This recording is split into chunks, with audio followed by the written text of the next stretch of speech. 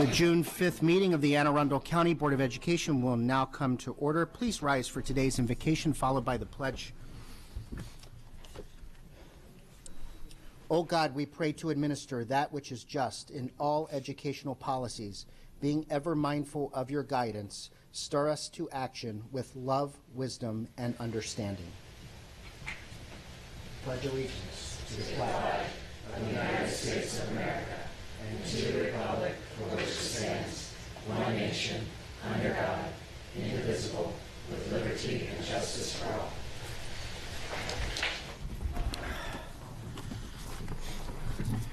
Welcome to this meeting of the Board of Education. This meeting is being televised live on AACPS TV and live streamed on the internet. General information and protocols for the meeting are posted on the sign by the doorway as you enter the room, so please make sure you read those if you have not already. Item 2.03 is approval of the minutes. Is there a motion to approve the minutes? So moved. Second. Second. Any discussion on the minutes? Seeing none, all those in favor signify by saying aye. Opposed, no. The ayes have it. Minutes are approved. We now have item 2.04, which is establish agenda order. Ms. Urea.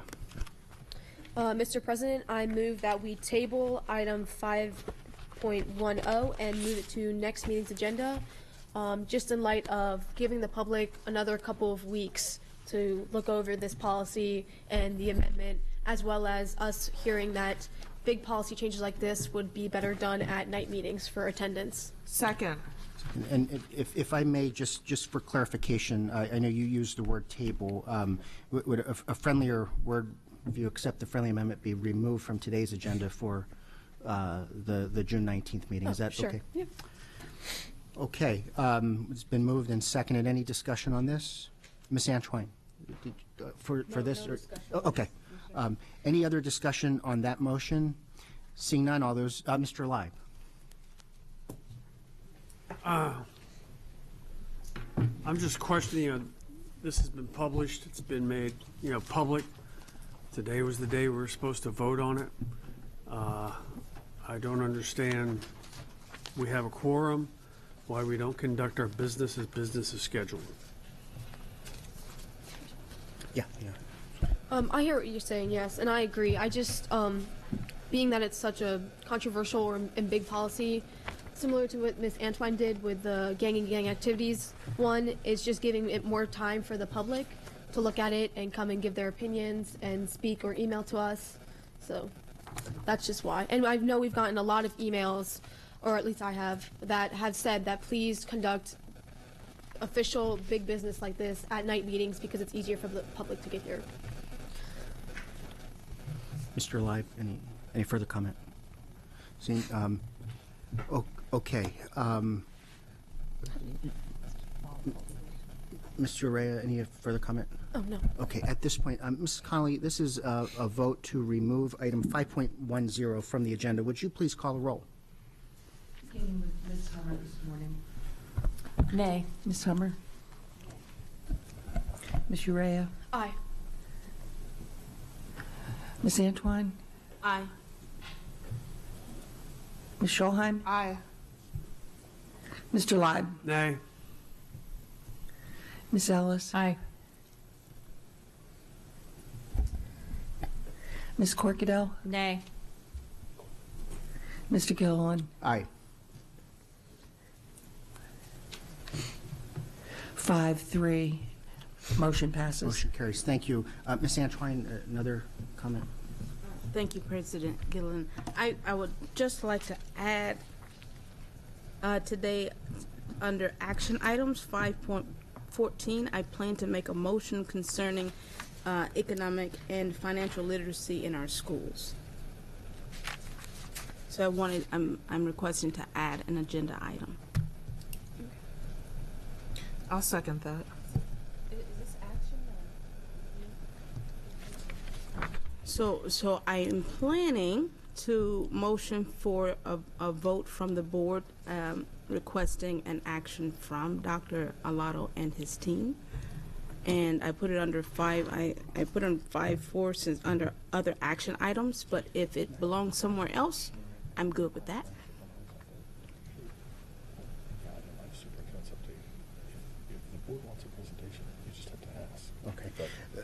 Let me suggest this, Ms. Antoine, if you would be open to this, rather because you can make a motion at any time, certainly for a presentation. But if you would be open to it, maybe when we get to item 2.10, superintendent's update, I believe Dr. Arlotto, in the interest of time and some of the presentations we have today, was going to forego the superintendent's update. But if at that time you'd be willing to make that request, then that we can forego having a special item, and then we can get that on a future agenda for you.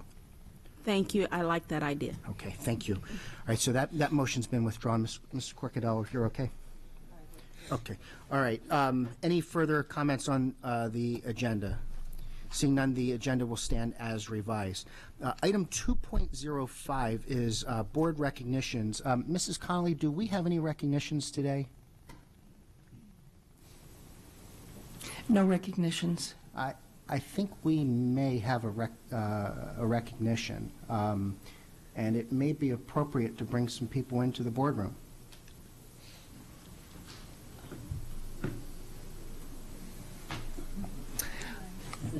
Oh, my goodness gracious.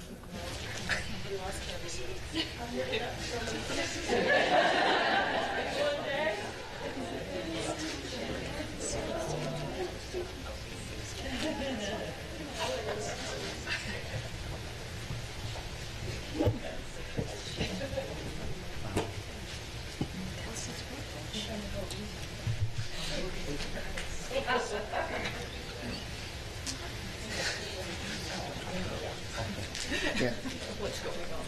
Ladies and gentlemen, for those who don't know, Mrs. Connolly has been the board's executive assistant for the last 18 years, and she shared with us a few months ago that she would be retiring effective June 30th. And she sets the board agenda. So, you know, for us to pull a surprise like this without her knowing, and Mrs. Connolly, so obviously a number of people are here, including some former board members. I'm just going to call them out. Stacy Korbelak, Debbie Ritchie, Patty Nally, Solon Webb, our previous board counsel, Tyson Bennett, a number of your close personal friends and colleagues here at the central office are here along with this entire board to say thank you, and getting your family here and again without you knowing was no small task. So we'd like to thank Diane Howe for pulling that off. But I know some of our former board members would like to make a few comments, so I'm going to defer to the former board members. We'll let the current board members make a few comments, and then we have a presentation we'd like to make to you, and then we'll have a couple of photos. Okay. And if you'd like to introduce your family as well. I have two Tims to introduce, my husband Tim Conley and my older son Tim Conley.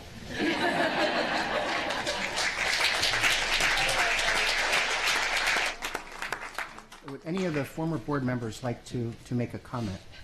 Mrs. Nally, your accent's been missed in here for a couple of months, so please, we love you. Well, thank you. It's the first time I've been back. I just want to briefly say, Molly, we worked together. I hope I can keep it together. We worked together for over 11 years, and we never had a cross word. You were the reason I think we had all the successes we did during that time. I think about all the things we went through and how you were the mainstay. You were always a dependable one. You were the one that were willing to take my phone calls when I was all the time. So thank you, thank you, thank you for everything you did for the school system, for the school board. And I want to say that I am so thrilled that Diane is now going to, and I think you are, I know you are too, Diane is going to do a great job in following your footsteps. Thank you, Diane, for stepping into these big.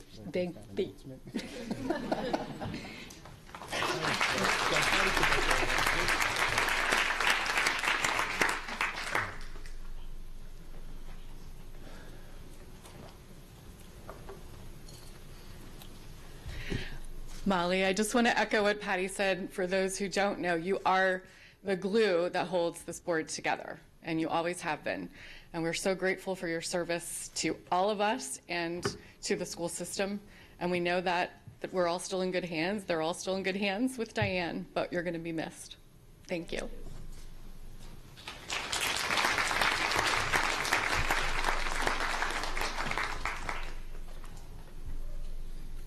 Any other former board members like to make a comment? You guys were never shy when you were here. Now, I think current board members that would like to make a comment, and then we'll take some photos. Mrs. Hummer. So, Molly, there are no words. I don't think that the public often realizes how much Molly does to keep things rolling, and how always calm and reassuring and informative she is to upset parents who sometimes call, or as she helps them navigate the school system and how to do things. And she serves students, she serves staff, she serves the board, and she has made an indelible imprint on the school system. How many superintendents have you served with now, Molly? 6? Including the interim 6, yes. 6 different superintendents, and she has weathered through them all. And sorry, but I'll say this: okay. We can't even begin to count how many board members she has weathered through. So that's an even greater accomplishment, as she's gone through the dozens and dozens of board members she has and kept us all in line and on target. So thank you. I'm thrilled for you that you are going to be able to enjoy the grandbabies and enjoy your retirement now, but you will be greatly missed. Thank you, Mrs. Hummer. Mrs. Corkadell. Well, I've only had a chance to work with you for a little over 6 months, but I got to say, when you first take office and you come in here, it's like a big cloud. And Molly, you lifted that cloud as quickly as possible and made us feel absolutely at home. And I'm talking about the little things too. There's the big things that she takes care of every single constituent that comes in and makes sure that they have their needs met and are connected to the right people, and that the follow-up's done. But it's those little things that make a seemingly chaotic environment just work. And that's something that not everybody has that skill. And you bring that with such a wonderful, warm smile. And by going above and beyond, I mean, she just thinks selflessly, like, this is for the best interest of the student, this is for the best interest of the board member, the superintendent, and just goes and does it without even thinking of herself. And so that is something to definitely cherish. And I know that you're going to so enjoy the grandchildren and the family now full-time. And I'm going to miss you. Thank you. Mrs. Ellis. First of all, I have to apologize because those 2 seconds between when Terry said, no, I think we do have a board recognition, and people walking in had to feel like 5 minutes of what the heck is he talking about? I said, I worked on this agenda, so you must have been sweating a little bit about what was going on. But, but I'm so glad we did it.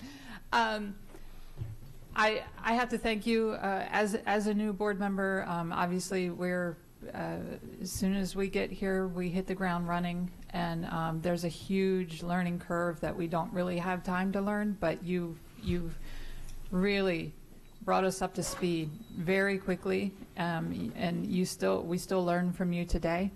The endless hours that you put in don't go unnoticed. I see when we get messages, and I just want to thank you for your dedication. You have been just completely dedicated to this position, and you'll be missed. Thanks so much. Thank you. Mr. Leib.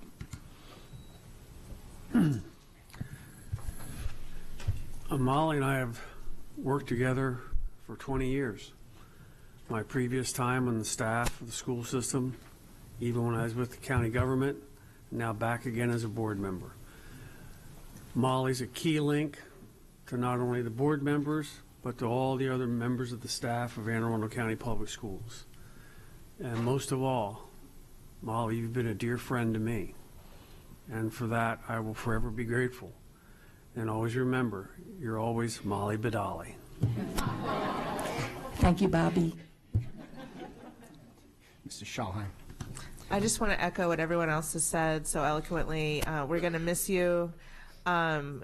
You answer all my questions, all my millions of questions, and you got us up to speed so quickly, and you're a wonderful resource and source of information.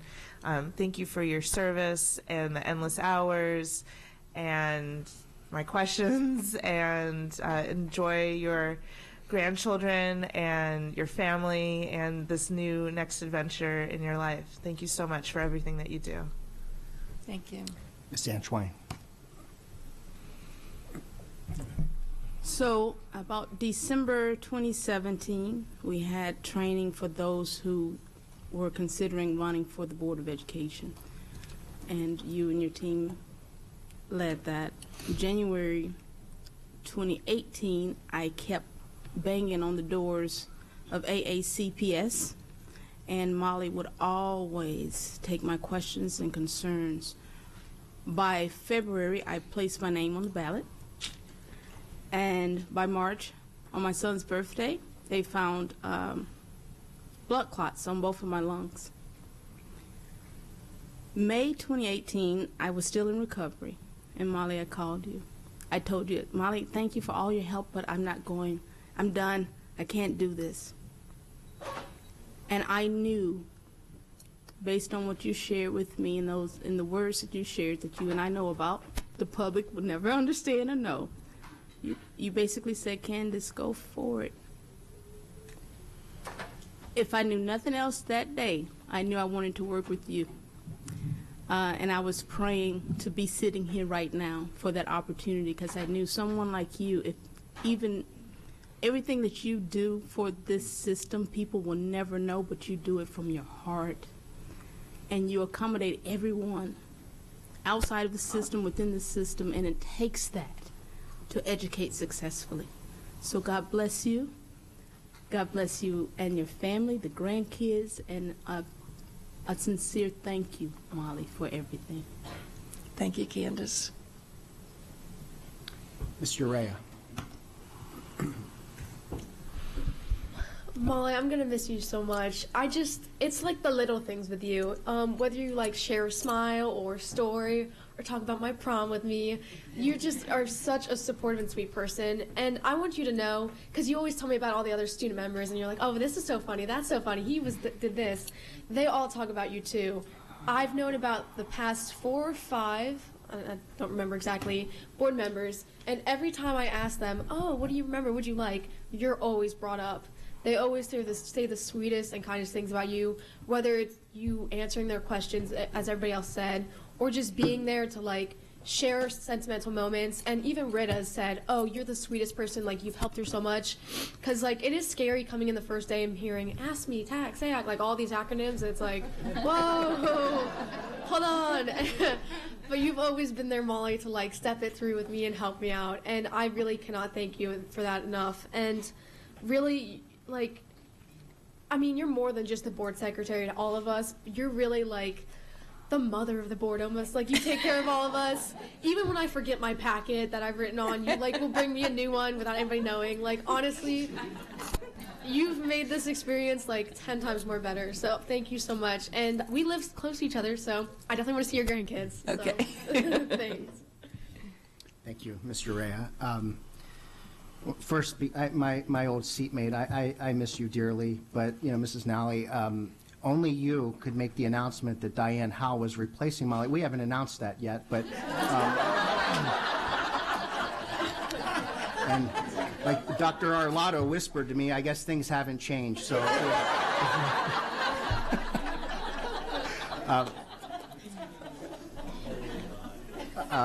so welcome, Diane.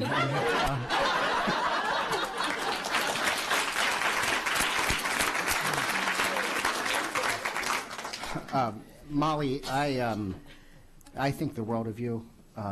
You've been a great friend. Great friend to my wife, great friend to my in-laws. And I'm going to miss you here, but I'm not going to miss you because I know where you hang out, and I'm sure we'll connect. When I was the student board member, Jean Herbert was the board assistant, and she created the role. And I know Mr. Live will remember Jean.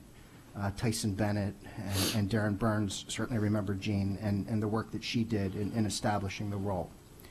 And I know she's looking down right now smiling because you've exemplified all that she envisioned when this role was created. And you've made this board a better board. You've made this boardroom a better and more fun room.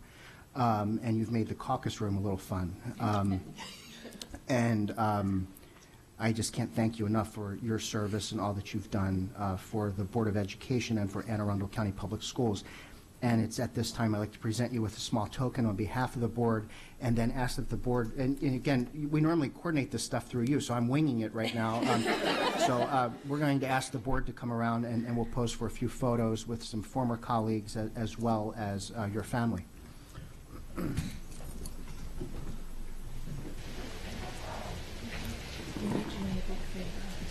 While you go upstairs, you're sitting at my desk. Reach down, open up that bottom drawer, and use it to focus on the.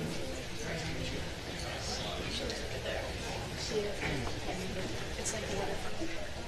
I was in high school.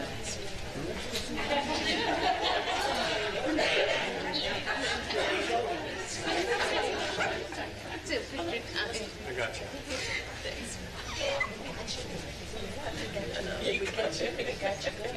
Dolly for dolly.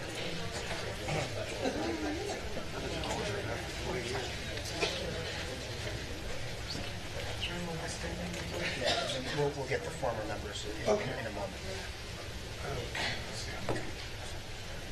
Mr. Lyon, can you go over by Dr. Alano's? Sorry, just for this. Sorry, Candace. Thank you. There we go. Okay, everybody, take a few of these.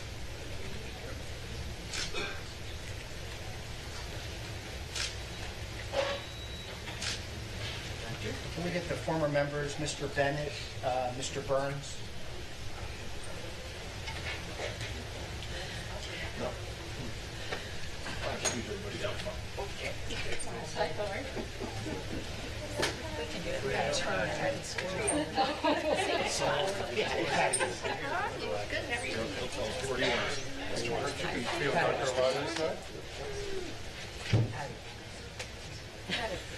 Mr. Ben, can you stand by Dr. Alano, please?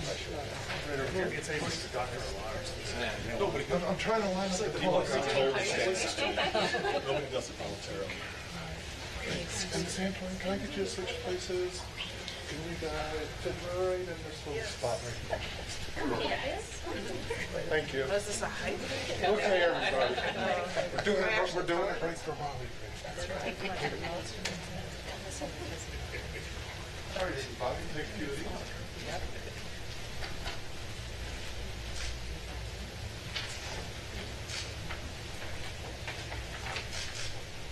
Thank you, Molly. Bring her family.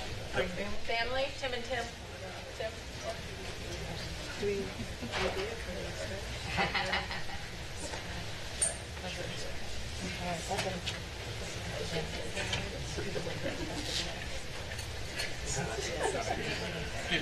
Yeah, just sit in front. There you go. There we go.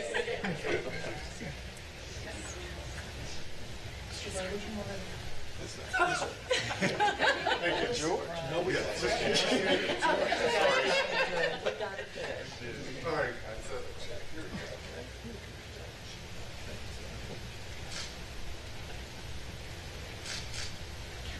Thank you.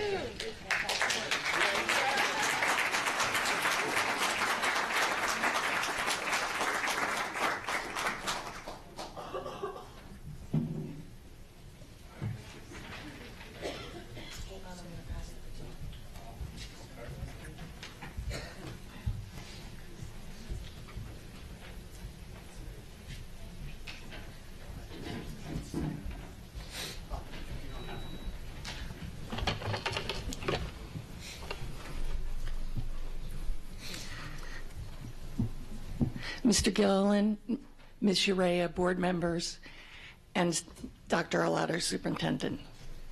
I would like to thank you for the privilege of serving the Board of Education for the last 18 years. I have worked with many wonderful people and learned many wonderful things. I have before me a baton. And I wasn't planning on giving it today, otherwise I would have unwrapped it. But at this time, I would like to formally pass the baton to my good friend and colleague, Diane Howell.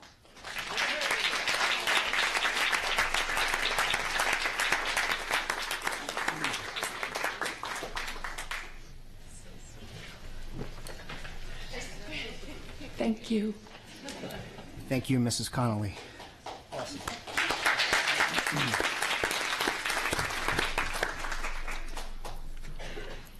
I hope you're still showing up on June 19th. We need you here. Item 2.06 is the Educator of the Month, Mrs. Hummer. Okay. Today we honor an educator in our school system who works tirelessly to make reading and the love of learning part of the culture of Glen Burnie High School. Andrea Spohr, Library Media Specialist, sees the mission of the Library Media Center as a source of exploration, discovery, and learning. She is the acknowledged technology leader at her school, and she shares her technology expertise to empower her students. Ms. Spohr passionately promotes technology, reading, her students, her school, and the library profession. As the Library Media Specialist at Glen Burnie High, Andrea develops relationships with all departments in the school as she helps teachers integrate media and technology into their classes. She has worked with the Physical Education Department and the English Department on the Champion Reading Program, where student athletes visit surrounding elementary schools and read to students. Working collaboratively with the Social Studies Department, she developed a History Honor Society, and she also works closely with the ESOL teachers to provide learning opportunities and materials for English language learners. Andrea Spohr is a master teacher who plans and delivers highly effective instruction to her students. She accomplishes this goal by planning with teachers to ensure that her media instruction supports content standards and objectives. She brings a love of learning to her instruction and clearly demonstrates her ability to work across content areas and curricular demands. Technology is incorporated seamlessly into her instruction. She uses technology to empower her students to take control of their learning. As a former AVID coordinator, she is well versed in teaching students the skills and behaviors they need for academic success and in forging strong student-teacher relationships. Andrea is the broadcasting and website lead for her school. Her media website provides an easy portal for library resources, research tips, makerspace, summer reading information, her quarterly newsletter, and her Twitter feed. She is dedicated to promoting the love of reading and the use of technology to engage her students and guide them toward academic success. Ms. Spohr has a positive attitude and is generous, caring, and sensitive to the needs of others. She is a forward thinker who sees the big picture and is recognized at both the school and district level as an exceptional teacher and leader. Andrea Spohr is in a self-created environment which is conducive to learning. Your library program promotes the concepts of open access to information, intellectual freedom, and lifelong learning. And for these reasons and more, the Board of Education is pleased to recognize you as Educator of the Month for June 2019. Congratulations.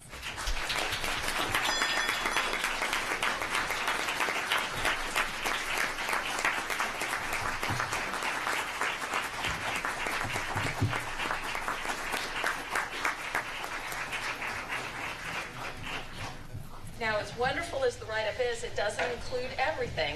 The first Young Adult Literature Conference was held this year, and Ms. Spohr totally spearheaded that and had a wonderful author come in to speak with the kids. And as a parent, I have a child who lives in the Media Center at Glen Burnie High School every day. That's where he goes, spends his lunch, and he takes part in her book clubs. And I can say that she has had an enormous impact on him and making him feel welcome and there. Although he tells me that he can't find any books in the library that aren't about some kids breaking the norms or love affairs. So you need to find him something else to read. So how did it get you here this morning? I thought we were all being recognized for the literature conference, which they should be recognized. The committee that helped put that together, it was a lot of hard work. And it was a big success, and we influenced our kids tremendously through Jason Reynolds. You guys, it's too much. It was amazing. Well, I saw that, you know, the librarians come out. They come out for each other. I saw them out there in the audience, and I'm like, oh, they came out in force. Good job. And so now, who else here for you? Besides the librarians, and I know it's not librarian, it's media specialists. I see some more people that I didn't know were here, too. So it's kind of, so I think my husband's here, Chris, Bria, Diana, and the principal, Scott McGuire, Carolyn McCurdy, Becky Edmond, my colleagues. I worked with Avid. It happens to be sitting right next to me. I'm like, I don't know, maybe that was coincidental. I don't know. I was all surprised. You know, Kathy and Judy and Marcus and Stacy and Tim and Janine, Nora and so Stacy. So this whole side of the room. Yeah. Well, congratulations. We have a certificate and a bell, so now you can get their attention in the library. I can use it too. It's a big media center. So you can ring and call them in from all the corners. So, and we will, in a few minutes, we'll go out front and have pictures taken. So hang around. Thank you.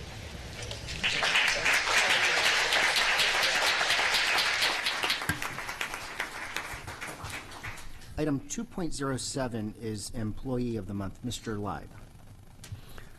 Today, we recognize an employee in our school system who is an exceptional instructional assistant working in an extremely challenging environment. To say this employee has an amazing work ethic that is inspirational to everyone around her is an understatement. Kathy Hubbard, paraprofessional in the high school department of the Ruth Eason Parker School, is an incredibly powerful positive force through her detailed nature, candor, reliability, and her willingness to try new things and venture into uncharted waters. When working with her students, Kathy is patient, kind, respectful, well-organized, and engaging.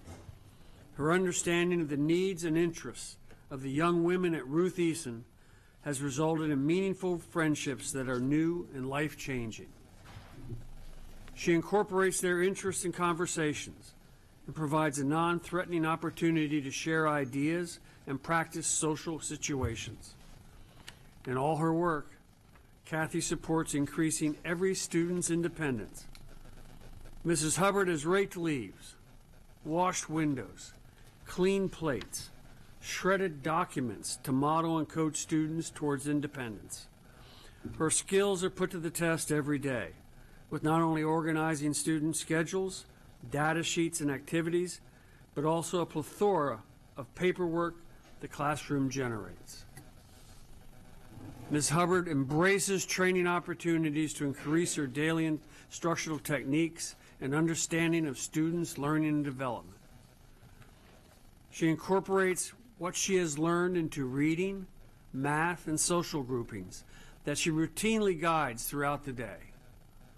Because she is open to learning new techniques, she is a go-to source of information for other instructional assistants when they struggle with applying the methods and information. Kathy displays a high degree of change readiness. She adapts her language and her speech to each listener. She is genuinely and deeply affable, but with the courage to be very frank and honest with her colleagues. She is persistent, even as tasks get more numerous and more challenging. She has an ability to de-escalate situations quickly and find unique and palatable solutions. Not only does Kathy work tirelessly to support her students, she puts the same amount of effort into supporting her school. She is usually the first to support school fundraisers and has served on many of the school committees at Ruth Eason. Whenever something is needed, she never hesitates to step forward, no matter how daunting the task. Kathy Hubbard, in your challenging work environment, you really give of yourself, and as a result, students under your watch become more independent and self-confident. The board would like to thank you for all you do at Ruth Eason. and honor you as Employee of the Month for June 2019. Congratulations and bravo, Zulu.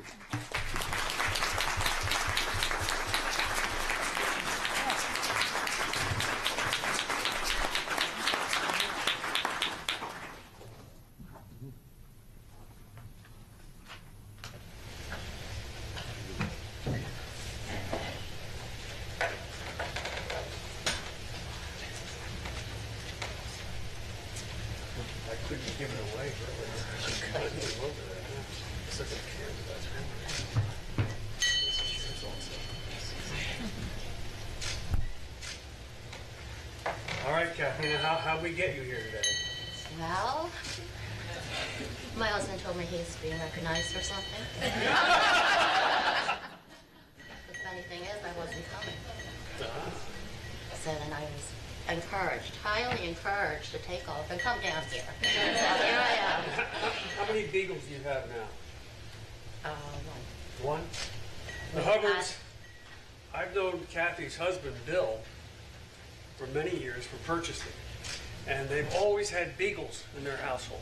Always. And every time I see Bill, I ask, how are the Beagles? So he said, and you're the real Beagle lover, he said. I'm the real Beagle lover. Is that right? Thank you. Your photo is very soon. Okay. Thank you. Thank you.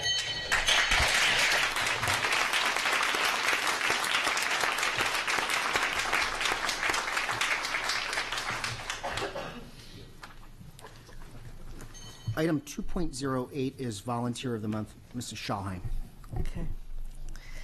Effective leadership is essential to the creation of a great school. Just one parent taking the lead can result in an entire group of dedicated parents doing what parent-teacher organizations do best, providing the resources needed to elevate all students and help them reach their full potential.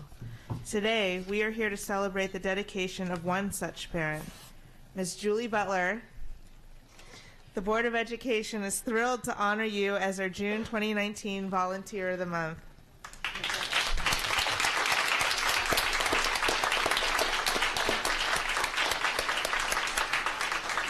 Ms. Butler is quite simply a superb organizer.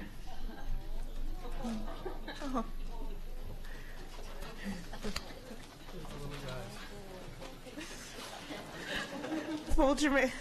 Folger Mackenzie's calendar of events is a perfect example. Each summer, Ms. Butler arranges for the PTO executive team to meet with Folger's administrative team. Before the meeting, Ms. Butler creates surveys to elicit input from the community regarding upcoming school activities. Which activities would the school community like to keep and perhaps turn into a Folger tradition? Are there any new activities for the community? Are there any new ideas for activities the school community would like to initiate? She then presents the information to the teams. By the end of the meeting, the PTO has a calendar of events. We have a mission before the school year established. We have a mission for the school year established before it even begins, exclaims Principal Lenora Fox. Assistant Principal Kathy Jones remarked on Ms. Butler's knack for organization as well, stating, her organization of committees, activities, and meetings is comparable to none that I have ever encountered in my 29 years with AACPS. Sustainability is another hallmark of Ms. Butler's work. She creates videos and slideshows to train new volunteers. She also works to ensure there are binders for each committee chairperson to pass along to those who may serve in that role in the future. These resources help encourage new volunteers and improve program fidelity from year to year, states Principal Fox. Ms. Butler is also a great communicator. Principal Fox says she has the natural ability to listen to input from all stakeholders, provide polite and timely feedback, and work tirelessly to implement initiatives. As Chris Meyer, Principal Secretary, explains, her positive demeanor and thoughtful consideration of all parties and circumstances contribute greatly to the many successes and overall culture of our school community. Ms. Butler, you are a great asset to the Folger Mackenzie Elementary School and the entire Anne Arundel County Public Schools community, and we are truly grateful for your service as a volunteer and for your willingness to share your leadership skills. Would you please come forward? It's with great appreciation I would like to present the Volunteer of the Month certificate and bell to you.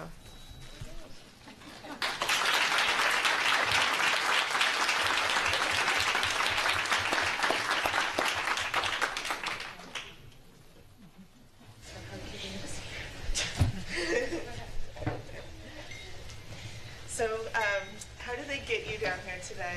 They told me we were talking about one of our programs, which is our allergy awareness program at Folger. Awesome. And who do you have with you? Lots of people I recognize. The PTO board that I serve with, my principal, Lenora Fox, and one of the parents, Heather Lane, who helped on the allergy awareness, and then my kids and my nephews. So, yeah. Wonderful. And even my cousin's here. So this is for you, your bell, and your certificate.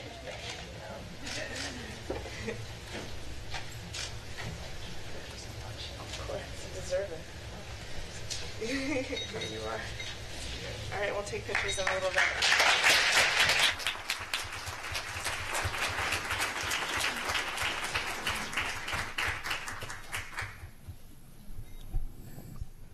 Right now. What I'd like to do with the board, since we went a little long, and I know our photo should be taken, I'd like to take the recess momentarily, and then we'll come back and do school and community highlights. But first, there's two more thank yous that I'd like to make as we've done our final round this school year of Employee of the Month, Educator of the Month, and Volunteer of the Month. First, I'd like to just thank Tony Anzalone for all of his work that he does with Educator and Employee of the Month each year. And again, we really appreciate all that you have done, continue to do, and we hope you're back next year to do this again for us. Thank you.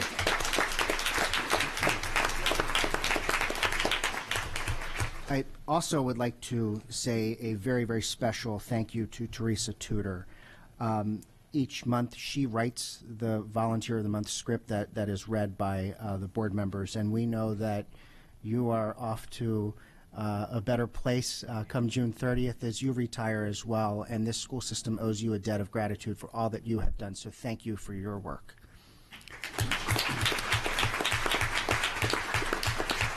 Did you say anything now? Okay.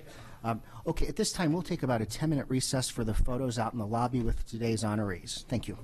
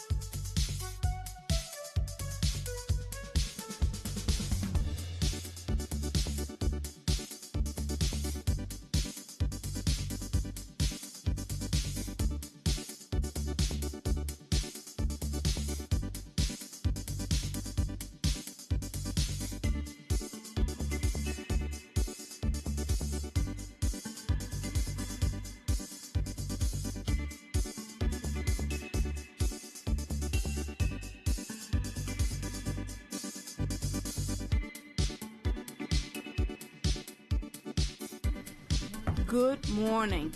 So instead of the standard 2 weeks, we were absent from you guys for 3 weeks, if I'm doing my math correctly.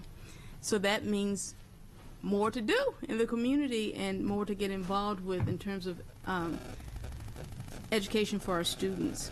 First thing I want to highlight today is the Mo Gaba fundraiser. I was invited for a fundraiser for Mr. Mo Gaba, a student at Lindell Middle School who is battling cancer at this time. It was really moving. I spoke before about Mo and how he made history last time we talked to you guys by reading the NFL draft pick in Braille, the first to do so. Mo, God bless you. My prayers are with you, and anyone that wants to know someone whose heart is significant and strong, please get to know Mo. Then the Safe Schools Town Hall, I believe, was during this past 3 weeks. And I have to tell you, all these years of the military, 20 plus years of being in security in different forms, there were still considerations that were brought out in that town hall that I would have never considered. It was very, very moving, and I commend everyone who coordinated that. It is important to our schools that we get that information out and those considerations out so that we all can work together to keep our schools safe. Finally, my school visits are complete, and I have shared with you all before that I am planning to do a report, an after-action report. I am working with Dr. Arlotto and his staff to get that, but I want to give a sincere thank you to every school in District 1 that opened up their doors to me, welcomed me, fed me. The students who, were just amazing. There was so much that went on in the schools that I simply, not visiting, would have never fathomed. I thank you all for what you do every single day for our students, and a very special thanks to our students who, we do it all for you, but we cannot do it without you. Then the class of 2019, congratulations. The best to all of you, especially somebody sitting beside me, in your futures. I'm looking forward to this week's and next week's graduations. They have been incredible ceremonies, and each one we shared, the board members and I we shared, each one is just like a brand new day. It doesn't get old. So congratulations to you guys. I know all of you will do well. Thank you. Thank you, Ms. Antwine. Mrs. Schallheim. Oh, what a busy 3 weeks it has been. So I also attended the Safe Schools Town Hall. I thought it was very moving. Everything was relevant. I learned a lot, and I'm just so grateful for the team who put on an excellent job, coordinating that effort and bringing in Ms. Gay, who lost her, a child at Sandy Hook. She's the executive director of the Safe and Sound Schools, and she was the speaker, and it was an amazing event, and one that everyone should attend. I also I attended 2 volunteer teas. The first was with the county that Ms. Tudor and her team puts on, and as always, it was fabulously attended. The volunteers that were recognized do amazing things, and all across the county. And we couldn't run what we run without all of their hours of service, and it was really lovely to be a part of that. I also attended a volunteer brunch that Folger McKenzie puts on for its volunteers, because, as you know, I volunteer there too, and it's always a joy to be part of that. I attended our Minds Matter rally down in Annapolis on a Saturday. This is a group of students, mostly Severna Park students, who are lobbying for more and greater mental health services in our schools and otherwise. And that that was moving and motivational, and they really did a wonderful job putting that together, and we should all be concerned about students' mental health, and that helped remind all of us to do so. We also put on another conversation about acceptance, or the school system did, I should say, and that was great. And I loved the first one as well, and I liked the second one for different reasons. And I think these conversations should continue to happen across the system, involving the community, getting their input, so that we can all have a safe, unbiased environment for our students to learn. The Muslim Council invited a bunch of us to celebrate Ramadan Iftar, and that was amazing. I've never seen anything like it, and it was just wonderful to be part of the celebration, and they're so warm and welcoming, and they really wanted a massive elected officials, and police and firefighters were there. They all wanted all of us to be there in support of their celebration, and it was just fabulous to be there. I attended yesterday a ribbon cutting at the Carrie Whedon Early Education Center, and love that place in general, and love all the people in it specifically, and the kids are wonderful, and everything they do is great. So that's a model for us to replicate elsewhere, and I just love being a part of it. Incidentally, when it was a school initially, the first principal of that school from back in 1961, I think I heard said, was in attendance, and that was just a joy to see her. And then there were 4 graduations that I attended, and all of them were special in their own way. And congratulations to the entire class of 2019. Spread your wings and fly. And it was just wonderful to be a part of that. I never thought I would give any sort of address at any sort of graduation anywhere. So yesterday was a first for me, and I enjoyed every second of it. And it's just wonderful seeing our students get to that moment and celebrate that with their loved ones. Was wonderful. So yes, lots of stuff in the last 3 weeks, and it was all amazing. Thank you, Ms. Schallheim. Ms. Antoine asked for one quick follow-up. To Colonel Oberoman, forgive me, I had it written and did not read it. We were at the iftar together, and it was incredible to see different faiths doing it the way it, I believe, sincerely should be done, in unity, happiness, and positive forward movement. The iftar allowed that, so thank you very much for that opportunity. Great, thank you. Mrs. Ellis. Thank you. Yes, I'll echo that. I was very honored to be invited to the Ramadan Iftar, and what a wonderful learning experience it was for me. And it was a fabulous event and amazing food. Okay, so yes, it has been a busy few weeks. I'm just going to touch on a couple of things. The volunteer tea that we attended, gosh, it's been a couple of weeks ago now, I guess.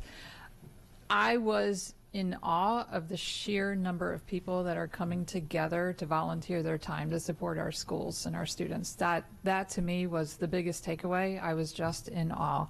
And then certainly to hear some of the really great projects that are going on in our schools through volunteer work that were recognized and received awards, it was really great.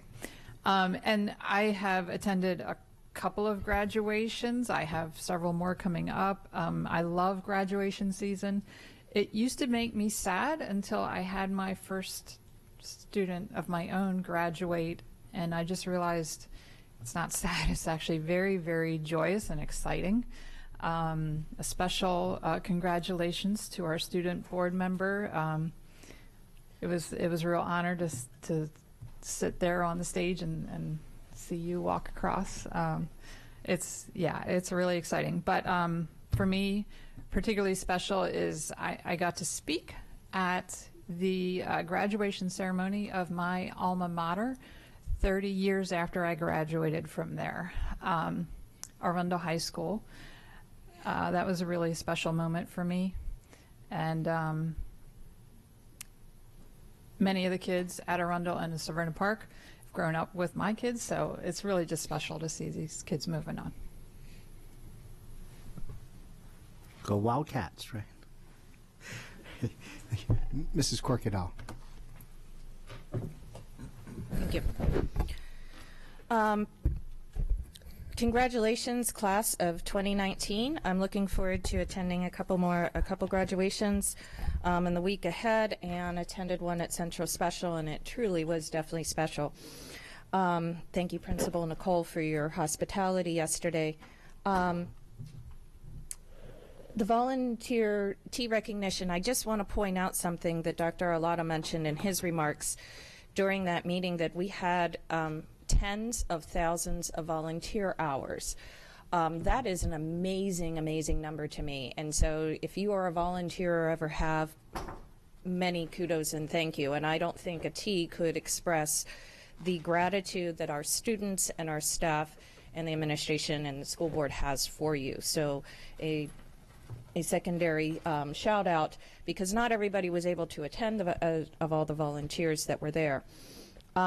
I did have the fortune of visiting Edgewater Elementary's construction progress for their renovation, and things are going very, very well. And as more walls go up and get painted, the more exciting I think it's going to be. So I look forward to seeing it in a couple months when those crazy relocatables were eventually going to be taken down, a relocatable park. And that is probably the more exciting than the brand new wall going, I can assure you.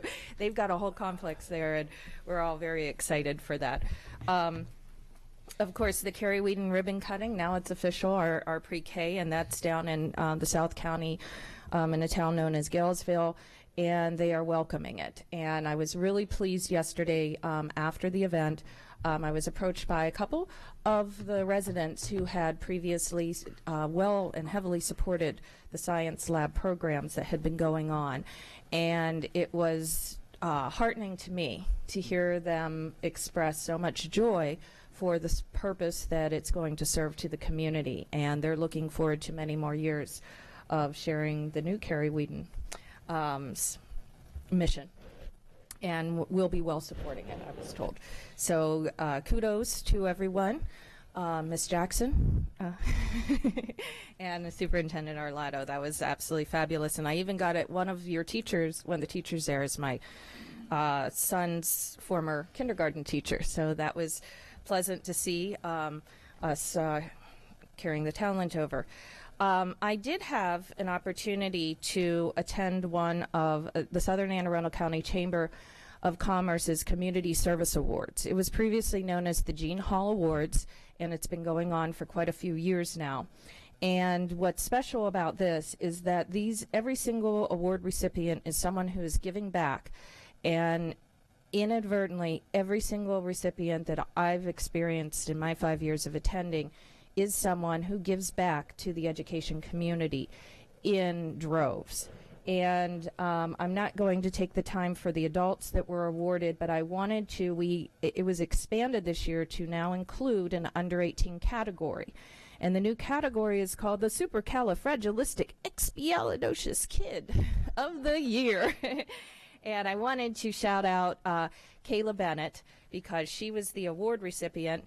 And she was awarded, I do want to quote what she was awarded for demonstrating super-like qualities. She stands up for those that are excluded or bullied, volunteering in her communities, and spends copious hours in extracurricular activities. She goes above and beyond to be the best kid she can be, and truly, as a fellow South County resident, I can tell you that her and her family are great models of that success. And so congratulations once again to Kayla Bennett. And speaking of bullying and standing up to matters, I want to give a special thank you to the staff who coordinated to make our community conversation at Central Middle School a huge success. And I look forward to more conversations like that. I think it's so important that we continue to, whether there's 5 people in the room or 500, to be willing to have the conversation, and if need be, again and again, because these are the conversations that build a better community. And I am very proud of AACPS's efforts to that and look forward to building on those successes. The Iftar is always a wonderful celebration, and I want to thank the Macaw Learning Center for hosting us on a series of 2 nights, the elected officials, in the interest of unity. The Ummah was incredibly gracious along with all of those, and just like every single year, as Melissa pointed out, awesome food, awesome conversation, and a sense of community building that is like none other. And happy summer, everyone. Thank you, Mrs. Corkadell. Mrs. Hummer. So I attended most of the events that my colleagues spoke about, so I'm not going to touch on them, but I do want to give a shout out to one very special ceremony that I attended that really stands out for the variety of programs and outstanding things we have offered. Glen Burnie High School and their biomedical allied health magnet program every year has a lab coat ceremony that the juniors are recognized and awarded a lab coat and a pin that designates them moving on to seniors and moving toward their capstone projects. And it really is a wonderful culminating event for them as they enter the last phase of their high school time. And it's just another example of the really unique and innovative programs that we have out through the school system. So I really enjoyed being a part of that and hearing about some of the internships and amazing projects that those students are taking on as they move forward. So I've been to 6 graduations so far. I've got 4 more coming in the next week. Love them all, so looking forward to it. Great. Thank you, Mrs. Hummer. Ms. Urea. I attended quite a few of the events as well, so I'm going to try to keep mine short as well. But I went to the Safe Schools Town Hall as well, and as Ms. Schallheim said, it was very eye-opening, especially hearing the mother's experience with her daughter and her reaction and just wanting to protect her children.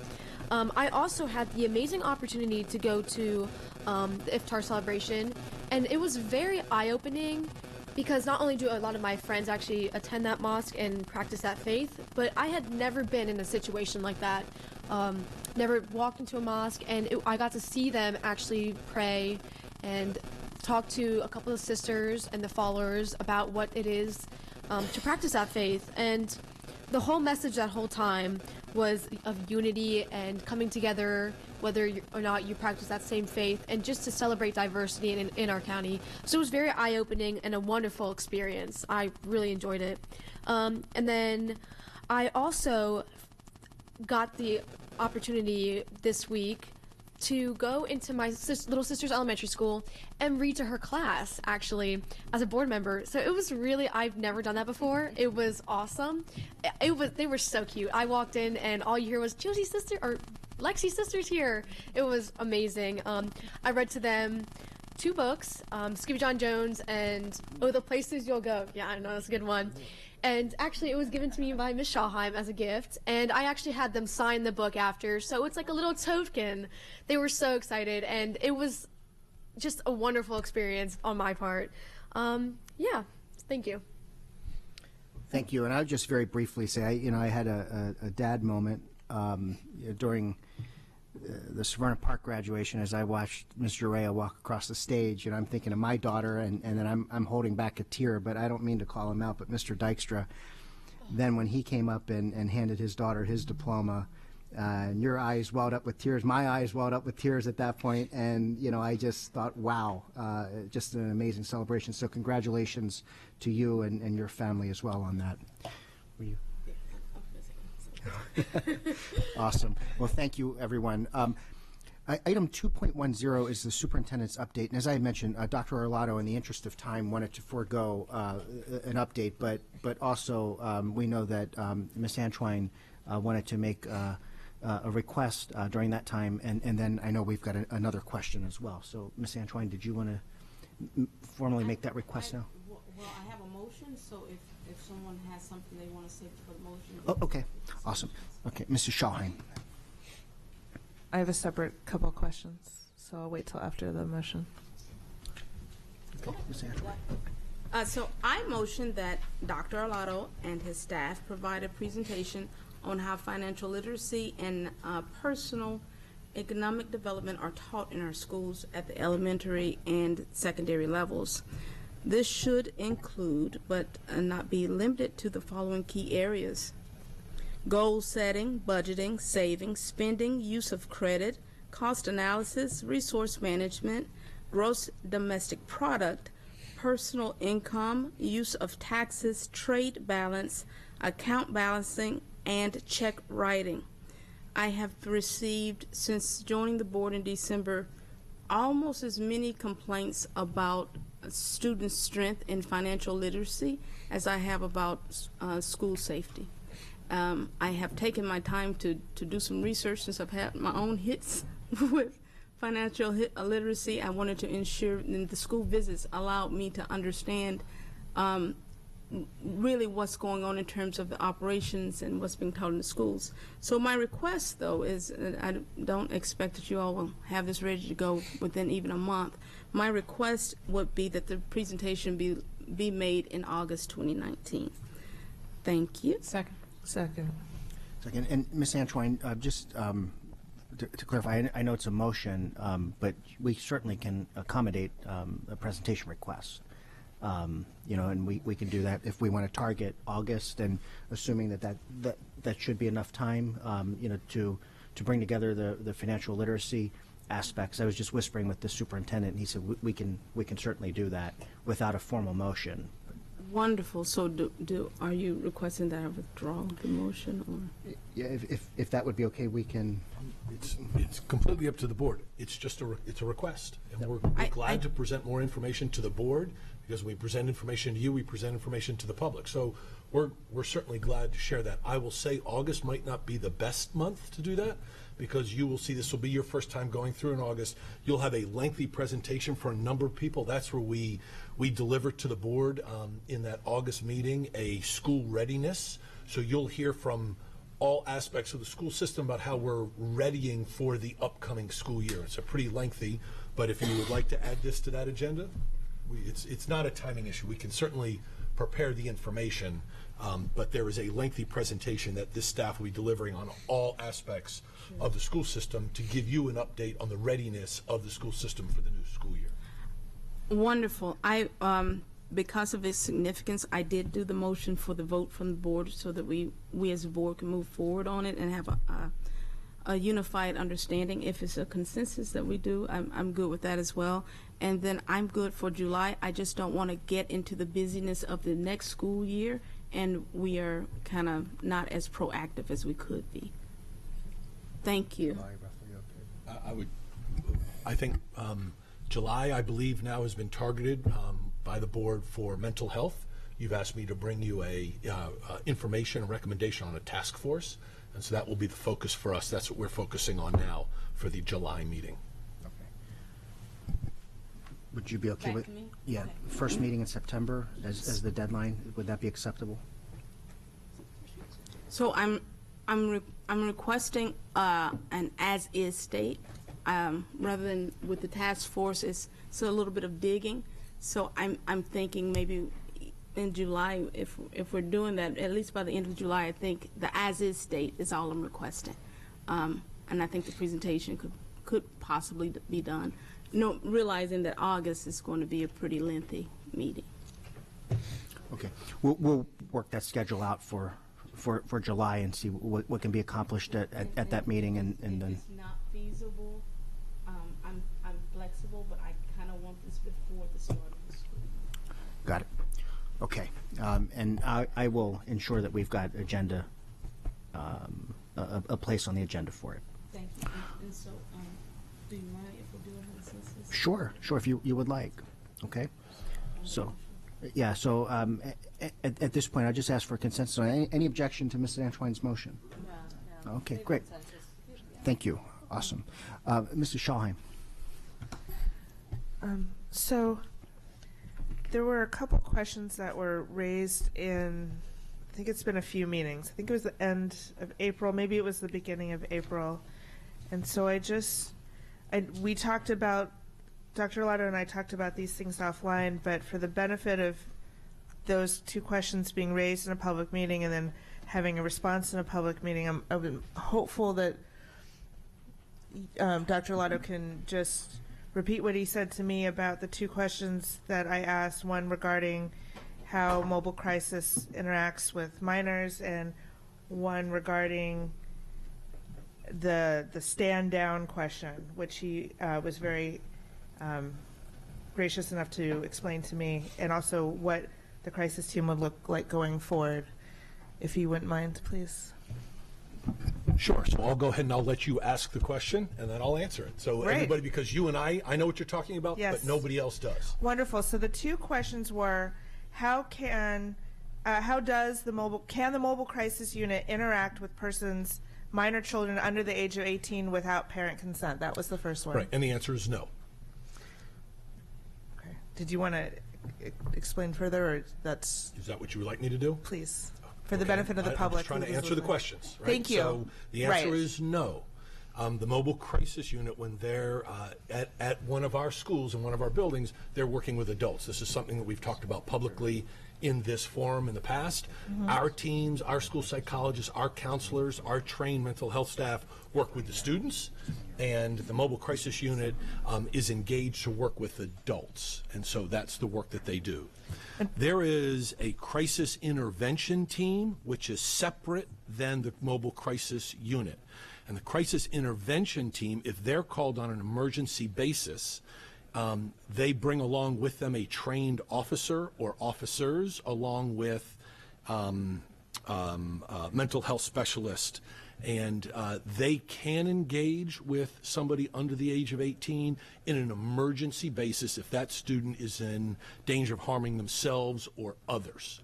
We always typically, we will always reach out to the parent to let them know the child is in crisis. We've had to call the crisis intervention team for an evaluation, and sometimes a transport for an evaluation to a medical unit, the hospital emergency room. We'll contact the parents to make sure they're aware of it. But that's the time that a separate unit could engage with a student under the age of 18 in an emergency basis, but it's a separate unit, and they have to have a sworn officer or officers with them.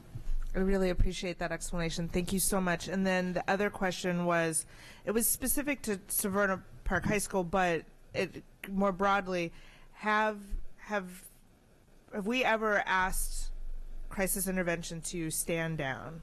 That was the other question. Could you define stand down? That they're not allowed to come in the building. So we have to better define terminology, and that's the reason I asked you to define that, because we have to better define terminology. A crisis intervention team or another unit may use language that we don't. So when we have an emergency in a building, when we've had the death of a student or the passing of a staff member, and we are providing services to that community, that school community, we may or may not ask the crisis intervention team to join us in that. It all depends on a case-by-case basis. And so there's difference to say stand down or you're not allowed versus we're good, we've got this, right? And so when we talk to a principal, and you've heard me say this in this venue in the past, we send out a team to a school to evaluate the situation. How many students are in need? How many adults are in need? How is the community hurting? They do an evaluation, and then we decide, do we need to send more AACPS staff, and do we need to engage other services from around the county, including the mobile crisis unit? And so there's a big difference between doing an evaluation and saying, we're good, we're handling our adults, we're handling our students, and everybody's getting the services that they need, versus to say stand down. We don't use that terminology. We don't tell people to stand down. Perfect. And as a subpart to that question, how will crisis response be engaged with us moving forward in our evaluations of assessments of As you've emergencies? heard me say on a number of times now, Mrs. Schalheim, we've got an excellent rapport with and a relationship with the Mobile Crisis Unit, Anne Arundel County Police Department, the Anne Arundel County Mental Health Agency. We work with all these groups on a continuous basis. And so I think our relationship is outstanding. What we've agreed to do with the mobile crisis unit is that in specific acute situations, they will come into the building with us and work with our assessment team to see the needs of the building. So instead of being called separately, they will be part of those initial phone calls, which are happening at night, on weekends, when any of these unfortunate events occur, and they'll be invited into the buildings with us in those initial assessments. Thank you. Does that answer your question? It does, and I really appreciate that for the benefit of the public. Thank you so much. And just one, I have a question on that. So when we call in the crisis response team, if we called them in to join us for initial assessment, sometimes the crisis response team is not available to come to our schools on a moment's notice because they might have another issue, another crisis going on. Correct.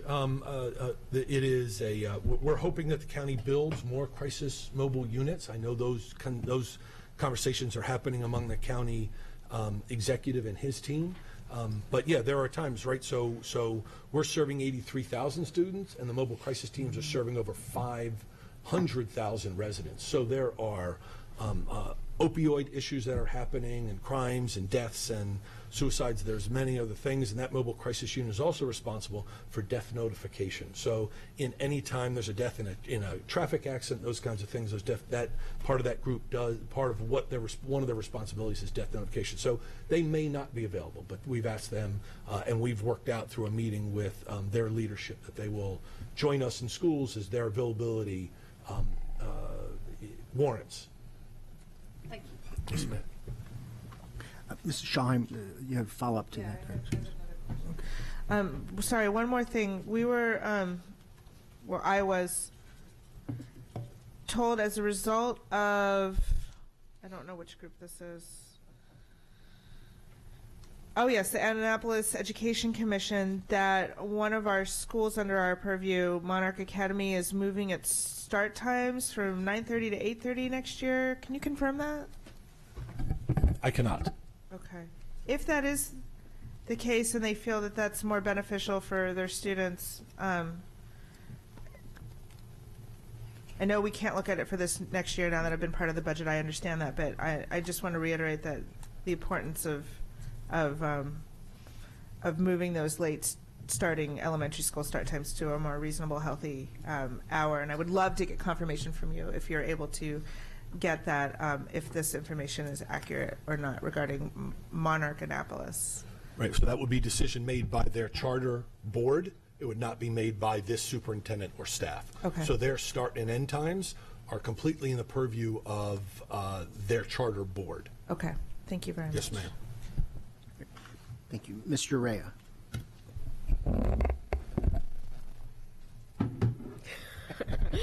Hi, Dr. Lotto. I just had a quick question for understanding. So, for example, when the mobile crisis team goes in, are they only given orders by the county and you, or are they given orders by specific principals as well of that school? So the mobile crisis unit doesn't work for me. They're not part of Anne Arundel County Public Schools. Okay. So they should be working collaboratively with the principal and the other caregivers in that school. So the counselor, the counseling staff, the school psychologists, the social workers, whomever is there, they should be all coordinating their efforts during those times of need. Okay. So theoretically, if somebody's saying that they said stand down, it could be the principal. Is that what you're saying? I didn't say that, no. Okay. Could it be a theoretical, though? Again, stand down is not terminology that we use, but you'll have to give me more specifics, Ms. Urea, but I would expect, and I'm not there, I would expect that they would coordinate their efforts as to where they're going to place themselves, who they're going to see, who they're going to be in contact with. Again, they're going to be focusing on the adults while we're focusing on the students.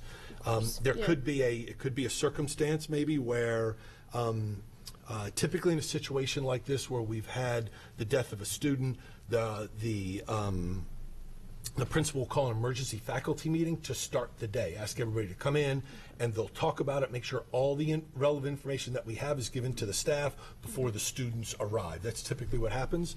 And the mobile crisis unit might be invited to that meeting, or they might not be invited to that meeting, and that would have to be up to the principal and our assessment team that's on the ground, working with the principal as they're managing this tragedy.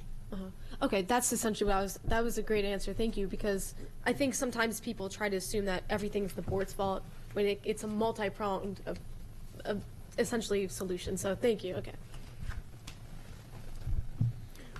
Okay, that looks like the end of our lights for the superintendent's update. So, Good thing I didn't have one. we'll now move to public comment. Were there any cards? Any public comment? Seeing none. Okay, we'll now move to our consent calendar. Is there a motion to bundle items 4.01 through 4.11? Second. Second. Discussion. Seeing none, all in favor say aye. Opposed, no. The ayes have it. We now have a bundled consent calendar, which is a full action item. Dr. Arlotto, can we have your recommendation, please? Yes, sir. I recommend board approval of the contracts listed on today's agenda, 4.01 through 4.11. Is there a motion? Second. Great. Now, board questions and comments. We'll start with Mrs. Ellis. Thank you. For item 4.01,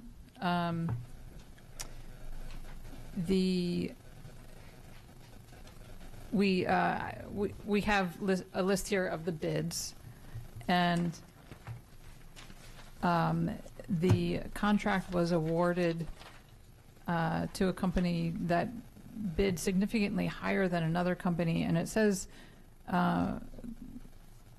the company with the lower bid was rejected due to not submitting a complete MBE attachment B with their bid. Is it in our best interest to ask them to correct that or follow up with that? I'm new to this process, so. Well, thank you. I just want to say good morning to President Gilliland, Vice President Urea, Superintendent Arlotto, and members of the board. I am Mary Jo Childs. I'm the Supervisor of Purchasing. And that's an excellent question, Ms. Ellis. We actually are restricted by state law. We have minority business enterprise policies and procedures which are based on state law, and it actually provides very little discretion for us to accept bids when the MBE forms have material defects in them. In this case, it actually wasn't even a close call. They completely did not submit one of the required forms. So it is a source of great frustration for us. We conduct annual trainings. We do a multitude of outreach to try to ensure contractors are giving us legally responsive bids, but it's a rock we will continue to roll uphill, and it is equally frustrating to us, but we will continue to try to make inroads in that problem. So even if it was just some sort of paperwork error or electronic glitch or something, there's no way to follow up just to see if... The competitive sealed bid process is fairly unforgiving. The bid is as submitted. They don't get they call it a second bite at the apple. So we have to base the acceptability of their bid based on what they give us at the time bids are due. So if we see that as problematic for this process and perhaps sort of bureaucracy, red tape, the change would have to be made at the state. Is that what you're saying? Yes, the competitive sealed bid process is based in long-standing state law and our own policies and procedures. Okay, thank you. And then, sorry, I'm looking at the contractor Avid Center. It's my understanding this is a 10% increase in this contract from last year. I actually got some additional information from Ms. Arita. I don't know if she is here, might be able to speak to it. We actually had an increase at Monarch Global with the Avid program, so that's part of the cause. Oh, okay. Oh, Doc, did you want to add anything? If you were warning, if it's a warning, we can't challenge it. Shit. Thank you. I'm Data Rita, coordinator for Avid. The big cost of the contract was through Monarch Global. They're adding a secondary program. They've always had an elementary program. Their total cost is just under $8,000. $4,600 of that is a one-time library fee. All of that will be submitted back to our office. So I don't have the money in my budget to fully pay the contract. They will submit that money to my budget to cover their cost. The site fee has gone up $100 a year per site for the last 3 years. That's the only real addition to the contract that we saw this year. Okay. Okay, thank you. Thank you. Okay. Ms. Antoine. Ms. Childs, hello. Ms. Antoine, How hello. are you?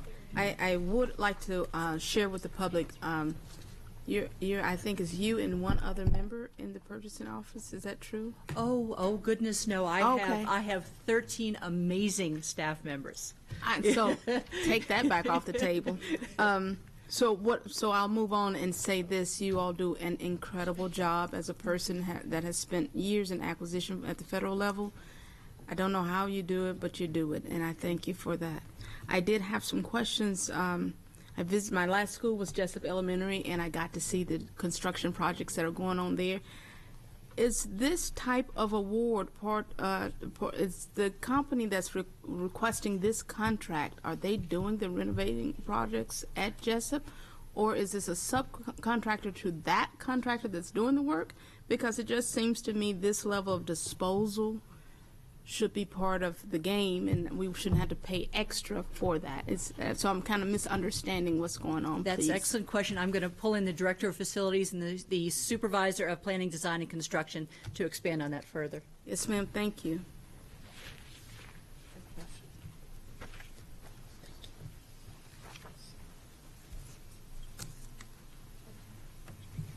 Yes, I know.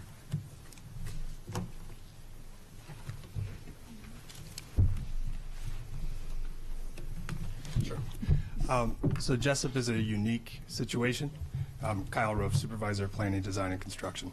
So Jessup is a replacement school. So we have the school's built right now. It's occupied with furniture and ready for use. The second phase of the project involves demolition of the old building. So what we use on our CM projects, we use construction management as an agent, and we use multiple primes.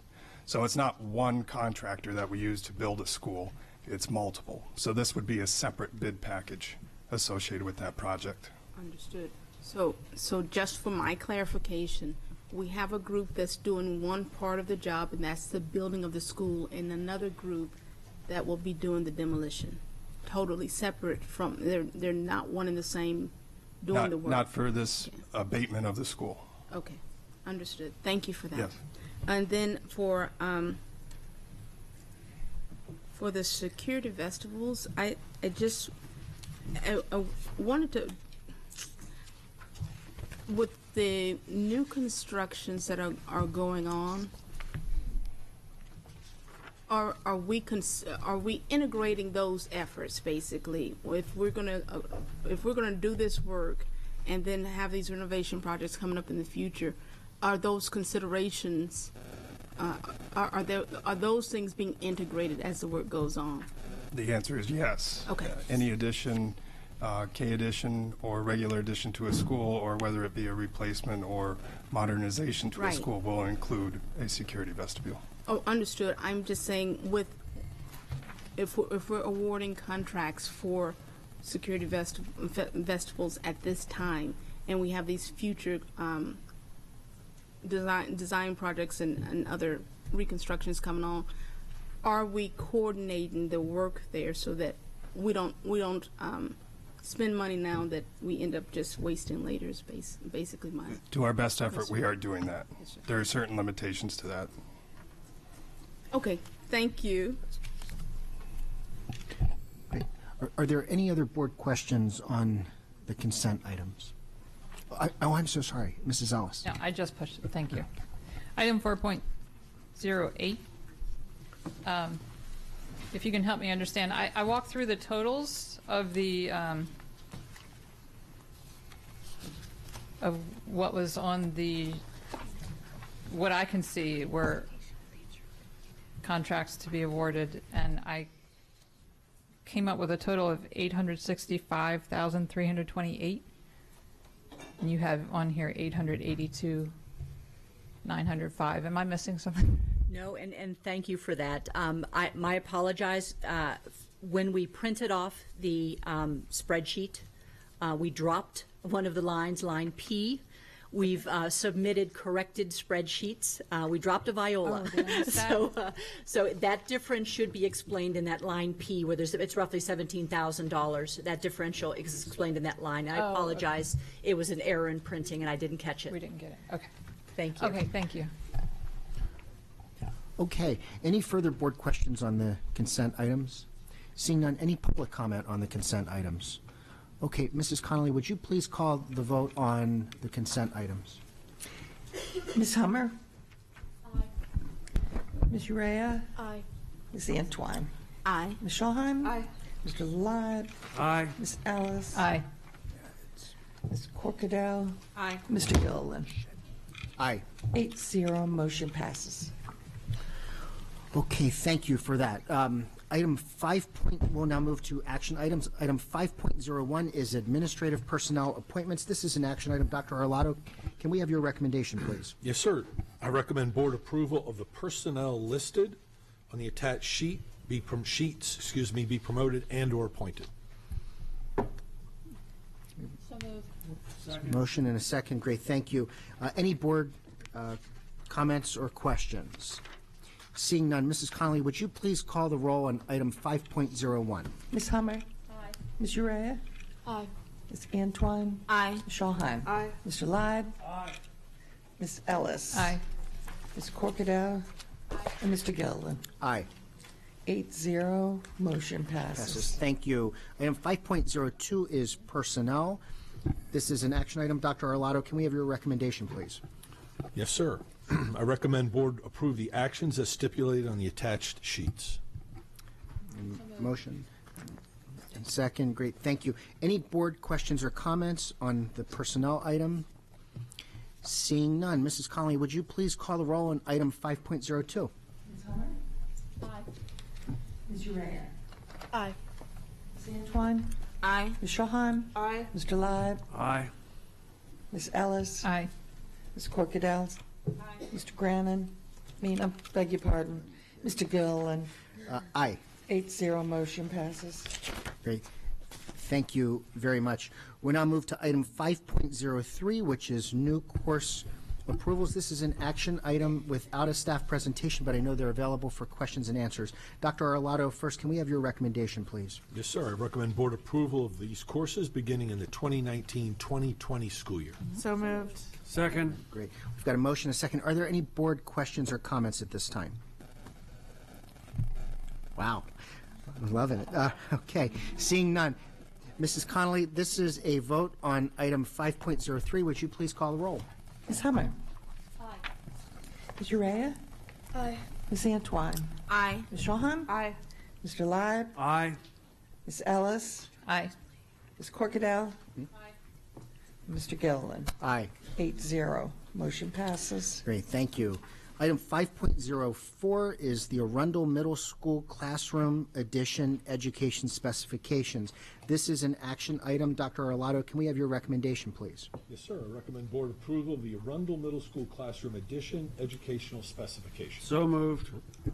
We've got a motion and a second, and we've got some board questions. But first, I just want to say thank you for the revised cover sheets with the flow chart at the bottom. It helps me. You're welcome. We've got a couple of questions. We'll start with Mrs. Ellis. Thank you. Hi there. How are you? I have a question about the cafeteria. It looks like you're looking to expand the cafeteria. And there's a remark, and I'm wondering if you can help me understand. The remark says, consider ways to reduce students' field of vision while seated at tables. while still allowing supervision of entire space for a standing faculty member who is monitoring activity. What is the concern there or the purpose of that remark? I'm Mary Patz, lead architect for Anne Arundel County Schools. So this comment is a directive information for our architectural team, and it came out of conversations with the principal at Arundel Middle School.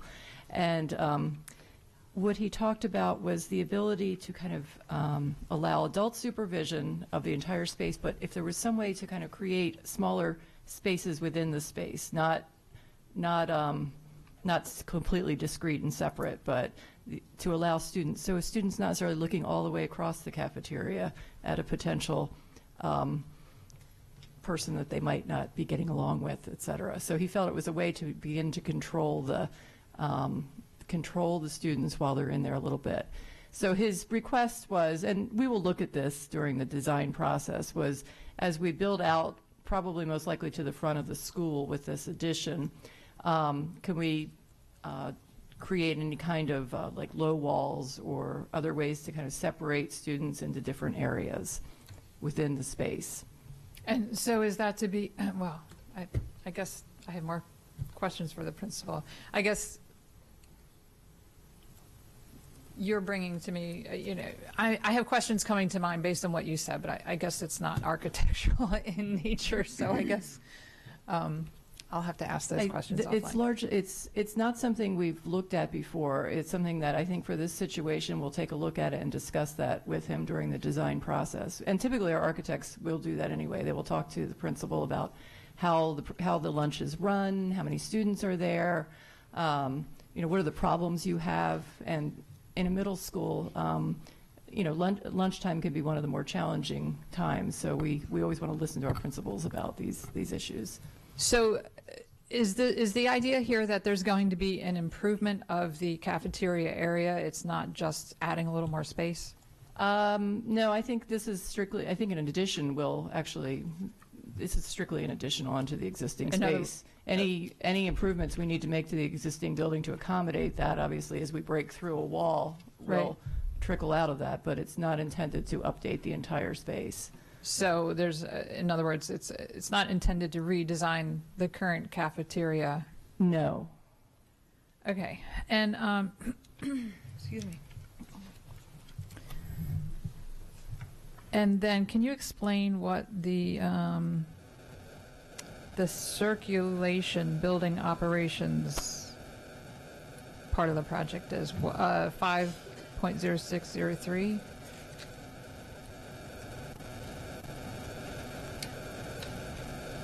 Oh, that's just, that's to account for the classroom corridors, but we don't count the net square footage for that. That gets counted in the efficiency adjustment number down at the bottom. But we do want to describe those corridors to our consultants so they understand that they might have lockers, they might have tack strips, they need to be a minimum width. So it's more about having a qualitative description of my question is this adding a corridor in the school? Is that what this addition will add a corridor in the school? Wonderful, because I know that's one of the biggest concerns. That's correct. Okay, so we're looking at creating more space in the cafeteria and adding a corridor, which will make the class transition time more manageable. Correct? That's exactly the words of the principal as well. Okay, because I know those were two of his biggest concerns. Uh-huh. And then I guess any other questions I have will come later. Okay, thank you. Mrs. Shahai. Good morning. You'll be delighted to know that after reading a few of these, I only have one question today. I'm sure that all thrills you. So under student restrooms, I just had a question. Is there a plan to have any non-gender specific restrooms as part of this reno? So at this point, we have not made a decision about this. I did not call for it in this ed spec. We have not had a, we didn't have the kind of conversations we had in the design of the new high school about this. So I don't have an answer for that at this moment. That would have to come from. Okay.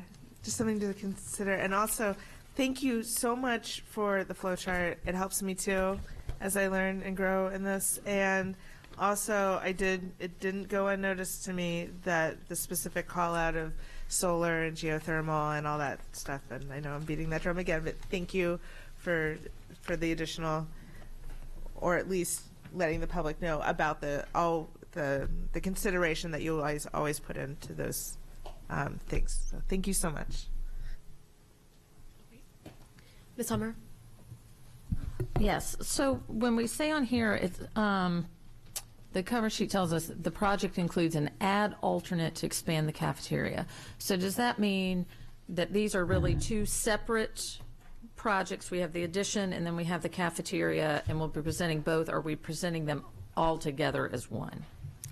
Lisa Seaman Crawford, Director of Facilities. We use add alternates based on funding availability, and if we receive a good bid, then we would accept that. That's one, the alternate as part of it. The other, we have to work with the county to see how much money they will have available. Right. Of course, we would like to do both, but the addition is for the 10 classrooms is our main purpose. Is the main priority to have. So I'm thinking, I know it's not exactly the same, but similar to what we did with Jessup, that Jessup was designed ready to have an addition if need be and funds were available, but the initial plan was just for the building, and then funds became available, the need was there, and we were all ready to go with an addition on there. So this is kind of a similar type thing. If the funding is available, we're ready to go with the expanded project. So when I hear you talking about the alternative seating in the middle school cafeteria, and I may be wrong, I would like to talk to the principal too to see what he's envisioning on this too, but I know cafeterias can be large and cavernous and very echoing, and kids want to be in their social groups and to have that. And so maybe looking for a way to make it almost not secluded areas, but more personal spaces that they can be in, which helps where they can be socializing, and that eliminates some behavior problems, but also gives them a better social sense if they can feel like there's a specific area rather than just the giant cafeteria with tables. Is that kind of what you think he was aiming toward? Thank you. I think you said that better than I managed to, but definitely not secluding the students. That is not the idea of this. That's why the idea was that there would, again, adults obviously are walking around the cafeteria, they're not sitting, and everything would still be visible to them. But you're right, students would have a sense of a smaller grouping or space within that area. Well, I know that, at some of our charter schools that have had some, in their cafeterias, they have rounded tables, so that the kids, almost like picnic tables, to sit in there rather than the long benches, and that gives a little more sense of camaraderie as they're sitting with their group. So maybe looking for the same kind of options.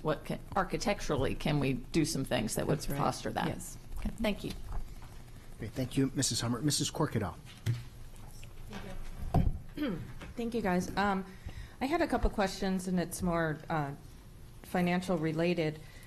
And so we're adding 19,543 square feet is in the proposals, spec eds, and at $10 million, that puts us at $511.70 per square foot. Is my math correct? So the $10 million is the total project cost or budget at this point. So that would also include architects' fees, site work, furniture, et cetera. So the actual construction cost, the current state number for construction is, I think, $329 a square foot, plus, I believe, about $58 for site work, so we used, as I developed this, it was a number of about, I think in terms of $400 a square foot to be conservative. Okay. So no, that's 511 would not be the square foot cost. So that I took a look because we have a lot of these going on, and I've been doing a little background here, and it seems like we are coming in a little bit high. Are we doing prevailing wages? Do we have a prevailing wage requirement that would create an environment that would, create a more inflated cost, or is it just straight lowest bidder? Like, is a prevailing wage It's a requirement? requirement for all of It our- is requirement in our contract. So when we're checking in, these numbers are really coming in higher in part due to that. Okay, and because the cost, has almost doubled. We were like at 242 in 2015, and now we're up this high. Wow, it's going to get a lot more expensive to build these buildings. It's sounding like Many things are going on in the world, too. Tariffs, things like that. Well, yeah. Well, that's always a flexible, moving. Correct. That's always a moving ball, clearly. And when we're doing this, is this, and this is probably something you hear a lot too, is that we have other municipalities, and I know that we build our buildings for a 40-year scope. Is that still correct? Right? We're building Yes. it still at 40, and so we've been watching some of our neighbors do this for a while, and this is just a comment of insight here. We have other municipalities that are building to the 20 and to the 30-year mark, yet the buildings are staying up for just as long, it seems like, before we have to do major renovations. And a lot of our buildings are needing renovations, additions, et cetera, before the 40 years.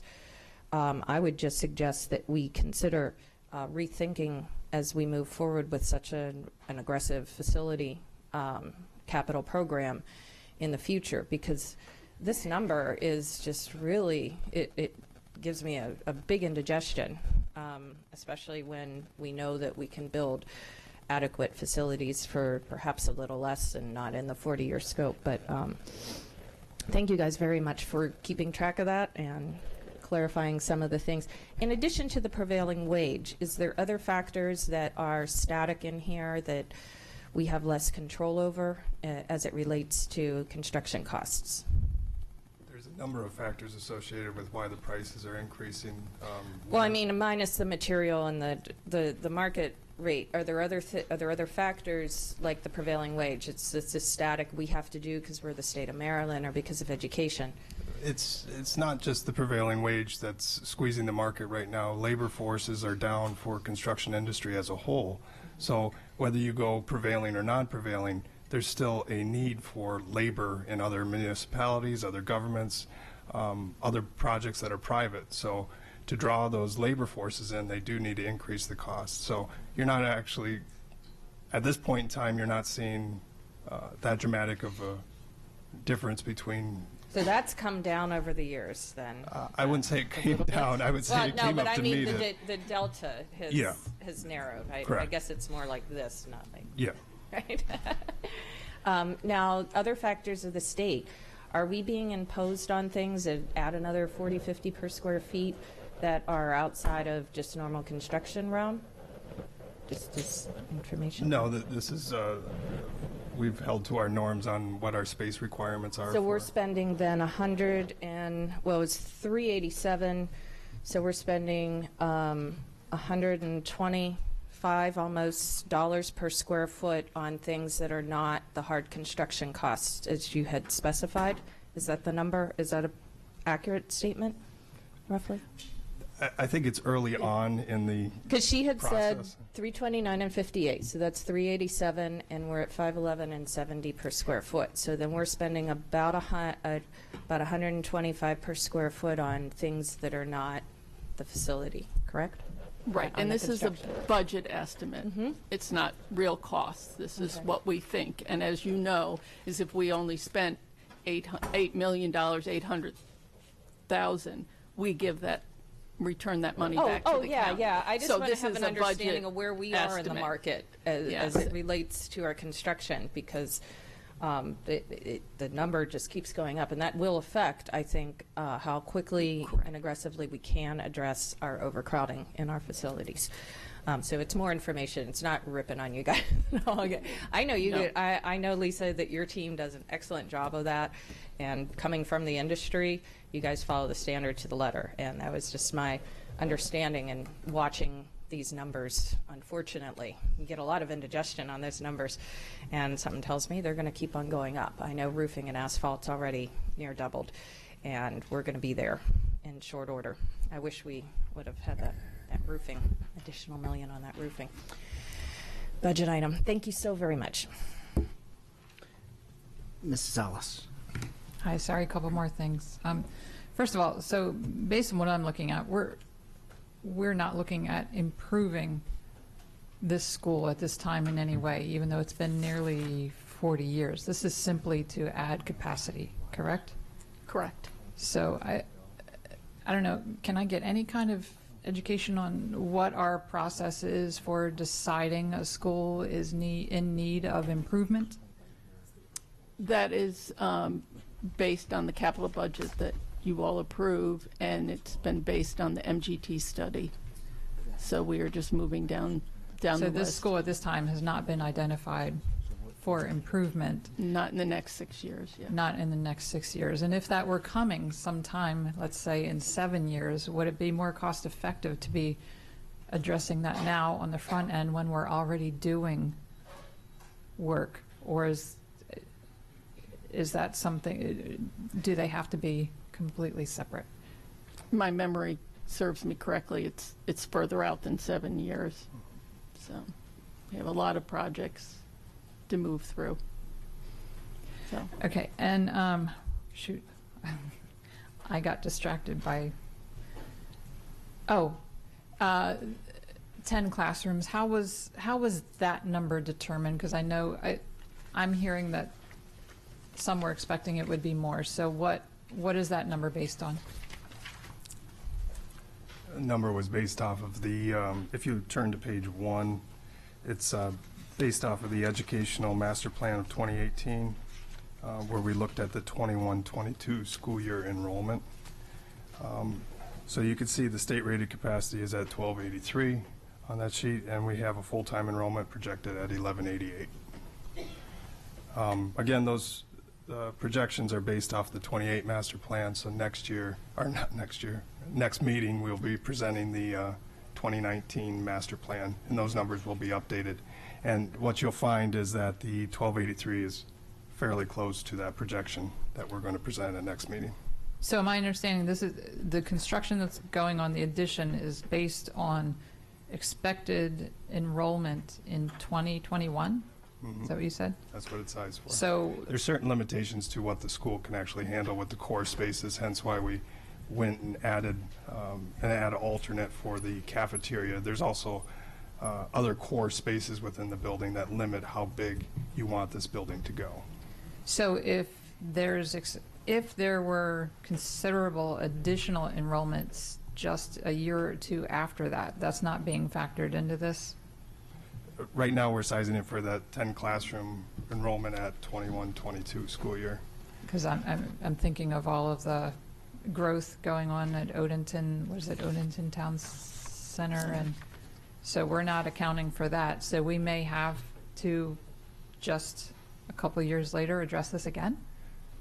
There's a number of social and economic factors that play into those projections, whether those housing developments actually materialize or whether they stay stagnant, whether there's an uptick in interest rates which prevents people from purchasing. Those are all a number of factors to look at. So projections are as good as the day that they're printed, and there's a number of factors that can go into effect that could change those. So we're cautiously moving forward with what the projections will be for this school. All right, thank you. And it also, we have to prove to the state using those projections to get their funding. So in order to maximize the state funding, we utilize the projections, and they would fund, you know, our best guess at this point is they would fund half of that addition. In addition, the county and the state do projections, and then they match their projections to ours to make sure that they are within a couple of percentage points. And if they're not, then they write back to us, and so they could adjust projects. So our projections are verified by the county and the state because they're actually the funders. So school systems could say lots of things about what they want to build, but if the numbers don't show that, then the county and the state won't fund it. So they have their own method of double checking, triple checking in this case, projected enrollment figures. All right, thank you. Okay, Mrs. Hummer.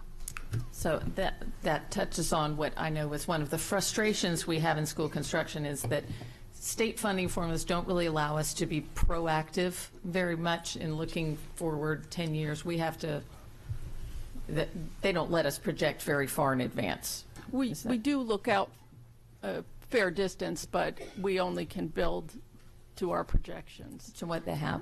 And so it touched on about where Arundel was and the list for MGT. I actually had just done some research on this and answered some questions from some Arundel parents that had reached out to me, and I just, for the public's information, the MGT studied every single one of our buildings and gave them a score based on different criteria, and our priority list is based on the schools with the lowest score are put first in the queue to be renovated, replaced, or whatever. And as old as Arundel may be, and what it has, there are 7 middle schools that have lower scores than Arundel Middle, that were deemed to be less, in worse condition in various areas than Arundel Middle was.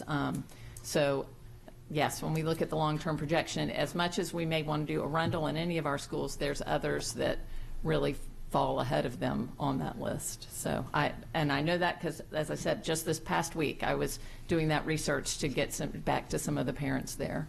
So thank you. Mrs. Corkadal. Yeah, when Dr. Alota brought up about projections, it occurs to me the county is now undergoing the general development plan, and the comprehensive rezoning map that would be adopted within a year thereafter is the biggest mover of development and how it occurs. How are we interfacing in the general development plan, and then to what extent is the county going to be exchanging the information? Do we have a liaison on their committee, and who's that person? And maybe a little briefing on how they're interfacing, because I know in the past we've had some issues as a school, well, not when I was here, but you guys have had in accuracy of information coming out of planning and zoning on an annum basis, and it seems like this new big number would go a long way in the realignment and assuring that the MGT study would now be 4 years old that is still meeting the needs.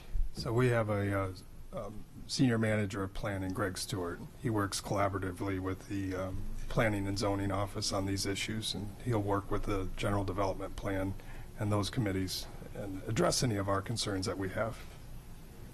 So then the county has invited us to participate and is permitting us to collaborate with them on these matters? Yeah, Mr. Stewart meets regularly with the planning and zoning office and discusses a number of issues. Okay, thank you very much. And then to that effort, then Dr. Alota, would we then consider, I guess, based on the outcome of that, if it's too far from the mark, then we would go through the process of realignment? Or, I mean, if the GDP puts us in a position, then what would that next? You mean if the report comes out and is finalized and the numbers are different? And now we're looking at having to do a whole bunch of what we were doing to Arundel. Like, do we have an opportunity to deviate from the MGT should it be determined that was based on a former GDP and no longer meeting the needs?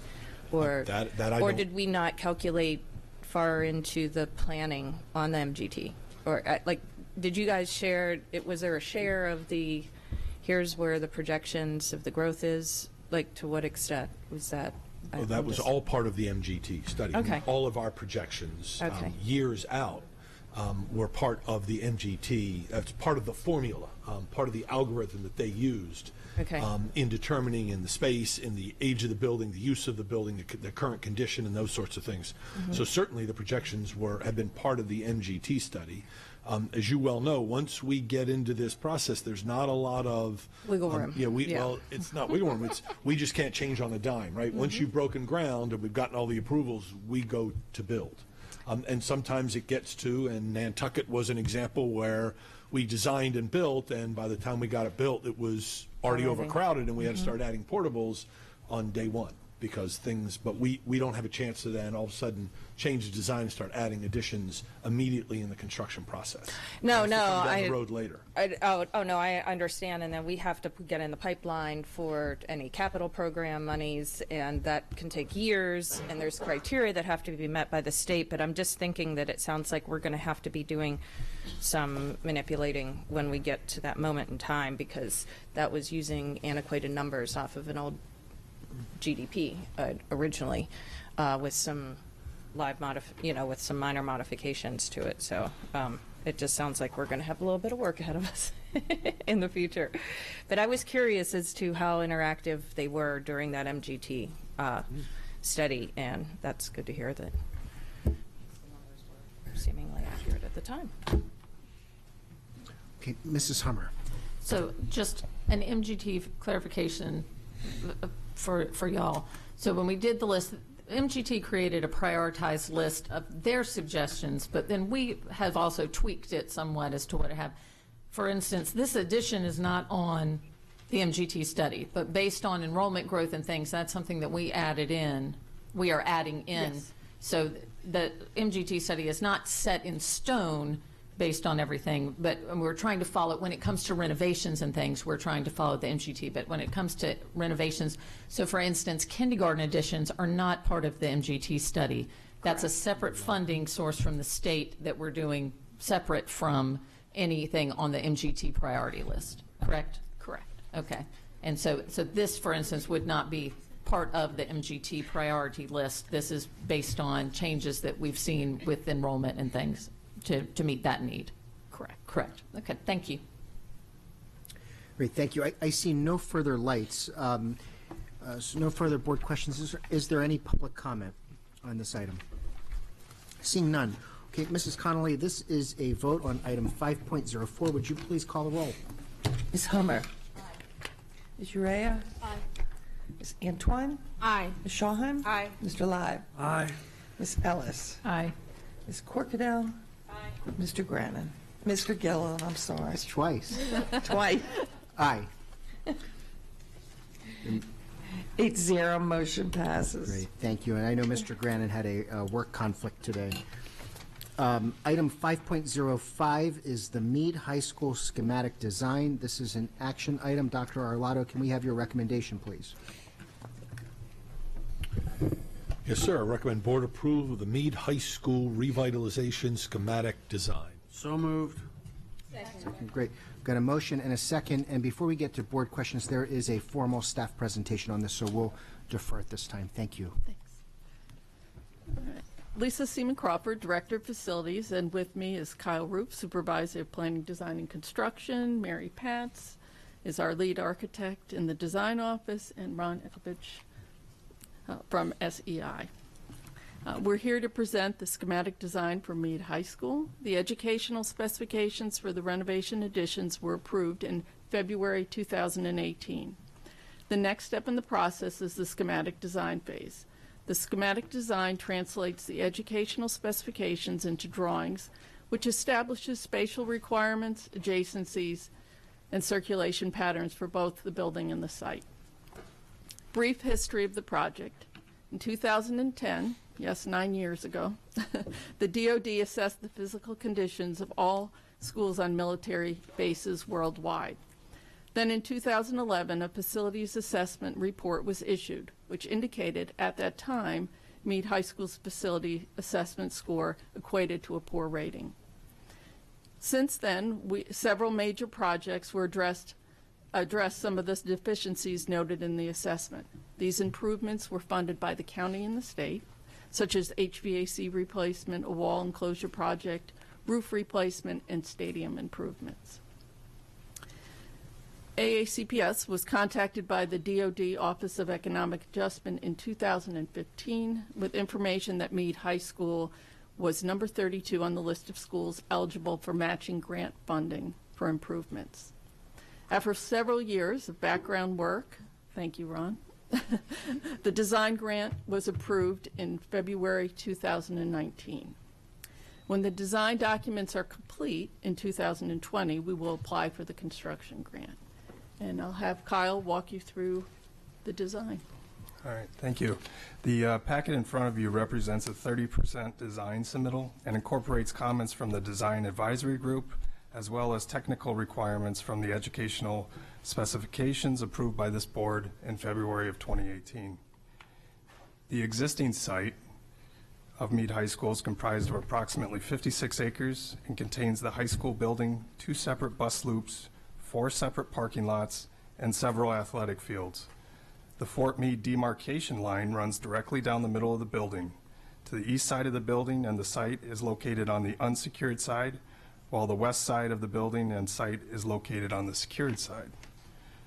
There are 3 vehicle access points on the site, 1 from the secured side and 2 from the unsecured side. The unsecured side entrances are 26th Street and F-Line Road, and then on MD 175, and that's also MacArthur Road. The school is currently served by 60 buses. There are 2 existing bus loops, with each one able to park 14 buses. The access and security aspects of the site impact circulation and is further amplified by the location of bollards and gates on the site that prevent access to Fort Meade. The proposed construction will include several building additions located on each side of the existing building. 2 larger building additions will be located on the west and north side, and 3 smaller additions will be located on the north, east, and south sides of the building. Primary access from the site from the unsecured side will be at the signalized intersection of 26th Street and be running down F-Line Road to MacArthur Road. This will provide visitors, staff, and students an easily identifiable view of the front entrance of the building, and buses will be separated and routed down 26th Street to 1 dedicated bus loop in the back of the building. Site circulation and parking will also be upgraded. The new main parking area and dedicated parent drop-off will be located on the northeast side of the building. The parking area will be accessed from MacArthur Road, and a second drop-off loop and parking area will be located on the southeast corner of the building, with access coming from Clark Road to allow Fort Meade drop-offs. A secondary parking area will also be constructed on the northwest corner of the building, and that will be dedicated to teachers and staff. This parking area will be accessed from 26th Street. The new bus loop, with a capacity of 60 buses, will be located on the northwest side of the building, and the bus loop will be accessed from 26th Street. The existing Fort Meade, or Meade High School building rather, has a SRC, or state rated capacity, of 2527 and an overall size of approximately 351,000 gross square feet. The facility is made up of 3 distinct components. A 2-story structure composing of the instruction and administrative spaces, and a 1-story structure housing the theater, gym, and food services, and finally a 2-story addition that was added in 2014. The original portions of the building were built in 1974 and were originally designed as open space. Each floor has 2 split plates or split levels within it. These breaks in elevation result in difficult circulation patterns within the building. The building also presents visitors difficulty in identifying the main entrance of the building, and there are currently 2 entrances, one on the base and one on the unsecured side. This was originally designed to provide independent access points for the base and public side of the building. The administrative areas are currently located in the core of the building and without the ability to surveil either entry point. The overall layout of the building makes supervision extremely difficult. The proposed architectural solution seeks to build 4 targeted additions and a variety of renovation levels within the existing building to remain. The proposed building is designed to provide a state-rated capacity of 2538 and a gross square footage of approximately 386,000 square feet. The new additions to the building include a new 2-story addition along the northwest side that houses a classroom wing, which will connect the 2014 addition to the main building. A second addition will be added on a 1-story addition to refront the building and provide a well-defined single point of entry to the school. This will also include food services in the cafeteria. A team room addition is located on the southeast side of the existing gym. This will provide direct adjacency to outdoor athletic venues, separation from internal school functions during athletic events, and athletic access to the competition gym without interaction with spectators. The final addition will be for the theater support programs and dance studio. This will be located directly adjacent to the existing auditorium and music suite, resulting in a performing arts wing. Renovations within the existing portions of the building will range from small changes to architectural reconfiguration and systematic upgrades. These renovations will allow the opportunity to reprogram the areas of the building and provide better circulation. Public and instructional areas will be relocated to opposing sides of the building. At the same time, core instructional programs will be located adjacent to shared educational programs. An example of this adjacency would be the science, tech ed, math, and art classrooms all being located near or within the new addition. Safety and security measures will also be considered in the design. A new single point of entry is identified and controlled by a security vestibule, which guides visitors to the administrative suite. This main entry will serve all students arriving via bus or drop-off, as well as visitors parking from both sides on and off the base. Upon approval of this schematic design, these documented by the board, the team will move forward with the design development phase. In this phase, the schematic design plans and elevations will be reviewed, revised, and expanded to incorporate details and specifications required for construction. By the end of the design development, the design drawings and specifications will be sufficient to complete and establish a defined facility size, function, configuration, and space, the operational use of equipment and materials, and all the principal building structures and systems. And with that, we'll be happy to take any questions. Okay, thank you so much for the presentation. Let me just make a logistical announcement now. We'll move through questions on this item, and depending on how long we go, I'd like us to break at some point around 1 o'clock so that we can do some closed session items over a working lunch. So we'll go through this item, see how we work against the clock, and then we might have time to take one or two more additional items depending on how the flow works, and then we'll take that short recess. So with that, we've got a number of board lights on this item. Mrs. Hummer. So I'm so excited. I mean, this is awesome. I love the timeline. I hope that the DoD will come through with the funds in there, because looking at it, my daughter will have to be there through all the construction time, but it will be finished and completed before my youngest graduates, and that would be exciting.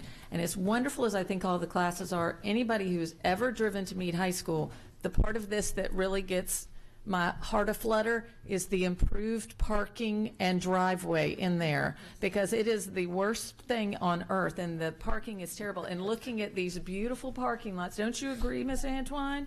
It's like, oh my goodness, wouldn't this be fabulous? So all of it looks great. Thank y'all for all this work. You know, it was patience and persistence to bugging the DoD for the past 9 years to do this, and I appreciate y'all's perseverance, and it's great to see this finally moving forward. Okay, thank you.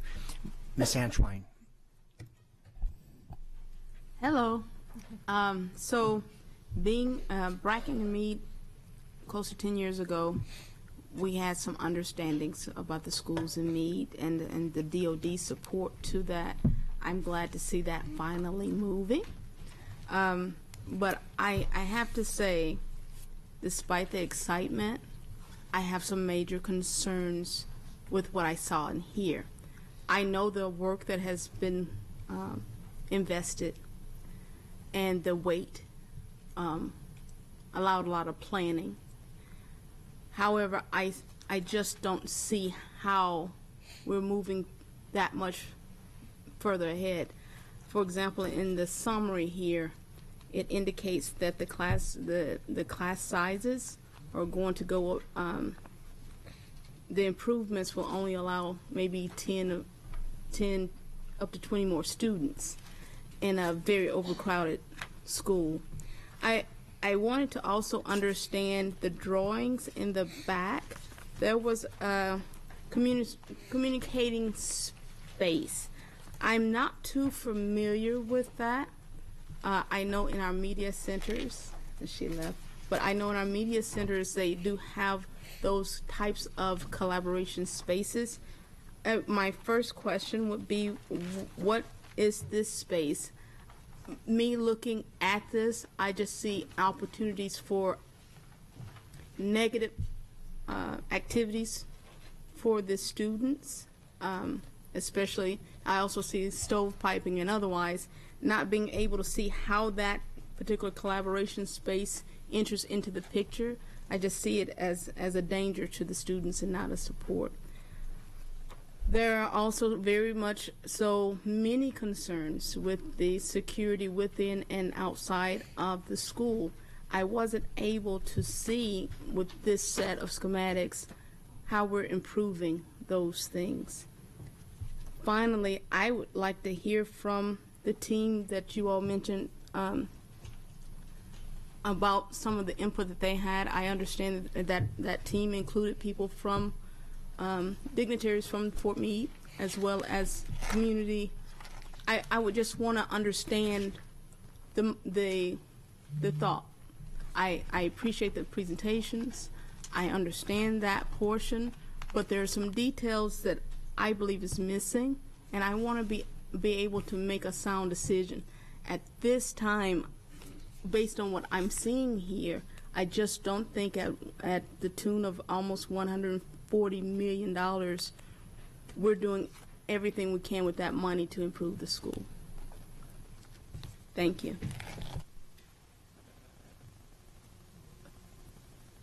So I know I put questions all through there, right? Yeah, so I'm the first question, my apologies, I'm on my soapbox. I have just been at Meade a long time, and I know the need is great, right? The poor rating was, I think, very accurate for the students' ability to learn effectively. Mr. Yor has done an outstanding job with his team to accommodate and improvise, and so if we're having funding coming to us that's not coming out of any of our budgets, I say, well, let's utilize that, optimize the use of that, and I'm just unable to see that. So on to the questions. So what is the communicating stairwell? First question, please. Well, communicating spaces, if I'm not mistaken, is a big, large hallway, right? It is a two-story that will run the length of that new piece from the where you are entering the building, and on page 72 gives a cross section of that. Correct. And it's a terminology of art in terms of education and space design of a communicating space where students can congregate. But it's a two-story hallway to move students. That's correct. And part of the safety and security concern was supervision, visibility, and cohesion of the circulation pattern. If you'll move back 2 slides. To the existing plan. One more, please. Thank you. To see the way that the existing circulation pattern in the building is, it really doesn't allow neither a single point of entrance, which can be controlled by the administration from a security standpoint, nor does it allow an opportunity for supervision from a minimal number of points. So a significant intent of the new design was to regularize the circulation pattern within the existing building. So if you can see in the white, the labyrinth of corridors that exist through the existing building. Moving then again, I'm sorry, forward 2 slides, one more. The intent was to now consolidate a single main entrance, which could be controlled by the administration suite. So that vestibule would occur, in this case, on the right side of the drawing. Any visitors would have to go through there, but also a majority of the students that are being dropped off for parking in the morning will come in through that main entrance. So there's a large quantity of students coming in, thus the need for communicating space. And communicating space really is a code definition of a volume space, is the name of it.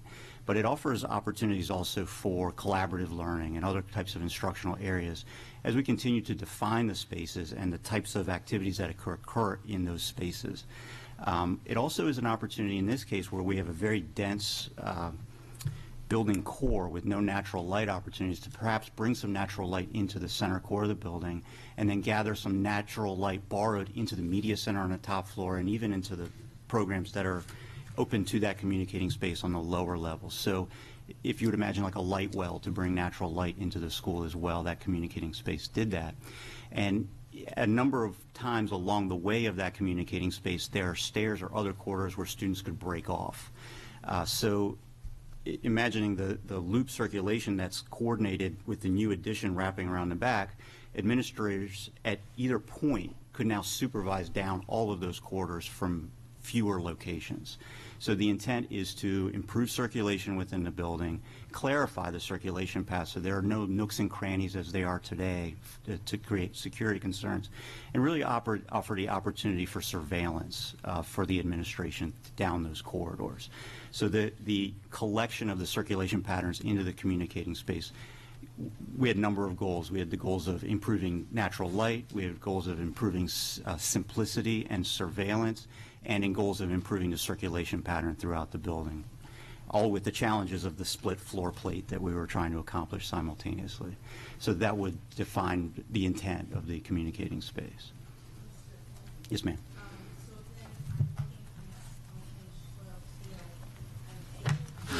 What it may look like on the It would help if I turn my mic on, right?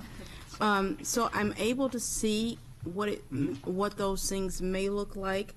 I'm looking at the front of the building, but the back of the building, which used to be the front for historical reference because it was a DOD school, I don't see here how we're making that accommodation. Is any work being done on the significant work on the base side, or is that another step in the planning later on? No, there will be.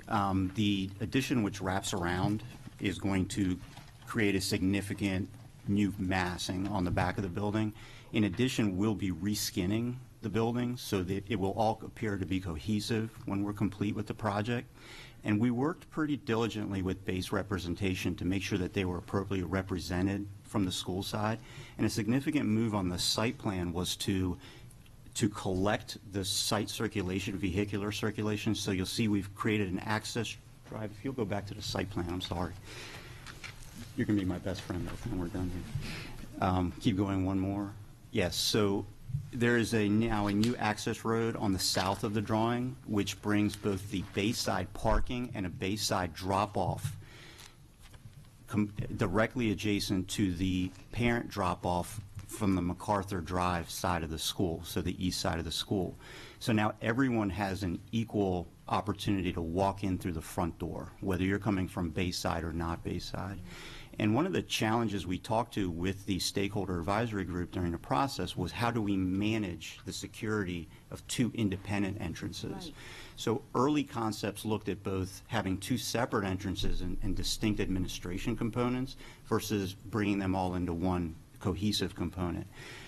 It was determined through that stakeholder process with Mr. Yor and all of the stakeholders that collecting that into a single secured entrance and making these site manipulations to make it a cohesive drop-off was the more secure and more appropriate manner of dealing with the school security and the true front, now the true front of the building. So then we want to talk in terms of cybersecurity and cybersecurity learning for the students. Meade High is very unique in that it has interactions with Fort Meade and the cybersecurity efforts, especially at DISA. I am looking at this, and I just don't see where we're moving to expand to allow more classroom learning in terms of the cybersecurity labs that Mr. Yor I know has been requesting. I understand too that there are many pockets within the school, no matter how well we plan for the security efforts there are these blind spots. If there is little to no, especially on the first floor, little to no construction, where are we using the money to improve those things, especially when it comes to being able to communicate effectively throughout the school? So going back to the Homeland Security, JROTC, if you look at the floor plan, there's kind of up at the upper portion of the page, there's a pink area, and then there's also a blue area to the left of that.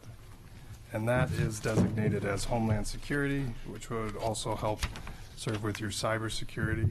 And then there is a JROTC area within the building that is designated specifically for those reasons.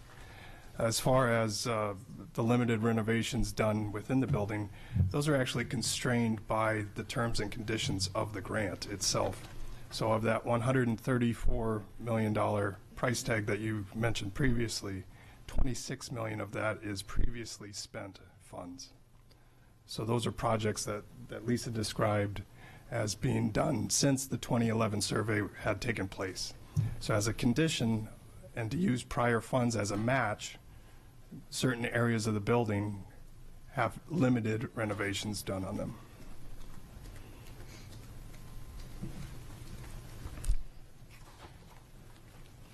So I have the Delta question about the with 140 or so. I'm seeing that this is 100 mil here. So my Delta question was going to be what happened to the other 30 mil. So you answered that, but it's still. I'm just afraid once we get this money, and this is not coming from the state, it's not coming from the county, this is money that's coming from the Department of Defense. We just have a lot we could do without those standard restrictions in terms of the improvement and the use of those funds. If we are just going to, it just appears to me that we are just sprucing up and not really in the long term doing what is needed for the school. And we understand and know that in these construction projects and capital projects, it may be forever before the school gets these opportunities again. I want to also ask questions about outside of the school with the fields that have no lights. Many of our teams play in the dark at certain times of the year. Parents are turning on, I've been one of them, turning on headlights so the kids can finish up their games. Is any of the funding going towards outside of the school improvements beyond the sidewalks that are broken when the kids, when students walk in? Are we improving any of those things with these funds? Yeah, I mean, we are doing a full renovation of the outside. The fields, we're doing very little to anything there, but the parking lots, the sidewalks, all those things will be redesigned and fixed appropriately. No different than any of our other high schools. Any of the lights for the fields, we're meeting, the ed spec to our, the best of our knowledge. If we don't have lights on all of our softball fields and baseball fields at this time, we just have them in the stadiums. So I'm just using examples of some of the provisions that I know for at least 4 years Meade High has had to make, and now they are getting money outside of outside of the standard. So I just believe we should think about how to improve beyond the standard, and accommodate the workarounds that are already there. And I just, based on, and I was here in February, of course, it may have been presented, and I'm definitely not undermining or trying to put you all down. I just don't want us to put a Band-Aid on a real serious wound here, because there are so many needs there, and this is money available to meet that need. And I just don't see, based on what I received here, about 12 pages, where that need is being met overall. it may be helpful if, I don't know, if we have some time with those who contribute to the design, as I mentioned earlier. But based on what I have here, it's hard for me to go with that. It's very hard for me to go with that, knowing that the school needs so much more, and they have this opportunity to take that and really do something with it beyond the standard. If I may, part of the terms and conditions of this grant are to be to make the school accommodate what we would do if we did not receive the grant. So we do have to follow the norms and the standards that we would with an educational specification. Talking with DoD representatives, the grant administrator themselves, one of the core components is that we have to be reasonable with our requests. We have to show that this is a normal thing that we would do.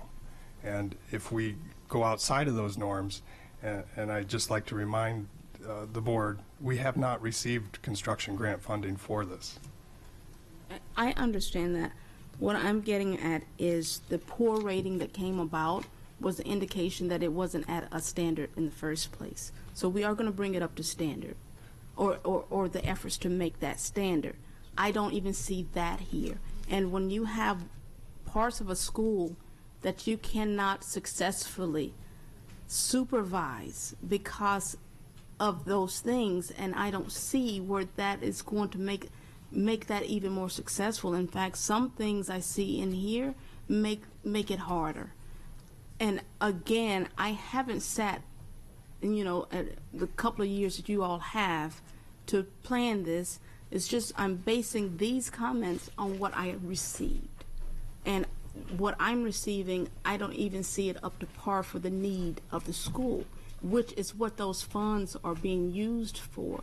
I'm not asking that we make the school float, right? I'm requesting that we consider what those needs are and really invest in that, and I just don't see it here. So, if I may again, part of the design was to address the concerns of the DoD.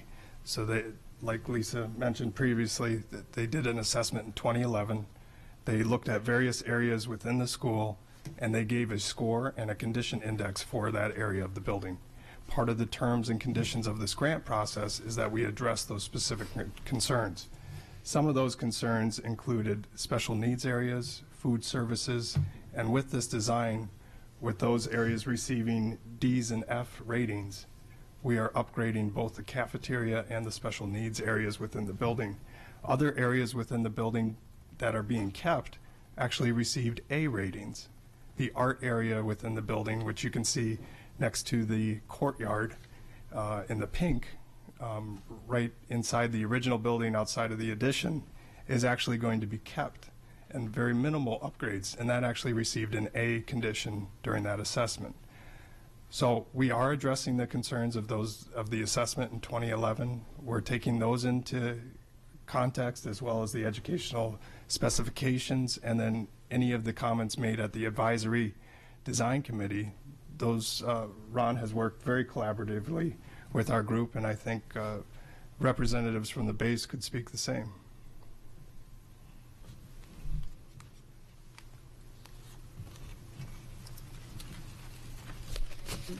I'll move it along. If I could, I would like the motion that we get that group in here so we can get more details. I'm unable to support what I'm seeing here, and I'm normally one person that moves forward. I know the needs of that school, and based on what I'm seeing here, that was prepared here, I don't see some specific needs being met. It's not to say in your discussions they weren't part of it. It's just not being relayed here to me. If I could relay some additional, I'm not sure the full package has a description of the scope that was derived during the grant review process that we followed, and it describes the level of renovation. So forgive me if it wasn't in the in the document. The level of renovations are broken up into 3 distinct categories. What we're calling level 1 renovation, level 2, and level 3. Level 1 renovation is where there's little to no work, as Mr. Roof said, where we got a category. So the 2014 edition, for example, there's little to no work necessary to bring that up to current educational specification standards. Level 2 are minimal changes. Those are areas where over the years you've invested to bring classrooms into enclosed classrooms, bring technology into the classroom and what have you. Those are what we're calling level 2 renovations. Those are about 52,000 square feet. So that art suite is actually part of that level 2, where we will be bringing in new systems, HVAC upgrades, new technology to meet today's educational standards, but the volume of the space is adequate to meet the requirements of the ed spec today. So those are the two little pieces where we're not touching as extensively. A majority of the renovation, however, 169,000 square feet, is what we're qualifying as level 3 renovation. And they include complete architectural reconfiguration. And that reconfiguration is intended with the goal of achieving the educational specification for this capacity of students as this board approved in February of 2018. So when we're complete, there is a table in the full package that we've prepared that compares the educational specification and the project as it is today, its ability to meet those requirements. And we are very close to the full achievement of those goals in this project right now. So I would just like to share with you that through that stakeholder process, meeting the instructional goal was the #1 priority of the project, and we did strive to achieve that within the scope of work that was permitted by the DoD grant. So I'm sorry that you didn't get that from the package that we've given to you. No, I don't expect any apologies. I just want to make an informed decision. And what I have here at the cost of tax dollar that's being submitted to one school for these improvements, it just didn't say that. And then a person that has practically lived in the school, to my son's dismay, for the last 4 years, I know those needs, and especially with the ADA considerations, those needs are huge. Even that I wasn't able to see here, right? And so that is my concern. I am still unable, until I get better details about what's really going on, unable to support what I'm seeing here today. But let me make it very clear. I know firsthand what you all have put in. And please don't take what I'm sharing here. I just know, looking in the long term, we have to get this right the first time. Thank you. Okay, Mrs. Ellis. Thank you. First of all, having visited this school several times now, every time I walk through those doors, I have parents talking about the need for improvements at this high school. So indeed, this is very exciting. I'm wondering, can you, and I'm sorry if I missed something here, but can you share a little bit of the history? My understanding, if I'm piecing this together correctly from what I was been told in the past, DoD reached out to AACPS, am I correct? Do you know what drove that? Was it parents? It was if I'm going to jump in here if I can. We keep saying DOD. Part of the federal government is the Office of Economic Advancement. Adjustment. Thank you. They're the ones that reach out to us. The long story short is, as you know, there are schools on military bases around the country. Many of those were DOD-operated schools, which has its own infrastructure, its own superintendent, its own curriculum. They are operated separately and apart from local public schools, LEAs and states. Mm-hmm. Over time, a number of those DOD schools have been transferred over to the local control of the local LEA, which is where we are with our Fort Meade schools. They are our schools on a military installation. Mm-hmm. There is some history around the country where there has been some lack of communication between who's responsible for the upkeep of those buildings. Is it the Department of Defense? Is it the local LEA?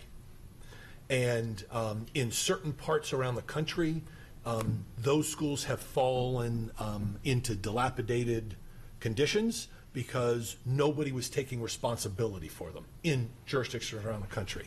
That was never the case in Anne Arundel County. Anne Arundel County has always kept those buildings up. We have rebuilt, just finishing up Manorview, we've rebuilt Pershing, we've redone West Mead. So we have, we built the new middle school, and so we have always done that, but that's not the case. So to giving you all that history is that this office within the government set money aside to rehab and update buildings that are run by local jurisdictions, LEAs in states, that need updating that are on military posts.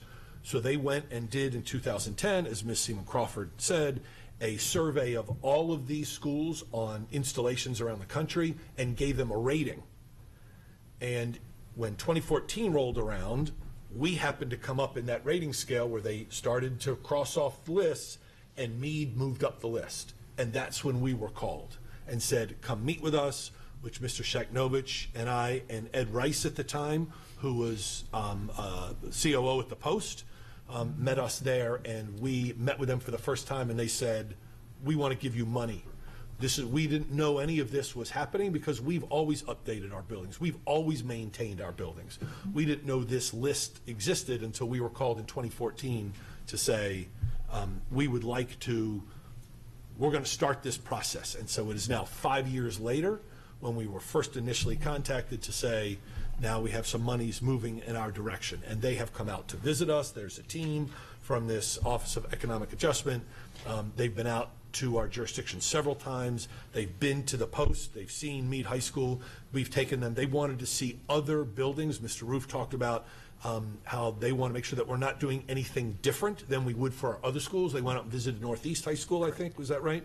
They took a tour of Northeast High School to see what a newly constructed high school would look like for us in Anne Arundel County, so they could make some comparisons, if that's correct. That is correct. So anything else to add to that explanation, Ms. Seaman Crawford? So that's sort of the history and why we're here today. That is, the military did a survey of all of these buildings and then set money aside by Congress.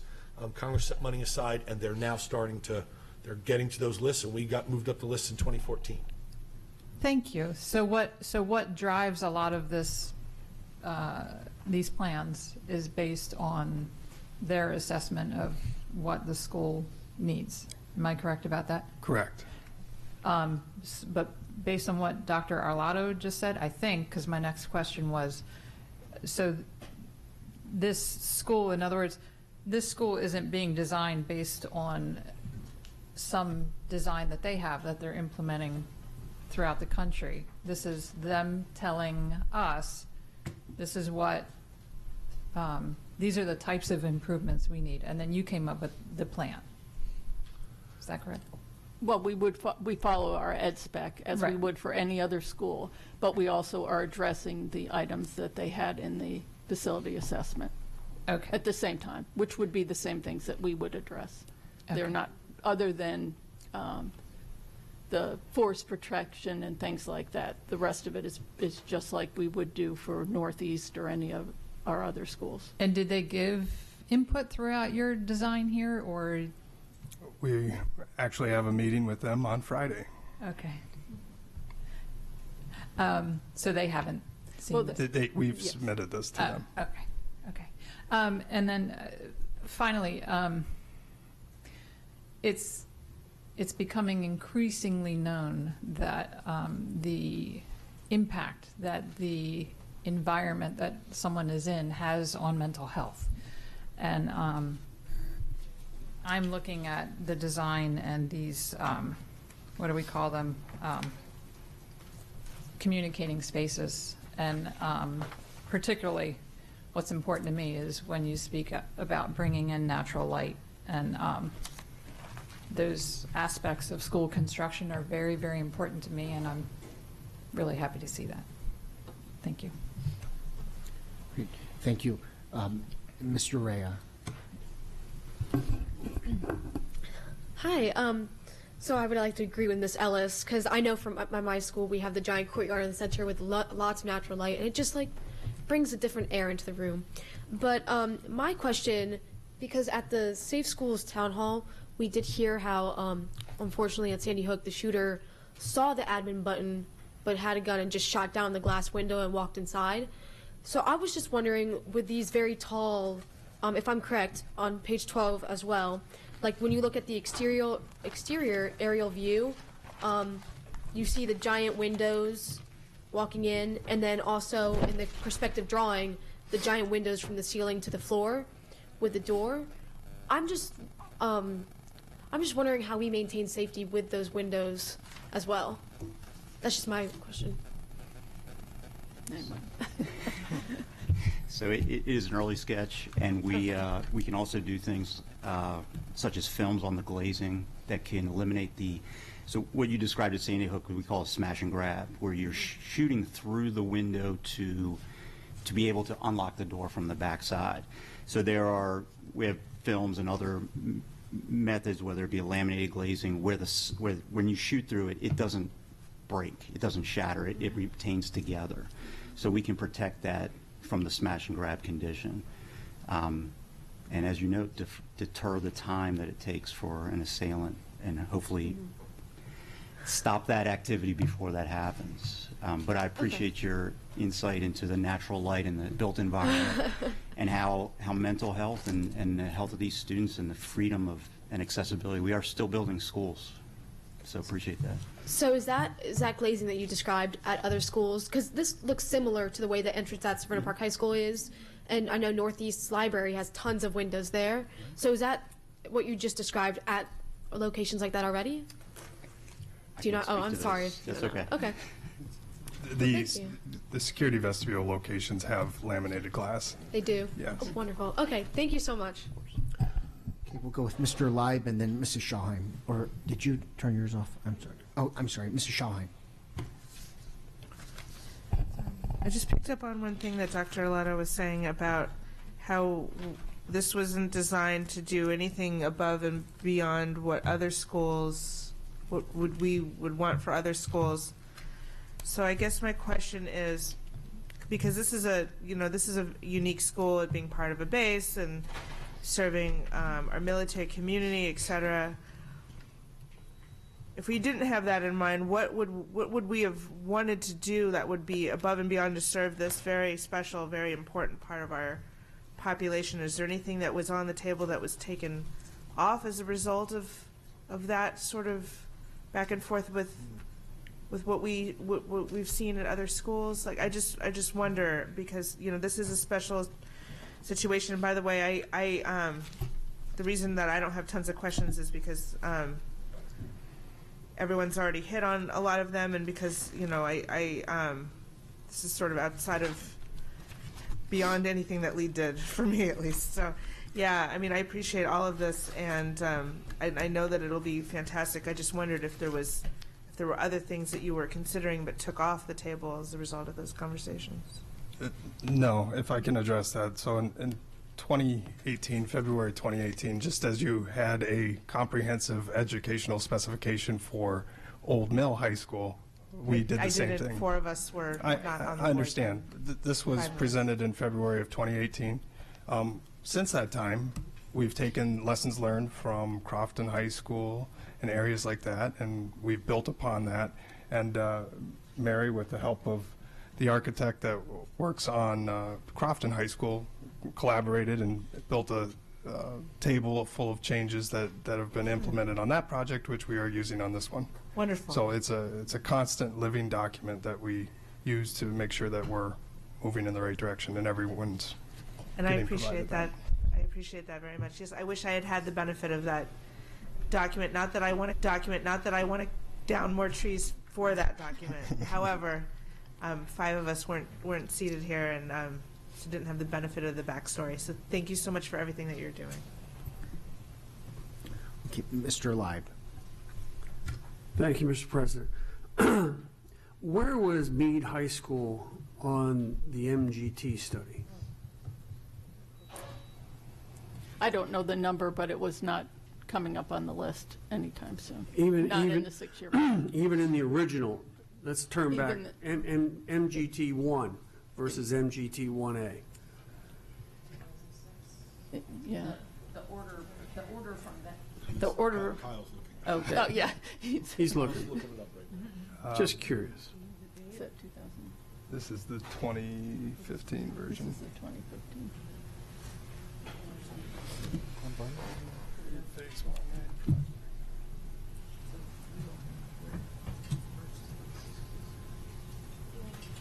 Where is it? South River Main High School. It is, let me see, South River, Arundel, North County, and Meade High School. So there were other high schools ahead of it. So There were at least four other high schools ahead of it. existing high schools ahead of it. Having been the base realignment and closure coordinator for Anne Arundel County and the chairman of the Fort George G. Meade Regional Growth Management Committee, I remember very clearly when this initiative began. And we coordinated with the school system to answer the questionnaire developed by the federal government, the Office of Economic Adjustment. And to be quite frankly, I had grave reservations that this would ever come to pass. Number one, comparatively speaking, Meade High School was in good shape, as the MGT study so indicates by its ranking with other high schools. Does it have challenges, as Ms. Antwine is intimately familiar with? Of course it does. And so to come to this date, when I see this coming to fruition, where the federal government, through the Office of Economic Adjustment, has made funds available to correct deficiencies noted as a result of the survey from the federal government, I just applaud it. And I say, why it may not be correcting everything that we all would love to have done at Meade High School, this is a major step, an improvement for Meade High School. And it reminds me of this phrase I used to hear growing up was, how perfect sometimes is the enemy of good, or don't let perfect get in the way of good. And so this is a very good step for Fort George G. Meade and Meade High School. And I'm very, very pleased to see this come to fruition, where these are not county funds, these are not, state funds, these are federal funds, and they're doing something to step to the plate to support the servicemen and women and the students of Anne Arundel County Public Schools in good faith. And I commend the Office of Economic Adjustment for bringing this to pass. And I thank you, or our members of the school system, for working so diligently over the years to get us to this point. Thank you. Bravo, Zulu.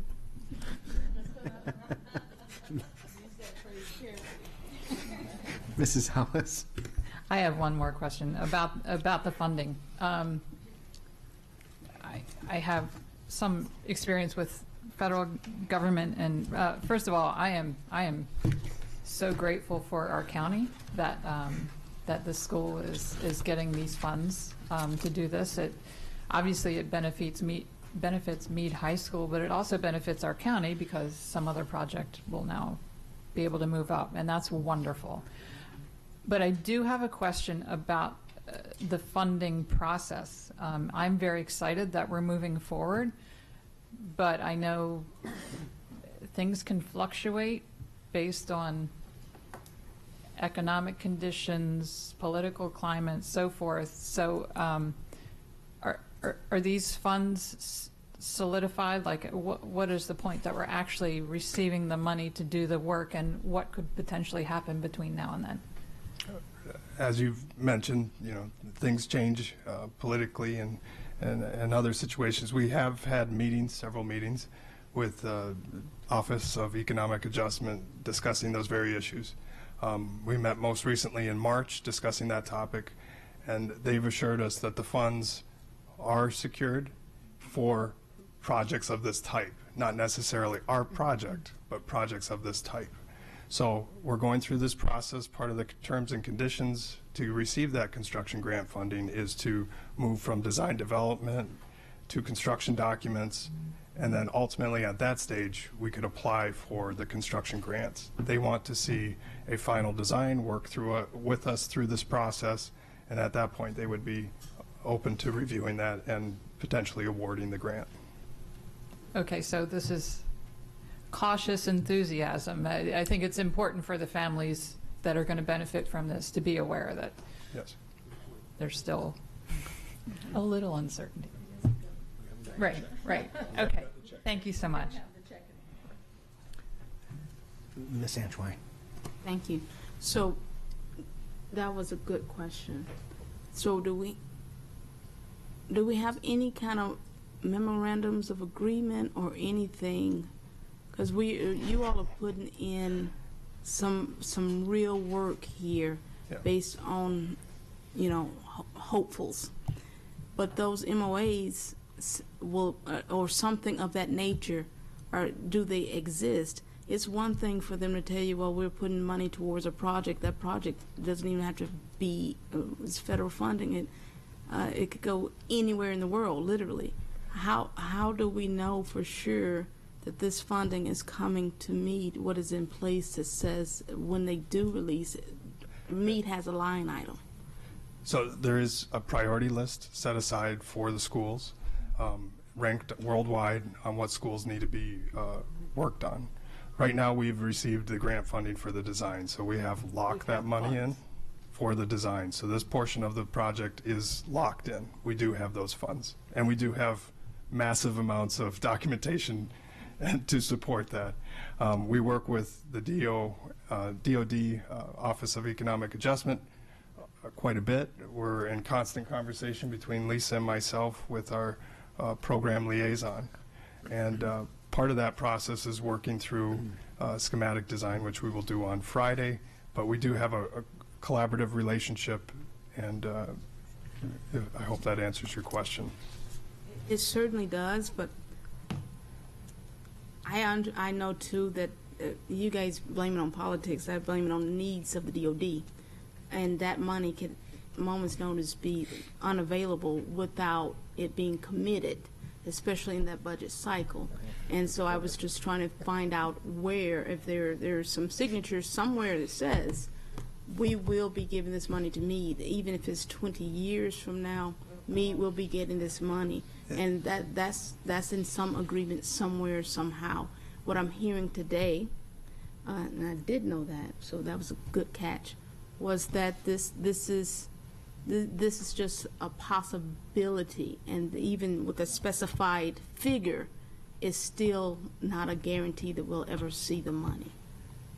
We do Is have that correct? Design funds. They've granted us $5.8 million to design the building, so we do have that committed. We don't have the construction committed until we submit in 2020. And understand that that's based on release of funding, but you guys, I'm looking at a specific number here for the need of MEAD. So somewhere, I would expect that somewhere someone has agreed to that amount of money that can make that kind of agreement, right? So while the money has not been released yet, is there something that says that is money that will come to us one way or the other one day? What I can tell you is that we've had conversations about the scope and the cost of this project, and we have communicated that with Fort Meade. And with that understanding, we have proceeded with the design. And they knew of a price tag when they released the design funds.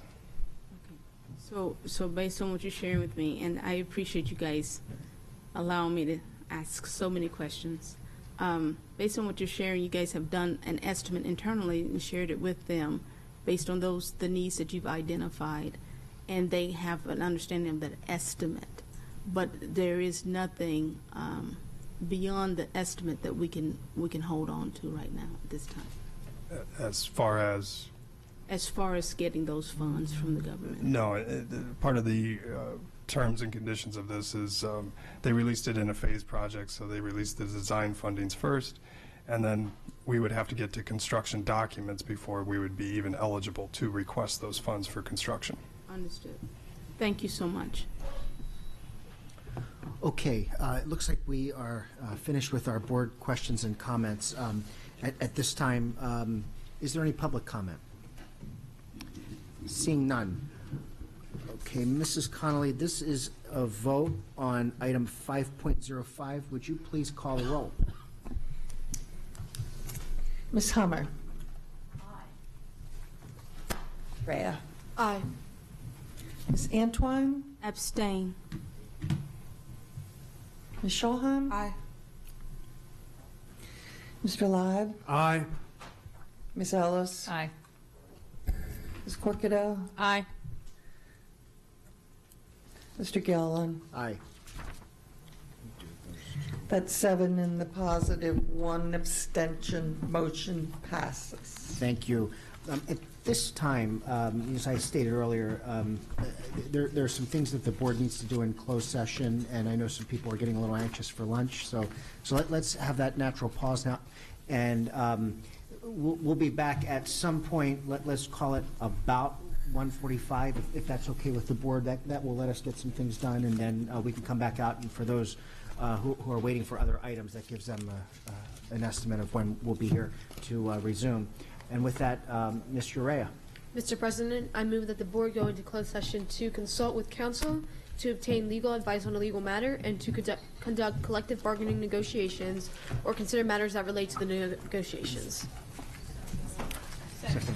All in favor, say aye. Opposed, no. The ayes have it. We stand in recess. Thank you.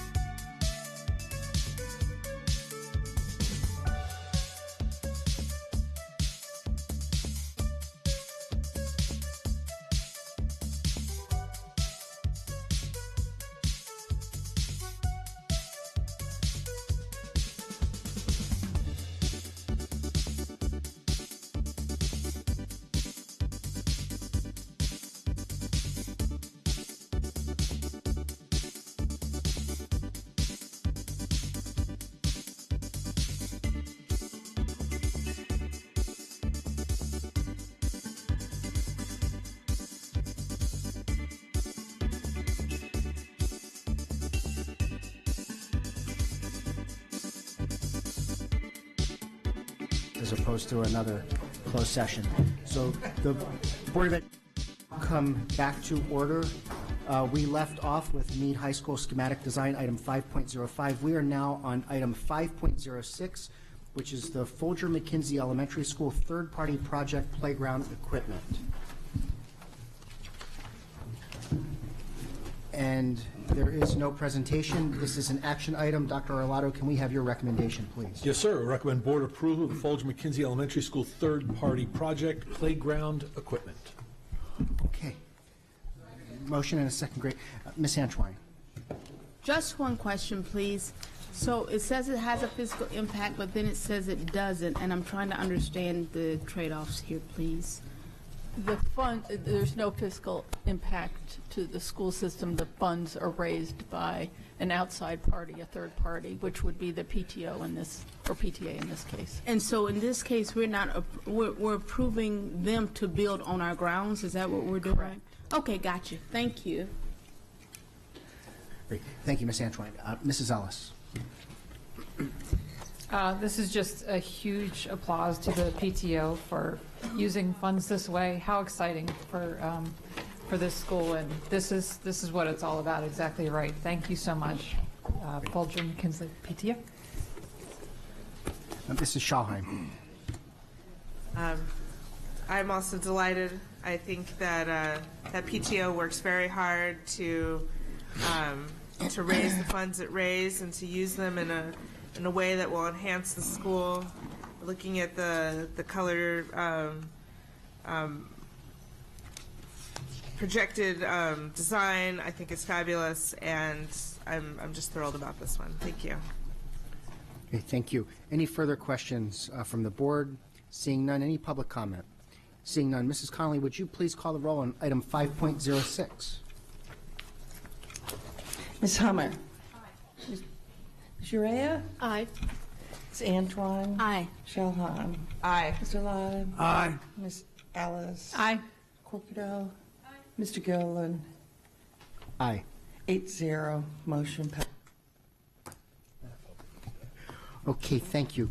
We will now move to item 5.07, Central Elementary School third-party project asphalt surface for outdoor sports. This is an action item. Dr. Arlotto, can we have your recommendation, please? Yes, sir. I recommend board approval of the Central Elementary School third-party project asphalt surface for outdoor sports. Great, we've got a motion and a second. Board questions, Mrs. Schallheim. Not a question, just a comment again about how fantastic our PTOs and PTAs are in championing the needs of our students where we might not have readily the funds to do so, and this is just another example of that. And I'm again very thrilled about this one too. So good work, PTO. Great, thank you. Any further board questions or comments? Seeing none, any public comment? Seeing none, I just have to go through the motions here. We know there's nobody in this room but staff right now. So, seeing no public comment, Mrs. Connolly, would you please call the roll on item 5.08? I'm sorry, 5.07. Aye. Aye. Aye. Aye. Aye. Aye. Aye. Thank you. We'll now move to item 5.08, which is Crofton Woods Elementary School utility easement. This is an action item. Dr. Arlotto, can we have your recommendation, please? Yes, sir. I recommend board approval of the Crofton Woods Elementary School deed of public utility easement. So moved. Got a motion and a second. Any board questions or comments? Seeing none, any public comments? Seeing none, Mrs. Connolly, would you please call the roll on item 5.08? Ms. Hummer? Ms. Urea? Aye. Ms. Antwine? Aye. Ms. Schallheim? Aye. Mr. Lott? Aye. Ms. Ellis? Aye. Ms. Corkido? Mr. Gilliland? Aye. 8-0, motion passes. You'll have to do that. That's not Dr. Arlotto. Thank you. Okay, we'll now move to item 5.09, which is the reappointment of an ethics panel member. This is an action item. Ms. Urea, can you make the board recommendation, please? I recommend that the board reappoint Salone K. Webb to the school board ethics panel for a 3-year term commencing June 30th, 2019, and expiring June 30th, 2022. So moved. Okay, we've got a motion and a second. Again, this is board action, does not require the superintendent's recommendation. So is there any board questions or comments? Seeing none. Any public comments? Seeing none. Mrs. Conley, would you please call the roll on item 5.09? Ms. Hummer? Aye. Ms. Urea? Aye. Ms. Antoine? Aye. Ms. Schulheim? Aye. Mr. Lyde? Aye. Ms. Ellis? Aye. Ms. Cor- Aye. Says Okay, we'll now move to our first reading calendar policy revisions. Item 5.11 is confidential communication reporting of at-risk student behaviors, policy code GAD. Ms. Ortiz. Good afternoon. For the record, Jeanette Ortiz, Legislative and Policy Counsel, and I'm going to ask my colleagues to also introduce themselves.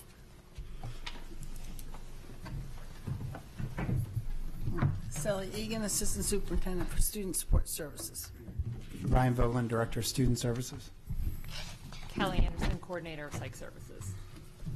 All right, so the Division of Student Support Services is bringing policy GAD, confidential communication, reporting of at-risk student behaviors before you on first reading. The policy was last updated almost a year ago today, June 20th, 2018.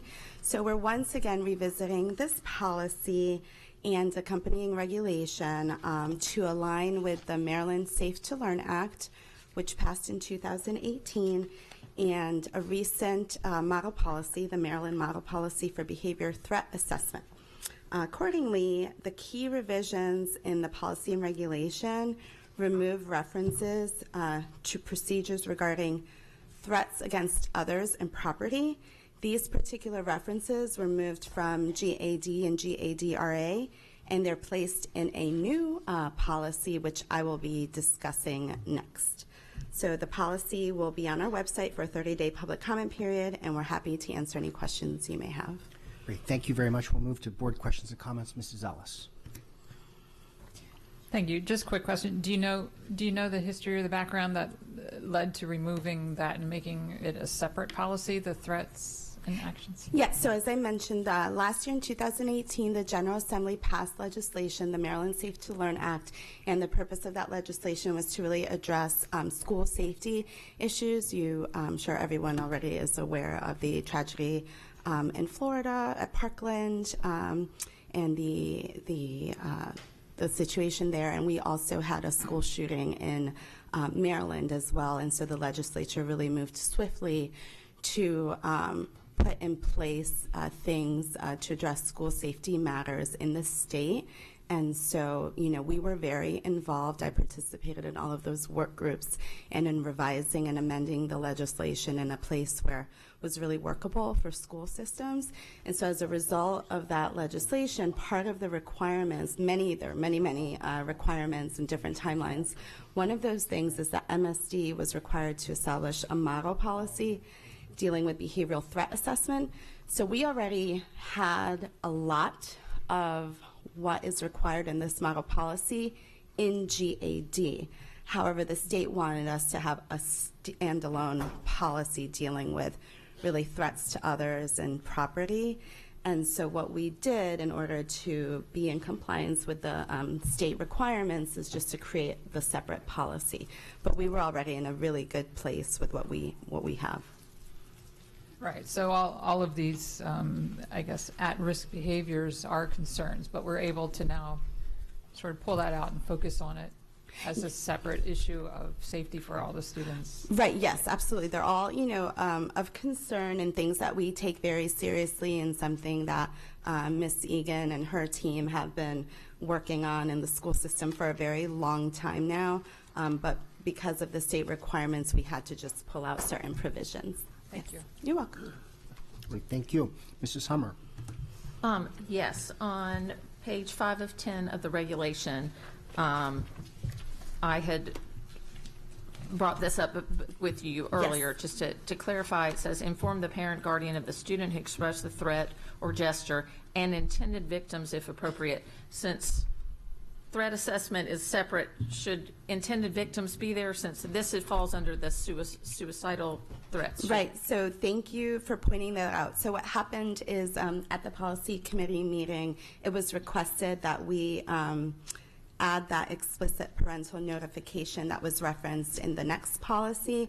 And so when I just, and it was in another section which dealt with the threats, so I inadvertently included the language dealing with victims. So that I already have it crossed out in my document. So when you see it, when I post it up for public comment, that will be deleted. And when you see it on second reading, that language will be deleted because it's not appropriate here. So that was a good catch. Thank you for letting me know about that. Yeah, that was just a drafting error. Okay, thank you. Yeah, you're welcome. Any other board questions or comments? Seeing none, any public comments? Seeing none. This policy will be back before the board on July 10th for second reading. Yes. We'll now move to item 5.12, which is Student Behavioral Threat Assessment, Policy Code JN. So the Division of Student Support Services is bringing policy JN, Student Behavioral Threat Assessments, before you on first reading. As I mentioned, this is a new policy which has been developed in accordance with the Maryland Safe to Learn Act and the Maryland Model Policy for Behavior Threat Assessment. And so, as I mentioned previously, the purpose of the model policy is to address school safety issues and to have school systems establish at least one threat assessment team. And so the policy gives us, the guidance on establishing that team or those teams. And so, as I indicated, we were already ahead of the game here at AACPS. So most of what you see in this new policy and regulation are the things that were taken from GAD and GADRA. And so that meets the requirements established by the state to deal with threats to others and threats to property. And so this policy will also be on our website for a 30-day public comment period, and we'd be happy to answer any questions. Any board questions or comments on this one? I know we asked some earlier, so we may be okay here. Any public comment? Seeing none, this policy will be back before the board on July 10th for second reading. Yes. Okay. Thank you. Thank you. We'll now move to item 5.13, which is the ratification of the negotiated agreement between the Board of Education and the American Federation of State, County, and Municipal Employees. We have Ms. Ross. Yes, hi. Good afternoon, Mr. Gilliland, Dr. Arlotto, and members of the board. The negotiating teams for the Board of Education and the American Federation of State, County, and Municipal Employees, Local 1693, and the Board of Education of Anne Arundel County have reached a tentative agreement for fiscal year 2020, subject to your approval. In brief, the summary of changes as agreed upon by both parties include, but are not limited to, one full step increase to eligible Unit 3 employees, a 2% COLA for all Unit 3 employees, and a backup step or a catch-up step for eligible Unit 3 employees who did not receive a negotiated step in the 2008-2009 academic year or have not changed bargaining units and have not reached the top of their salary scale. Similarly, a catch-up step will be provided to eligible Unit 3 employees who did not receive a negotiated step in the 2009-2010 academic year and have not changed bargaining units and have not reached the top of the salary scale. The negotiating teams diligently work to reach an agreement that serves the best interest of Anne Arundel County Public Schools, AFSCME members, and supports their commitment to students, staff, and the community at large. I would like to take a moment to thank Corey Blake, the Special Assistant to the Executive Director, AFSCME Council 67, and Roland Johnson, President of AFSCME Local 1693, for their dedicated efforts during FY20 negotiations. On May 25th, 2019, AFSCME ratified this agreement, and I respectfully request your approval and ratification of the noted summary of changes. Okay, we'll make this an action item. Dr. Arlotto, can we have your recommendation, please? Yes, sir. I recommend board approval of the tentative agreement between the Board of Education and the American Federation of State, County, and Municipal Employees, Local 1693. So move. Okay, motion and a second. Great. We'll now move to board questions. Mrs. Schallheim. I don't have a question. I just wanted to say thank you for all your hard work on this, this is it shows, and I'm grateful to be able to ratify this today. Thank you. Great. Any further board questions or comments? Seeing none. Any public comment? Seeing none. Mrs. Connolly, this is a vote on item 5.13. Would you please call the roll? Ms. Urea. Aye. Ms. Antoine. Aye. Ms. Schulhan. Aye. Mr. Lodge. Aye. Ms. Ellis. Aye. Ms. Corkadell. Aye. Ms. Hummer is not present. Mr. Gilliland. Aye. Here we go. We're still open. Ms. Hummer. That makes it 8-0. Motion passes. Excellent. Thank you so much, Ms. Ross. Thank you. Thank you. We will now move to our review items, and we have item 6.01, all means all, supporting students with special needs. And this is a presentation.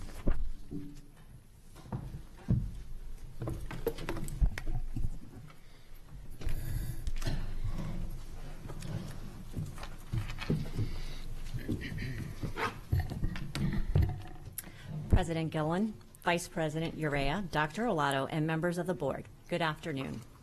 I am Michelle Batten, Assistant Superintendent for Curriculum and Instruction, and I am joined today by Bobby Petrick, Director of Special Education, and Wes Campbell, Senior Manager for Birth to 5 programs. We are here this afternoon to provide an overview of the work that our dedicated and passionate staff members do every day on behalf of students from birth to age 21. We currently serve 9,618 students with disabilities on individualized education plans, or IEPs, and an additional 1,305 students age 5 and younger through individualized family service plans, or IFSPs. Today's presentation will focus on the identification process, the IEP review process, classroom environments, strategies and interventions, and accountability. We'll start with identification. As parents, pediatricians, educators, or others begin to recognize concerns about a child's development, performance, or growth, multiple options exist within the public school system to support that child and help him or her succeed. A 1-year-old may not be visually tracking the movements of the family pet. A 4-year-old may struggle to appropriately communicate frustration during an activity in a preschool classroom. A young student may not be keeping up with his or her peers in the reading content of a first-grade classroom. Or a 6th grader who suddenly exhibits frustration in their math class by putting their head down, avoiding class, or behaving inappropriately. All can be assisted in a variety of ways. For these students and others like them, our system offers teams at every school and 5 additional teams strategically located around the county. Each team includes a special educator and a speech-language pathologist. The 5 teams based outside the schools, which focus on children ages 3 to 5, complete more than 1,700 screenings and assessments annually. School systems across the county are held accountable for providing proactive and research-based interventions and strategies to help students progress prior to determining the existence of an identified disability. This process is called response to intervention and is a problem-solving process involving a multi-tiered approach to address the needs of individual learners with specific instructional strategies and progress monitoring. The law requires that schools move forward with the identification process if a student is exhibiting academic delays. All other viable interventions have been attempted in a meaningful way and the student is not progressing appropriately. Instructional staff, parents, pediatricians, or other key people in a child's life may request that the student be considered for the identification process for a potential disability. When a student displays a lack of success with all other interventions and a referral to the special education team is made, the IEP process begins with the first of 3 major steps. The initial evaluation begins with the team determining what, if any, additional information is needed to make an eligibility decision. The team, which includes parents or guardians and other family members as appropriate, will meet to develop a student evaluation plan that outlines any areas that should be assessed based on the student's observed difficulties. These may include academics, cognitive abilities, speech and communication skills, vision, hearing, and other areas of concern identified by the team.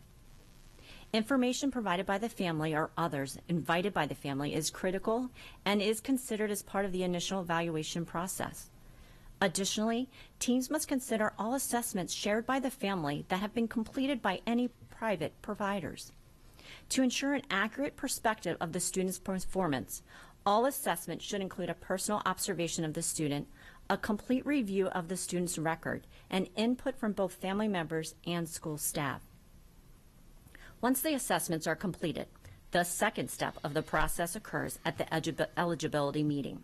A review of the assessment reports and other discussion results are at this meeting, and a determination as to whether the student qualifies as having a disability that impacts his or her academic performance and requires specialized instruction. Students who are determined to require specialized instruction are eligible for an individualized education plan, or IEP. If a student's needs can be addressed through accommodations alone, the student may receive those services through a 504 plan. Those plans are delivered through the Division of Student Services. For students who require specialized instruction, the third step in the process is the development of an appropriate IEP. IEPs, which are developed in conjunction with the student's parents or guardians, must outline measurable goals that are related to grade level standards and can reasonably be accomplished within 1 year, given the student's rate of learning.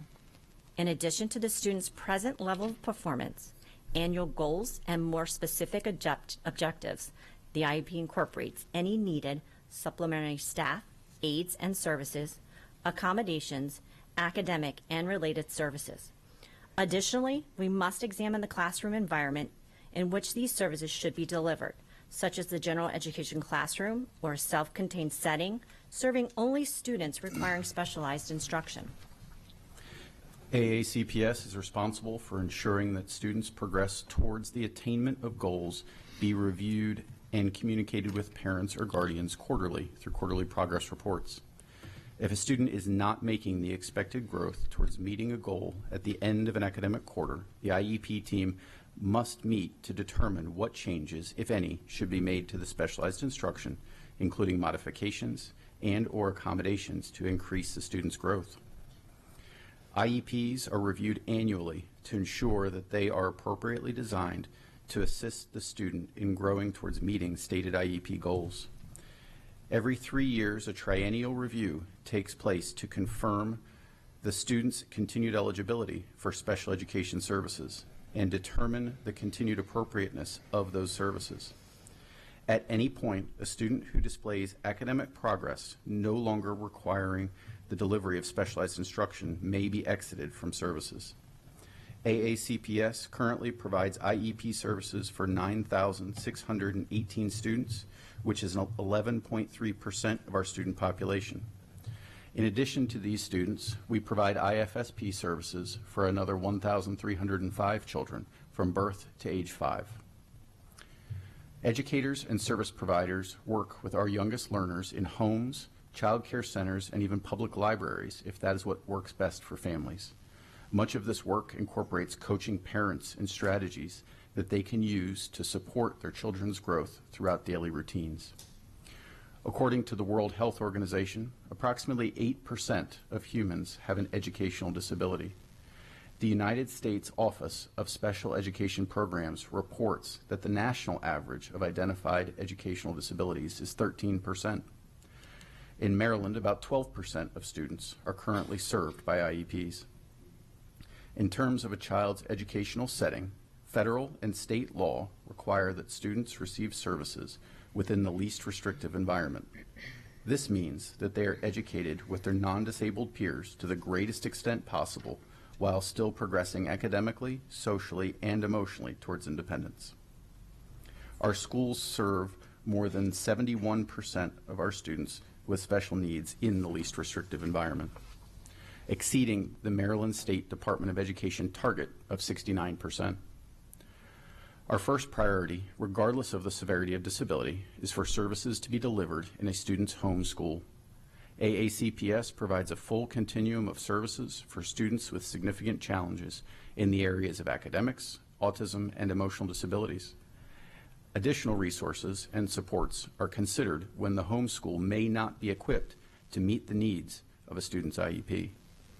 If these additional supports do not meet the child's needs, we will look within the same cluster to identify the nearest school that can deliver the services on the child's IEP. If that option is not available within the feeder system, the child could be recommended to attend a regional program, which is designed to address more significant needs. Students who are not making appropriate progress or who are showing a need for more intensive support may be recommended to attend one of our schools that offer more intensive or therapeutic services, such as a developmental center or the Phoenix Academy. We are very proud that more than 94% of our students with special needs are served by the public schools in our county. Counties comparable to Anne Arundel throughout the state serve between 91% and 96% of their students with special needs in public school settings. A non-public school option is considered only when we are unable to find a suitable educational setting within our system to meet the needs of students' IEPs. We currently serve 552 students in non-public settings as close to their home as possible. The map you see reflects the locations of the many approved non-public schools that serve Anne Arundel County students. The fact that we can serve nearly all of our students with special needs within our schools is largely due to the variety of strategies and interventions we employ to assist students towards academic and social success. Staff from the Department of Special Education join general education staff as an integral part of curriculum writing teams in our school system to ensure that all students have access to the curriculum and appropriate differentiated instruction. The Department of Special Education offers more than 340 professional learning opportunities to staff and administrators each year. Some of the topics covered are specialized instruction, educational assessments, developing meaningful, measurable, and standards-based goals, positive behavior supports, instructional coaching, literacy and math strategies, delivering accommodations and modifications, helping students with dyslexia, dysgraphia, and dyscalculia, which is an effort led by the reading and math offices and supported by the Department of Special Education. Though all special educators attend many of our professional learning opportunities, we encourage general educators and non-public school staff to join us as well. To ensure that services are being delivered appropriately, the Department of Special Education must meet state and local accountability measures. The Division of Early Intervention and Special Education Services at MSDE, for example, holds us accountable to 50 instructional and compliance indicators. These include graduation rates, student performance on state assessments, disproportionality in the number of students with IEPs being suspended, parent satisfaction rates, student post-secondary outcomes, and compliance with federal timelines. MSDE also completes a comprehensive monitoring process with our department every 2 to 3 years, most recently completing one this past winter. MSDE and our own Special Education Citizens Advisory Committee produce separate parent surveys annually.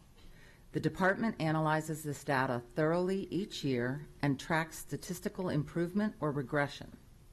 Specific feedback is shared directly with identified instructional staff or the school, as well as with the regional assistant superintendent and director. The information provided by these surveys contributes greatly to the department's goals every year.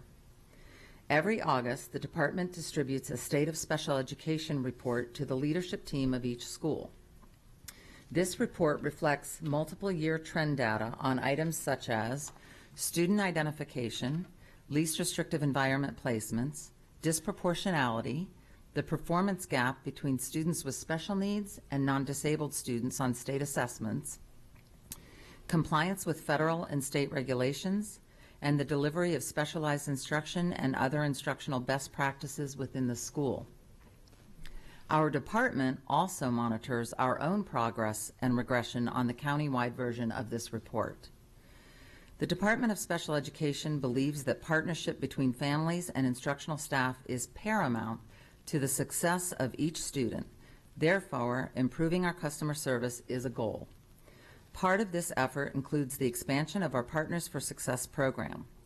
These services are delivered by teams consisting of an educator and a parent or guardian of a child with an identified disability.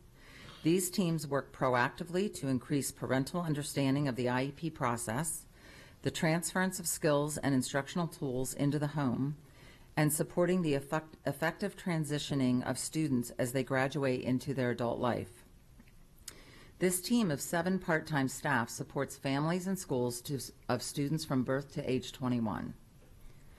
We continue to focus attention and resources on the following areas in no particular order: increasing parent satisfaction and family-school partnerships, increasing the effective delivery of specially designed instruction and supporting teachers, related service providers, and other instructional staff, ongoing growth of the graduation rate for students with special needs, and work with students and families to consider greater options for graduates related to employment, ensuring equity in all practices related to serving students with special needs, participating in ongoing identification and analysis of innovative strategies, materials of instructions, and therapeutic practices that have been research-based and proven to have promise, expanding the capacity of instructional staff and family members to support the growth of students' social and emotional learning skills.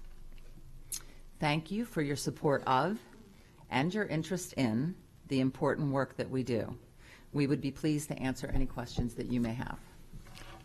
Thank you for such a strong presentation. I appreciate it. We'll turn to board questions now. Mrs. Shawheim. Hi there. Good afternoon. Firstly, thank you for this presentation. I have a couple questions for you.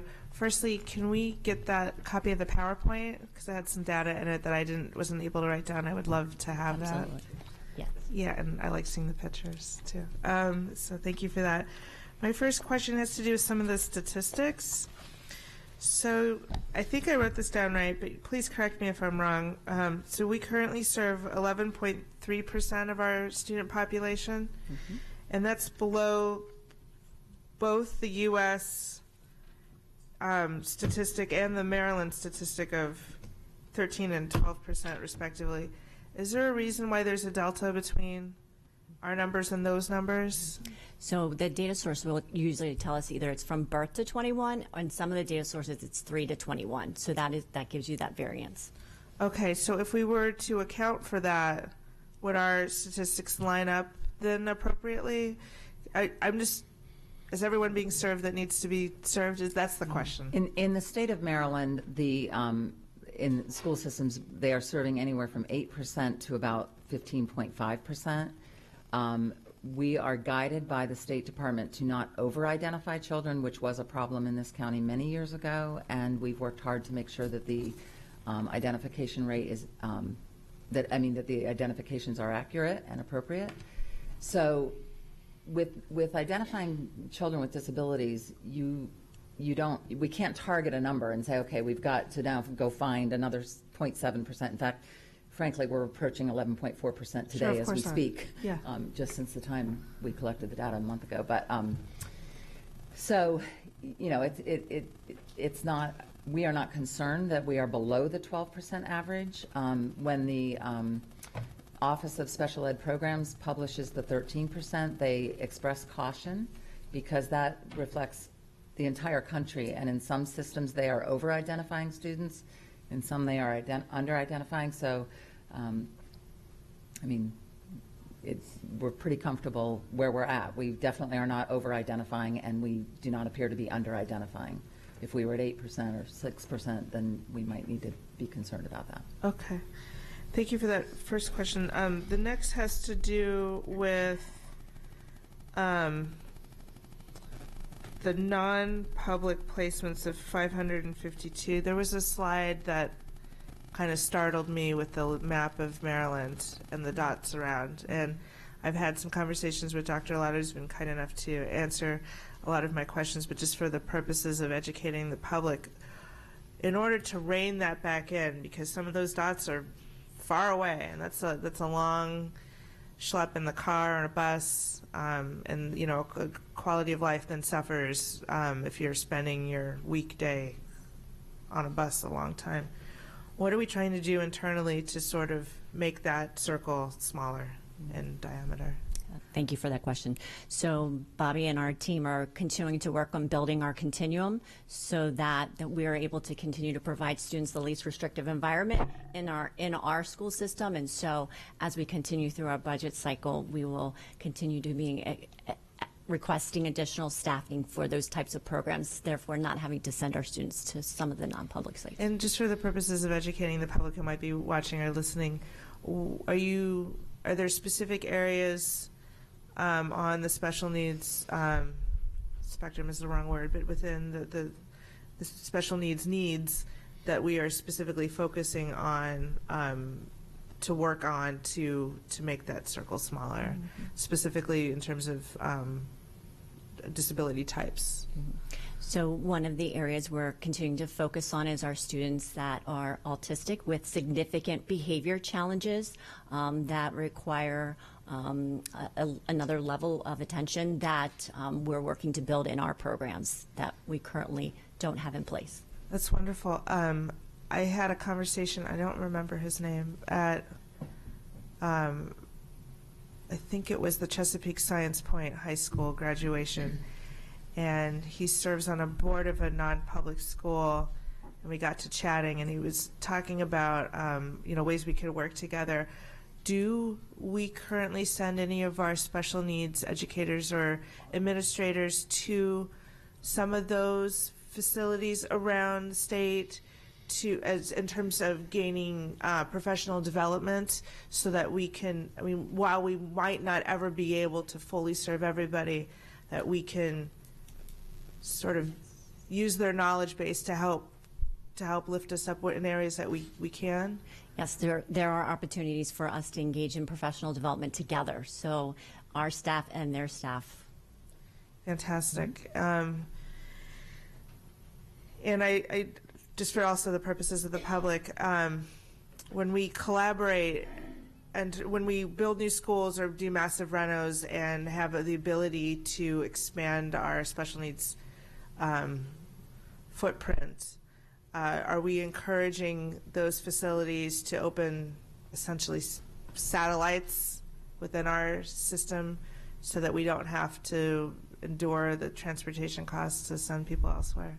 So one of our conversations that we engage in as we're looking at different school revitalizations or new construction is opportunities for our specialty programs to be included in those renovations or designs. Some of my best, the most special site visits so far have included some of these sites. And attending Central Special's graduation the other day was wonderful. I have one more question I have two more questions. One has to do with outside assessments. And just for, again, the purposes of the public, we've had conversations, but is there, if these outside assessments come from licensed medical professionals in that area, so you're not having a podiatrist look at an autism diagnosis or whatever, are you weighting those carefully if they're licensed within the state of Maryland? Or if they're military families coming in, are you considering those outside diagnoses from elsewhere as they might have received them? Yes, absolutely. We're required to review those assessments. And one of the things that we're looking at when we review those assessments is the educational impact and that information that's providing for us. So if they provide, if it's an eye exam excuse my medical knowledge of this is not robust, but say it's an eye exam and the medical provider determines that there's some sort of processing deficiency that is relatable to an educational, has educational impacts, you all would say, okay, this person knows their stuff and they've evaluated it in this way, and then we're able to avoid either doing our own further assessments, or it helps with Yes, the so we take a look at those assessments and then review them as it relates to the criteria as established in IDEA. So if it's meeting those criteria of one of those disabilities, we're certainly looking at that for that information. Are we going above IDEA in any of these categories? Like, I mean, that I assume that's a baseline. Are we, because we're a leader in a lot of things in Anne Arundel County Public Schools, are we above and beyond IDEA in a lot of cases, or do we try to be? So we are obligated by law to review those very, very carefully. Absolutely. Okay.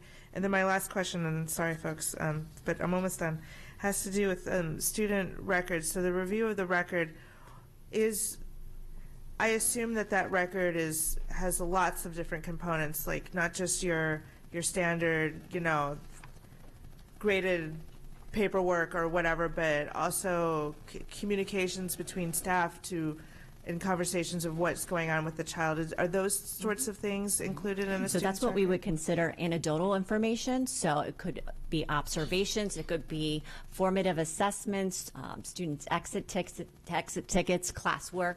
We would be looking for that. Even the teacher or the parent's input through a verbal conversation, they would provide that information as well. And then all that is considered part of the student record and follows that student around. All that anecdotal information follows. Right, so that's captured in the IEP notes as the meeting is progressing.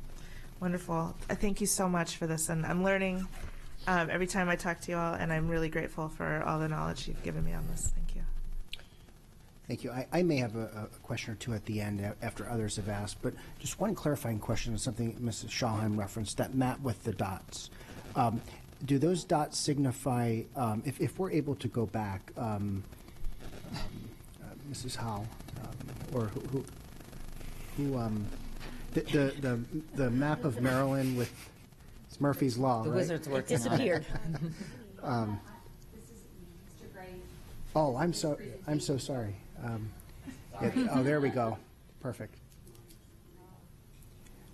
I just wanted to clarify whether the dots represent schools throughout the state or if they represent schools in which Anne Arundel County Public School students are going. So it's my understanding on this particular map, these are sites that are approved by MSDE for us to send Anne Arundel County students to. These are not dots that we necessarily have a student at every location. I know. I'm sorry. These are schools that we have current Anne Arundel County Public Schools students attending. So to clarify, we are sending students to Washington County and Cecil County and Caroline County? Yes, sir. Some of these are residential schools. A few of them are residential schools. A few of them, yes. So and again, forgive me, just an additional clarifying question that helps us understand this radius for a moment. I know we send students, forgive me, whether the dots, Timonium or Hunt Valley, it's one of those. I know we send students on a daily basis to northern Baltimore County. What's the longest bus ride on a daily basis that we send students to? Take the residentials out, but 2 hours and 15 minutes one way. Wow. Now, I'd like to also point out that some of these students attending schools in other jurisdictions, they have been recommended through our school system for a non-public placement, but the school that's selected has something to do with the parents. So, for example, we have a parent who works in the Washington, D.C. area and maybe once, but they're not up there because that's pending right now, but we have some of these students are transported by their parents because the parent happens to be working in that jurisdiction and wants to take their child to school and bring them back. So not all of these children are bused. And like the Maryland School for the Blind, students who attend there, that's a residential program for some students, and some students it's a daily program. So some of these students we bus on Monday morning and we bring them home on Friday evening.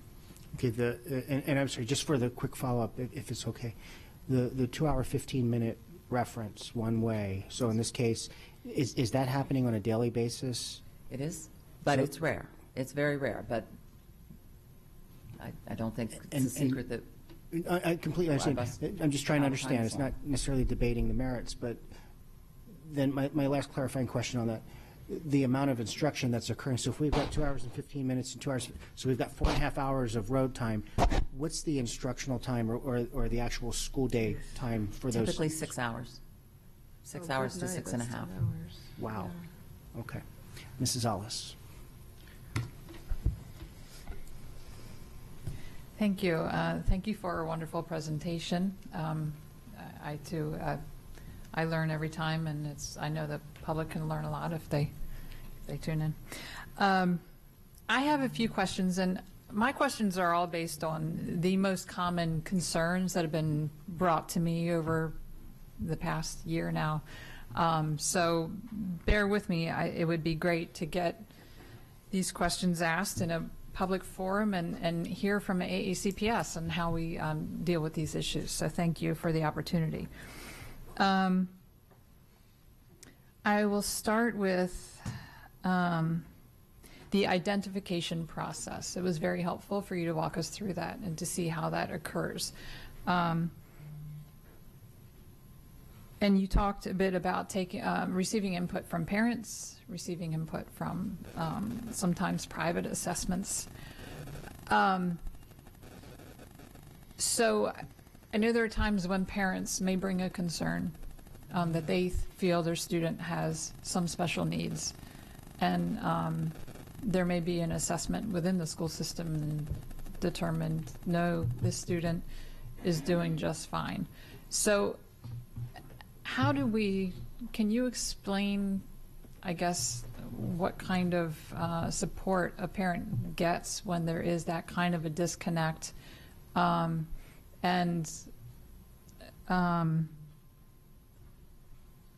I guess that's my question. Sure. So there are times that we will consider an independent evaluation, and I'm going to let Mr. Campbell explain a little bit about that process, how that works. So independent evaluations can be requested by a parent if they feel as though that the determination made by the team is not congruent with what they're seeing, which then offers some more information. The result of that may or may not be a change in the student's ability to qualify for special education services, since the services are only delivered for students who require specialized instruction.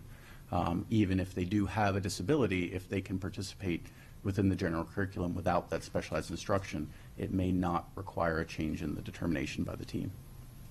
Okay, so my next question, I don't want it to be taken the wrong way, but I feel like it should be asked so that the public can hear the school AACPS response. But is there any reason for an administrator to resist the identification of special needs for a child? In other words, is there any focus on numbers tied to an administrator's performance? Is there any motivation whatsoever to not identify a child who?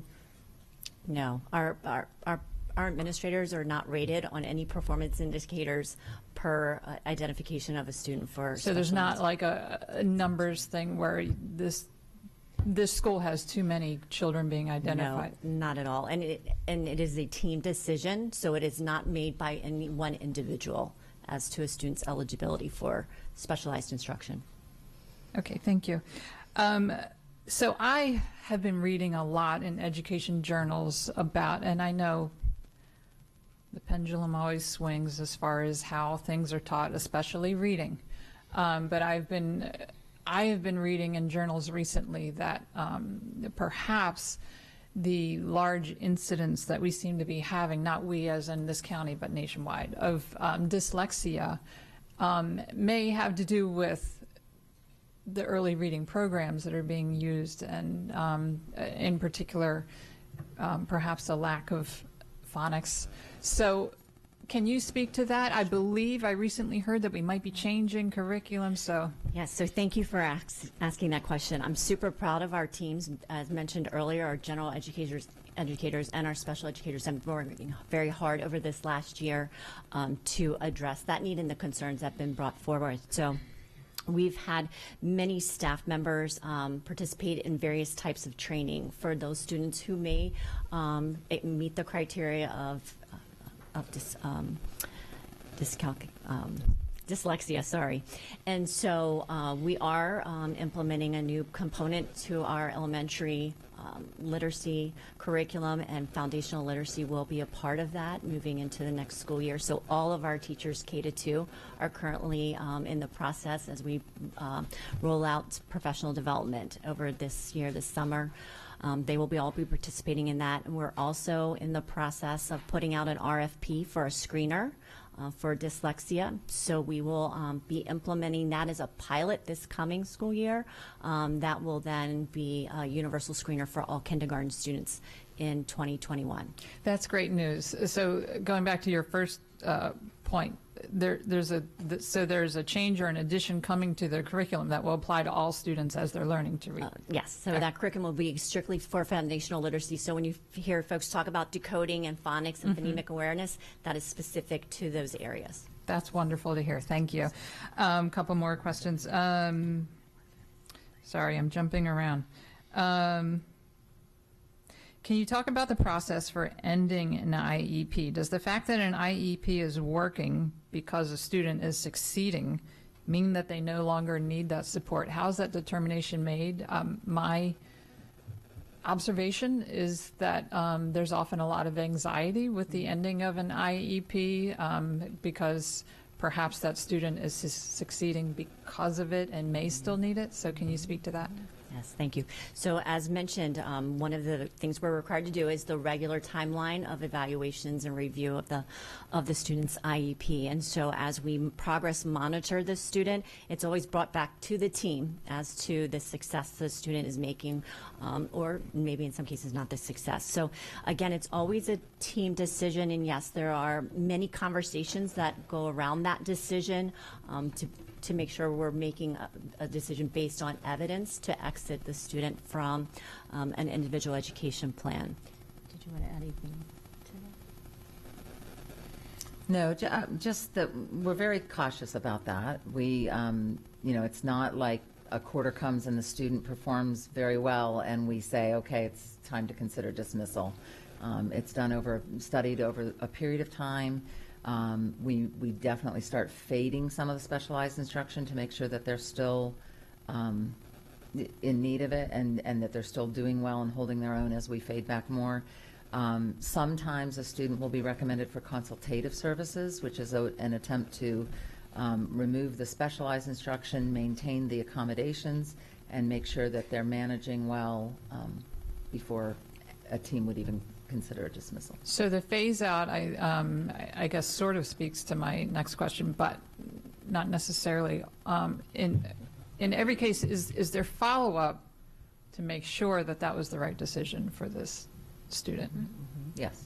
And sometimes, it's individualized, and so it is different for every child. We have some students who, over a period of time, refuse the accommodations. They claim they don't need them. They're scoring very well. They're considered a leader in the classroom and a strong student. So a dismissal may happen a little more quickly for a child like that. But and at any time, if a student is dismissed, if say 3 years later, as the curriculum becomes more rigorous and there's concerns or something's changed in their life and they're living in a different place or their parents been deployed or something's changed to cause them to not perform as well, we can always revisit it and can enter back into the process. That happens every now and then. And finally, so how are our kids identified for the Birth to 5 program? Is that strictly based on diagnosis? Are there other factors that go into that? I'm so glad you asked that. Wes, can you go into that more? I certainly can. So for our youngest learners are served under the federal regulations guided under Part C. There are 3 different eligibility criteria which are not guided by any diagnosis. So what they will do is a child will come in and be run through a series of assessments to determine, one, if they have a delay, a developmental delay, not a diagnosis necessarily, of 25% or greater. That's the standard set by our state. And that's the most common way children are are brought in. You bring up diagnosis, we look at what are referred to in the guidelines as pre-qualifying conditions. There are certain conditions that children may be diagnosed with from a pediatrician or from a neurologist or whatever it may be, which lend them to a propensity for a developmental delay later on. So they may come in demonstrating no delay, but with one of those pre-qualifying conditions, we can then qualify them for service. And then finally, we can qualify a child under an atypical development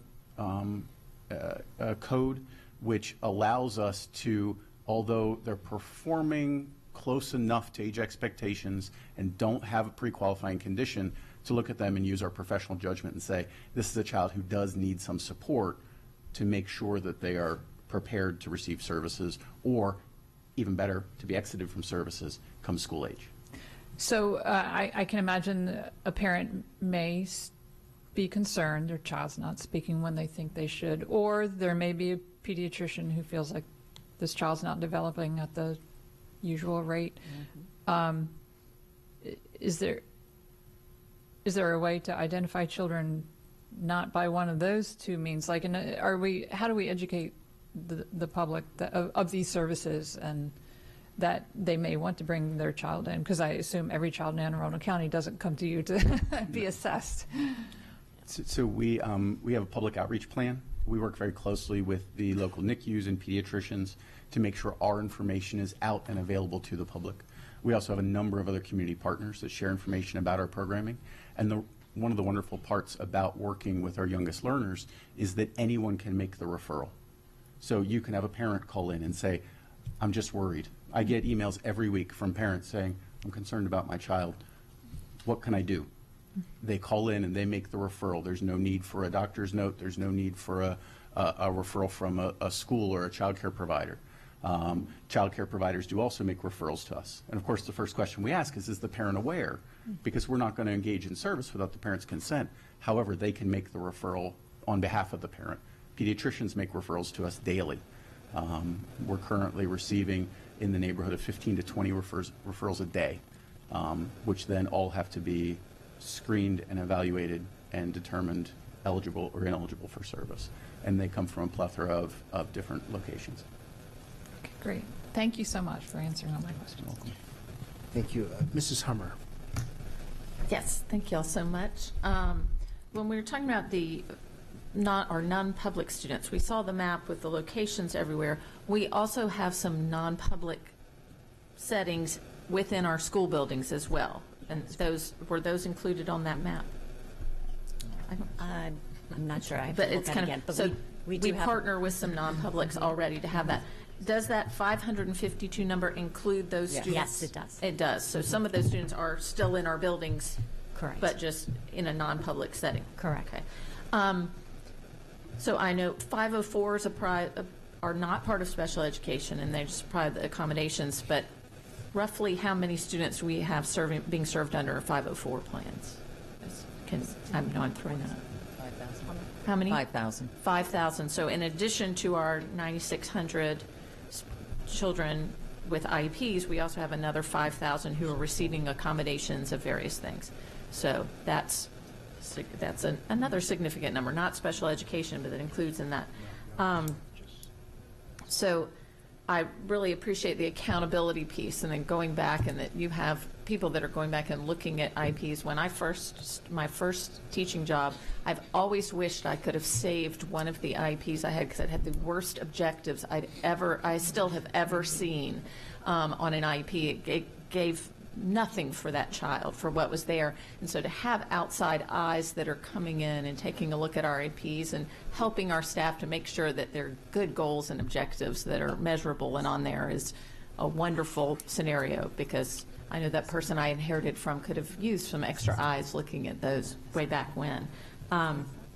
All the different steps you have, everything that you brought up, our family has gone through. At some point, we started with birth to 5, and ours was, we were one of the identified ones with premature children. That was a risk factor that put us already kind of in the queue to be watched and make sure that they were hitting their milestones and things like that. And we've gone through all the different process through everything. And I mean, truly, everything you said. The consultation, we did that. You know, we backed off of our IP and went to consultation mode to make sure that the progress was continuing before we removed services. And so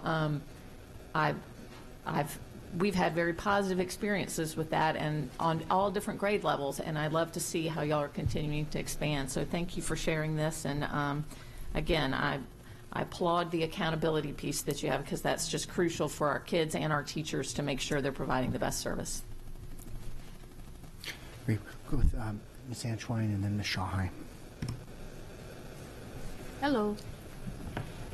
First, of course, thank you guys. It takes an incredible team and an exquisite level of expertise to introduce such a significant program for our students. So thank you for that. And I have had experiences outside of the county in this area for students, either by relationship or just supporting others, and yours is top-notch.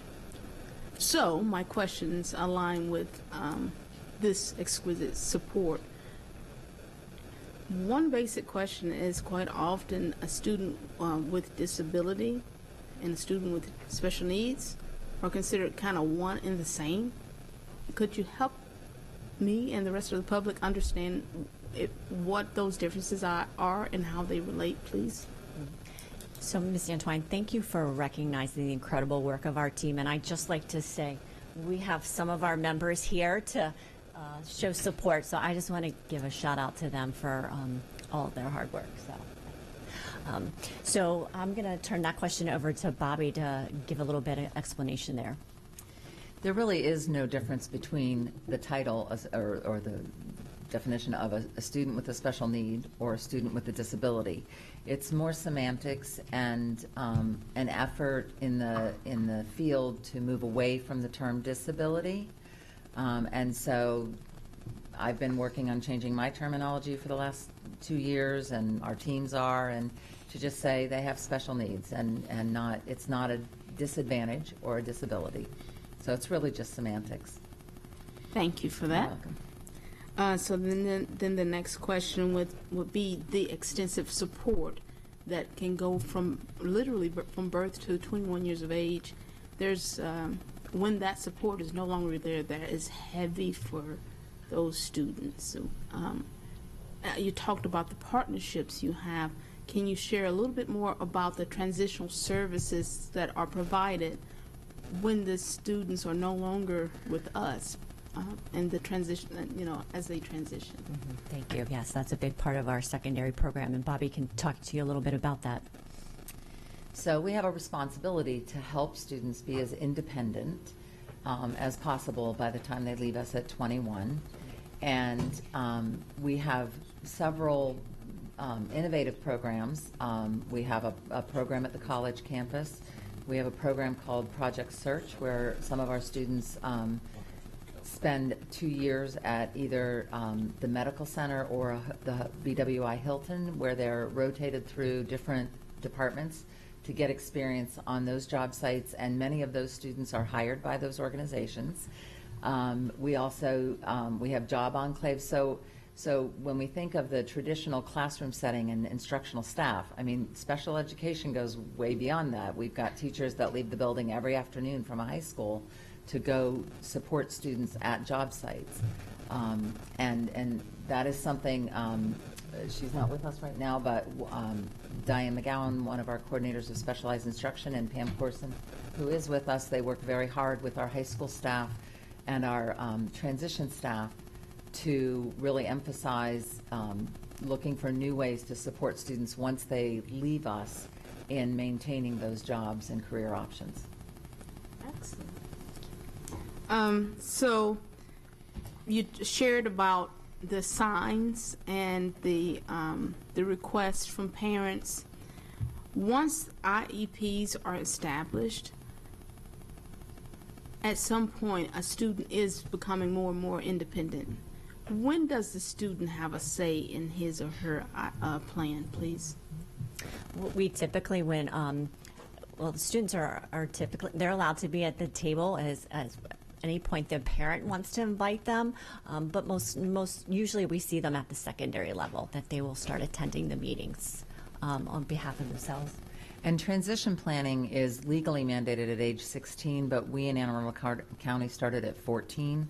And actually, we encourage our staff to start having those conversations with students in grade 4 and 5. You know, what do you see as your future, and just some additional consulting with them above and beyond what they're getting through the general ed setting. And we are seeing many more families opting for a longer period of time for a diploma-bound student who was maybe trying to graduate along with their age-appropriate or age-equivalent peers. They may stay for 5 or 6 years so that they can get the maximum benefit from services. Thank you. And then I see the all means all tenet. In your presentation, you share that there is even though 94% is extremely high, the other small percentage, what is happening there that is not at 100%? What are some of the variables that keep us from supporting the other 6%? So the non-public students, so those are the students who are requiring a more restrictive environment. Okay. So that's where you see that number reflected. So they may be for medical reasons or something like that. It's in just some outside cases of our jurisdiction. Oh, excellent. And finally, let's talk about another tenet, ready, set, launch.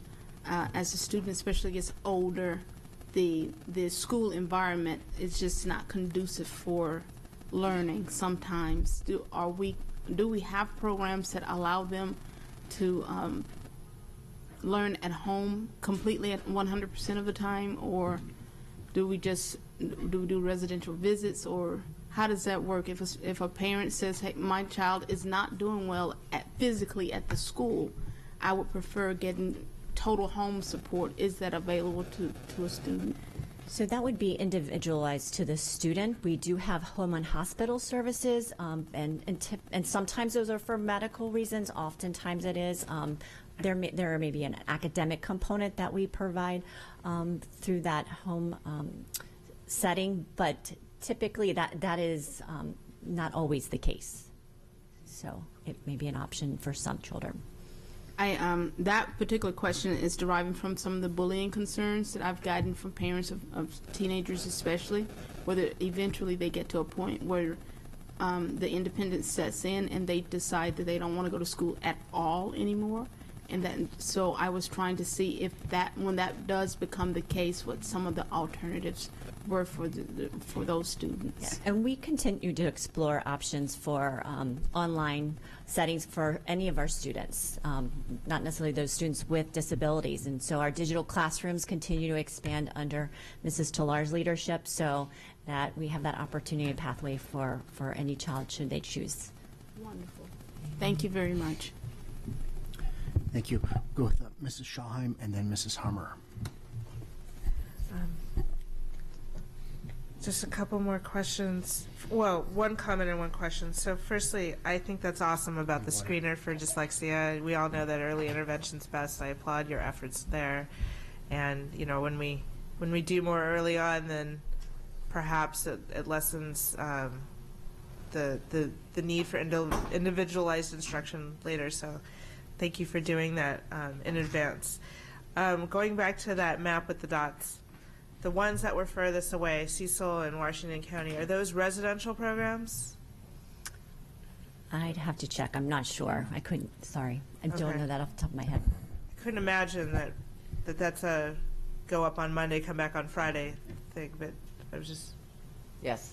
Our non-public representative says yes, those are residential settings. Okay, so do they go up on Monday and come back on Friday, or they live there? They live there. Okay, thank you for that. I appreciate it. All right, that's it. We do, even a residential student, we are still held accountable for overseeing their educational services. So our non-public office is in all of our non-public schools on a regular basis, observing the student, consulting with teachers, helping to tweak the IEP. So even the residential, that office does a lot of traveling. Oh yes, absolutely. My concern had more to do with daily bus transportation. So thank you for that answer. Appreciate and all your hard work, and thank you, ladies. Mrs. Hummer. I just wanted, this was outside of your presentation, but one thing that I saw at graduation, so when we implemented Latin Honors, part of Latin Honors for cum laude was a 3.4 non-weighted GPA, and that would allow students, no matter their course of study, if they excelled in their particular course of study, they could still be recognized. And we have students who have modified curriculum, who are not necessarily regular diploma bound, but they excel in their curriculum that they have. And at one of the graduations I was at this week, there were 2 students that it was obvious had some special needs and had aides assisting them up there, and they both had on cum laude stoles. And I thought that was wonderful because it showed that we are truly recognizing academic achievement and excellence across the whole spectrum of our students based on what they're doing in their program of study. And so I just wanted to shout that out and say, good work to those students and to that school for helping those children be so successful in what they're doing, and that we recognize that for them as well. Thank you. Ms. Urea.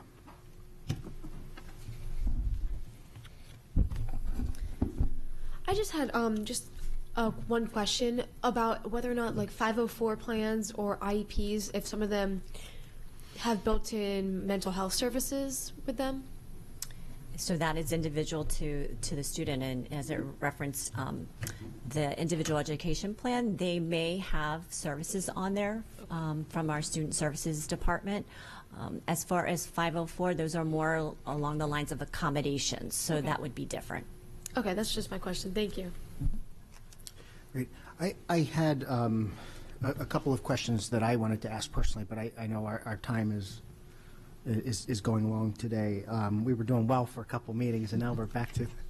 But I'm hoping just very briefly, though, and perhaps this can be a follow-up. One is in the area, and I forgot who mentioned digital learning, and okay, the opportunities that offers students, and in particular students who have special needs.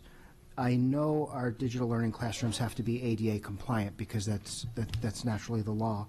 But you'd be amazed on the higher ed side how many are not. But ADA compliant does not necessarily mean an ideal learning experience.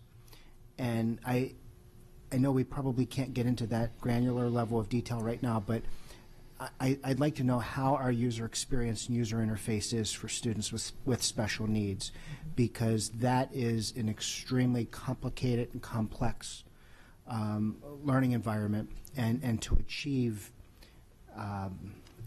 the level that is likely needed for those students, I know is not easy to build from an instructional design, online instructional design perspective, but I also know it's not cheap. And in fact, it's on the other end of that spectrum when it comes to cost. So I'd love to learn a little bit more about that and how that dynamic works. The other thing I wanted to mention, Dr. Arlato and I were whispering a few minutes ago about the funding around pre-K. I know that pre-K students are not part of the state funding formula, which is a problem LEAs all over the state are having. But with regard to special needs students that are pre-K, if they're, how that funding works, and if anyone, and I'm asking you without Mr. Shaknovich here, so forgive me, the second part of that, and Mrs. Hummer may know this from MABE and some of the work in that area, but whether Kerwin is going to address special needs for pre-K students in particular. So I do know Kerwin is addressing our move to full day pre-K programs and the funding that will come along with that. So certainly increasing our students who we identify as Category 1 students economically disadvantaged, and then those students may also be our students with special needs. It is a topic of conversation that our team members continue to review and discuss as we look for appropriate placements, and certainly looking to increase the number of seats. But right now, how the criteria is ordered, that is considered the category, what we would consider a Category 2 student, if they're not meeting the economically disadvantaged. And then the last, it's not so much a question, but a comment that kind of goes back to what some other members have mentioned with regard to non-public placements. As we have new high schools on the horizon and what I'll just call new building structures, for a broader term, and the ability to potentially house some additional students, and I know we've got some schools with some excess capacity that potentially can't be redistricted because of a number of variables in that space. I'm just wondering if we are able to look at that radius and find a way to naturally shorten the radius and look at what I'm just going to call right now that Timonium School or the Hunt Valley School, and see if there's a chance to get those services in county. And the Cecil County one, I know this is not you guys, but I just find that unacceptable that a student is on the road 2.5 hours each way, and if there's a way to draw that in and prioritize where we've got excess capacity or when we've got a new school on the horizon, that can really become a greater priority for us. So again, I know we're moving in that direction. And it's no one individual's fault or group's fault here, but I just get frustrated by that. Mrs. Hummer, I think, had one more comment. I'm just going to follow up on something said. I just want to be clear that we have some students in non-public settings that we will never be able to serve in our setting just because their needs are too great. And so, like, students who are in the residential setting need a 24-hour care that we wouldn't be able to provide. So I certainly want to bring back as many as we can and offer what we can in the place. But I just want, for the public, I just want to be clear that we're always going to have some students who need more specialized care than we're able to provide here. Yes. But the more we can expand our options, the better. And I just to clarify, I'm not disputing that, and my point is not the residential. My point is when we've got a student that's on a bus for 4.5 hours a day, something's wrong. I'm sorry. And if we were, with all due respect to our friends and some other superintendents and board members are going to get irritated with me for saying this, if we were Somerset County Public Schools or we were Garrett County Public Schools, we could have every excuse in the world. We're one of the leading school systems in this state, and for us to not have some of these capabilities, again, whether it's a funding issue that we need to address with our funding authority, I don't know. If it's bringing in the additional expertise to make this happen, I'm sorry. We're Anne Arundel County Public Schools. Garrett County, they can check the boxes of excuses because they're small and they don't have resources. Cecil County, Somerset County, Worcester County, Wycomico, they don't have the resources we have. But we are one of the leading school systems in this state, and we're recognized nationally for being leaders in so many areas, and this is just an opportunity for us to raise the flag and say, hey, guess what we're doing? So my point's not necessarily on the residential. I come back, Mr. Schallheim or someone mentioned the bus. It's 2019. So let me just say, you referenced the staff. They've been here all day. I was just going to ask if you wanted to introduce them. I would love to. I'll let them introduce themselves. How about that? Allison Barnett from the Compliance Office. Jane Dunn-Potter, Coordinator of Special Services. Pam Corson, Coordinator of Specialized Instruction. Hammett, Non-Public Information. Thank you for being here for most of the day as well. And thank you for what you do. Ms. Urea. I also just wanted to say thank you as well for everybody that came here today. And just my experience, this 1 year limited experience on the board has really shown me so much about special education, the department, and all you guys do for the students, whether it be like the PE showcases that I go to or just walking around at school visits. It's just, I see how much you all do for students. And as Mr. Gilliland said, like, you all really try your best, and I know it's difficult, and it's a very emotional process, IEPs, from what I've heard, so just thank you for everything. Thank you. Great, thank you. I see no further board comments at this time. Above all, just to say thank you for this presentation and for the extended Q&A. Thank you. We will now move to item 6.02, which is award of contracts. Are there any board questions at this time? Mrs. Schallheim. Yes, I have one question regarding the Coping Power program. This was awarded to the University of Alabama, and recently the state comptroller urged divestiture from the state of Alabama due to the passing of some sensitive laws and the creation of some very negative publicity. I wonder if anyone can speak to that, and if that's signed and sealed and in stone, or if that's something that can be reconsidered. Hi. Hi, again, Mary Jo Child, Supervisor Purchasing. Thank you for the question, Mr. Schellheim. I think the appropriate person to answer that would be Mr. Ryan Vogelin. And if it's possible, can we possibly get that answer to you later? I know the grant expires August 31st, but beyond that, I can't speak to the substance and the merits of the program itself. Yes, I would love that information, and I would love to know if there's if it hasn't been written in stone, given what the state has suggested, I would urge us to look elsewhere for similar. I believe the Coping Power program was written into the grant, so I don't know how much discretion we had, but I really can't speak to the merits of the program itself. Okay. Yeah, I would love that information, and even better if it could be delivered, since this is a public open meeting, for that information to be delivered to us in an open setting, too, for the benefit of the public. Thank you. Sure. Alabama. Ms. Antwine. Just one general question about the CAT programs. For CAT North, CAT South, the needs are different. When they come up for contractual requests, does the money get split based on those needs, or does it get shared amongst the two programs? That's a budget question. I'm afraid I am not able to answer that for you. Okay. So they are. So the CAT North, the CAT programs are funded through majority funded through Perkins funds, which are federal funds for career and technology education. So whether it's food service or automotive or or cosmetology, many of those programs. So funding needs could come in through Perkins funds or through operating funds, but it's based program by program. They build their budget, just as and then our coordinator of CTE. Deb Kremer brings all of that together to bring it to the budget and eventually to the budget group and then eventually to the board for approval.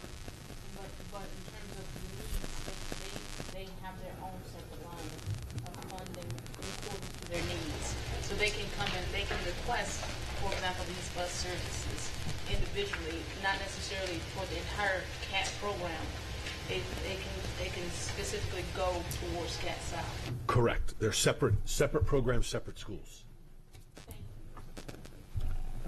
Mrs. Quirkadall.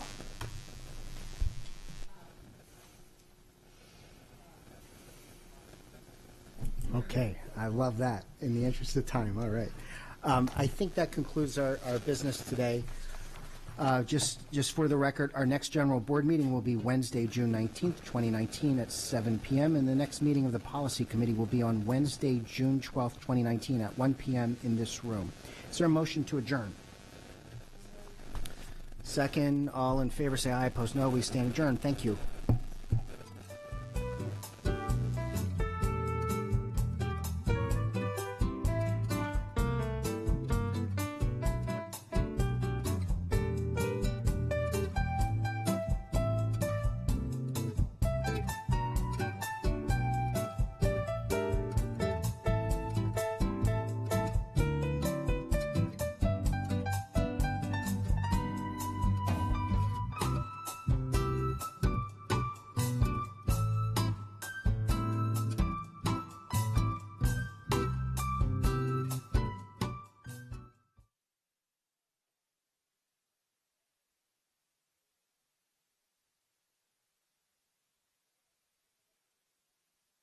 And thank you for joining us. Until next time.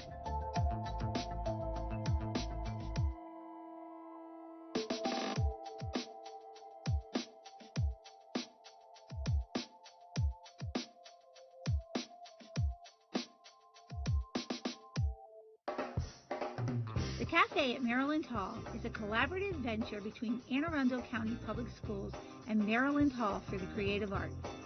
The culinary arts students of the Center of Applied Technology South not only prepare the wonderful food items, they also manage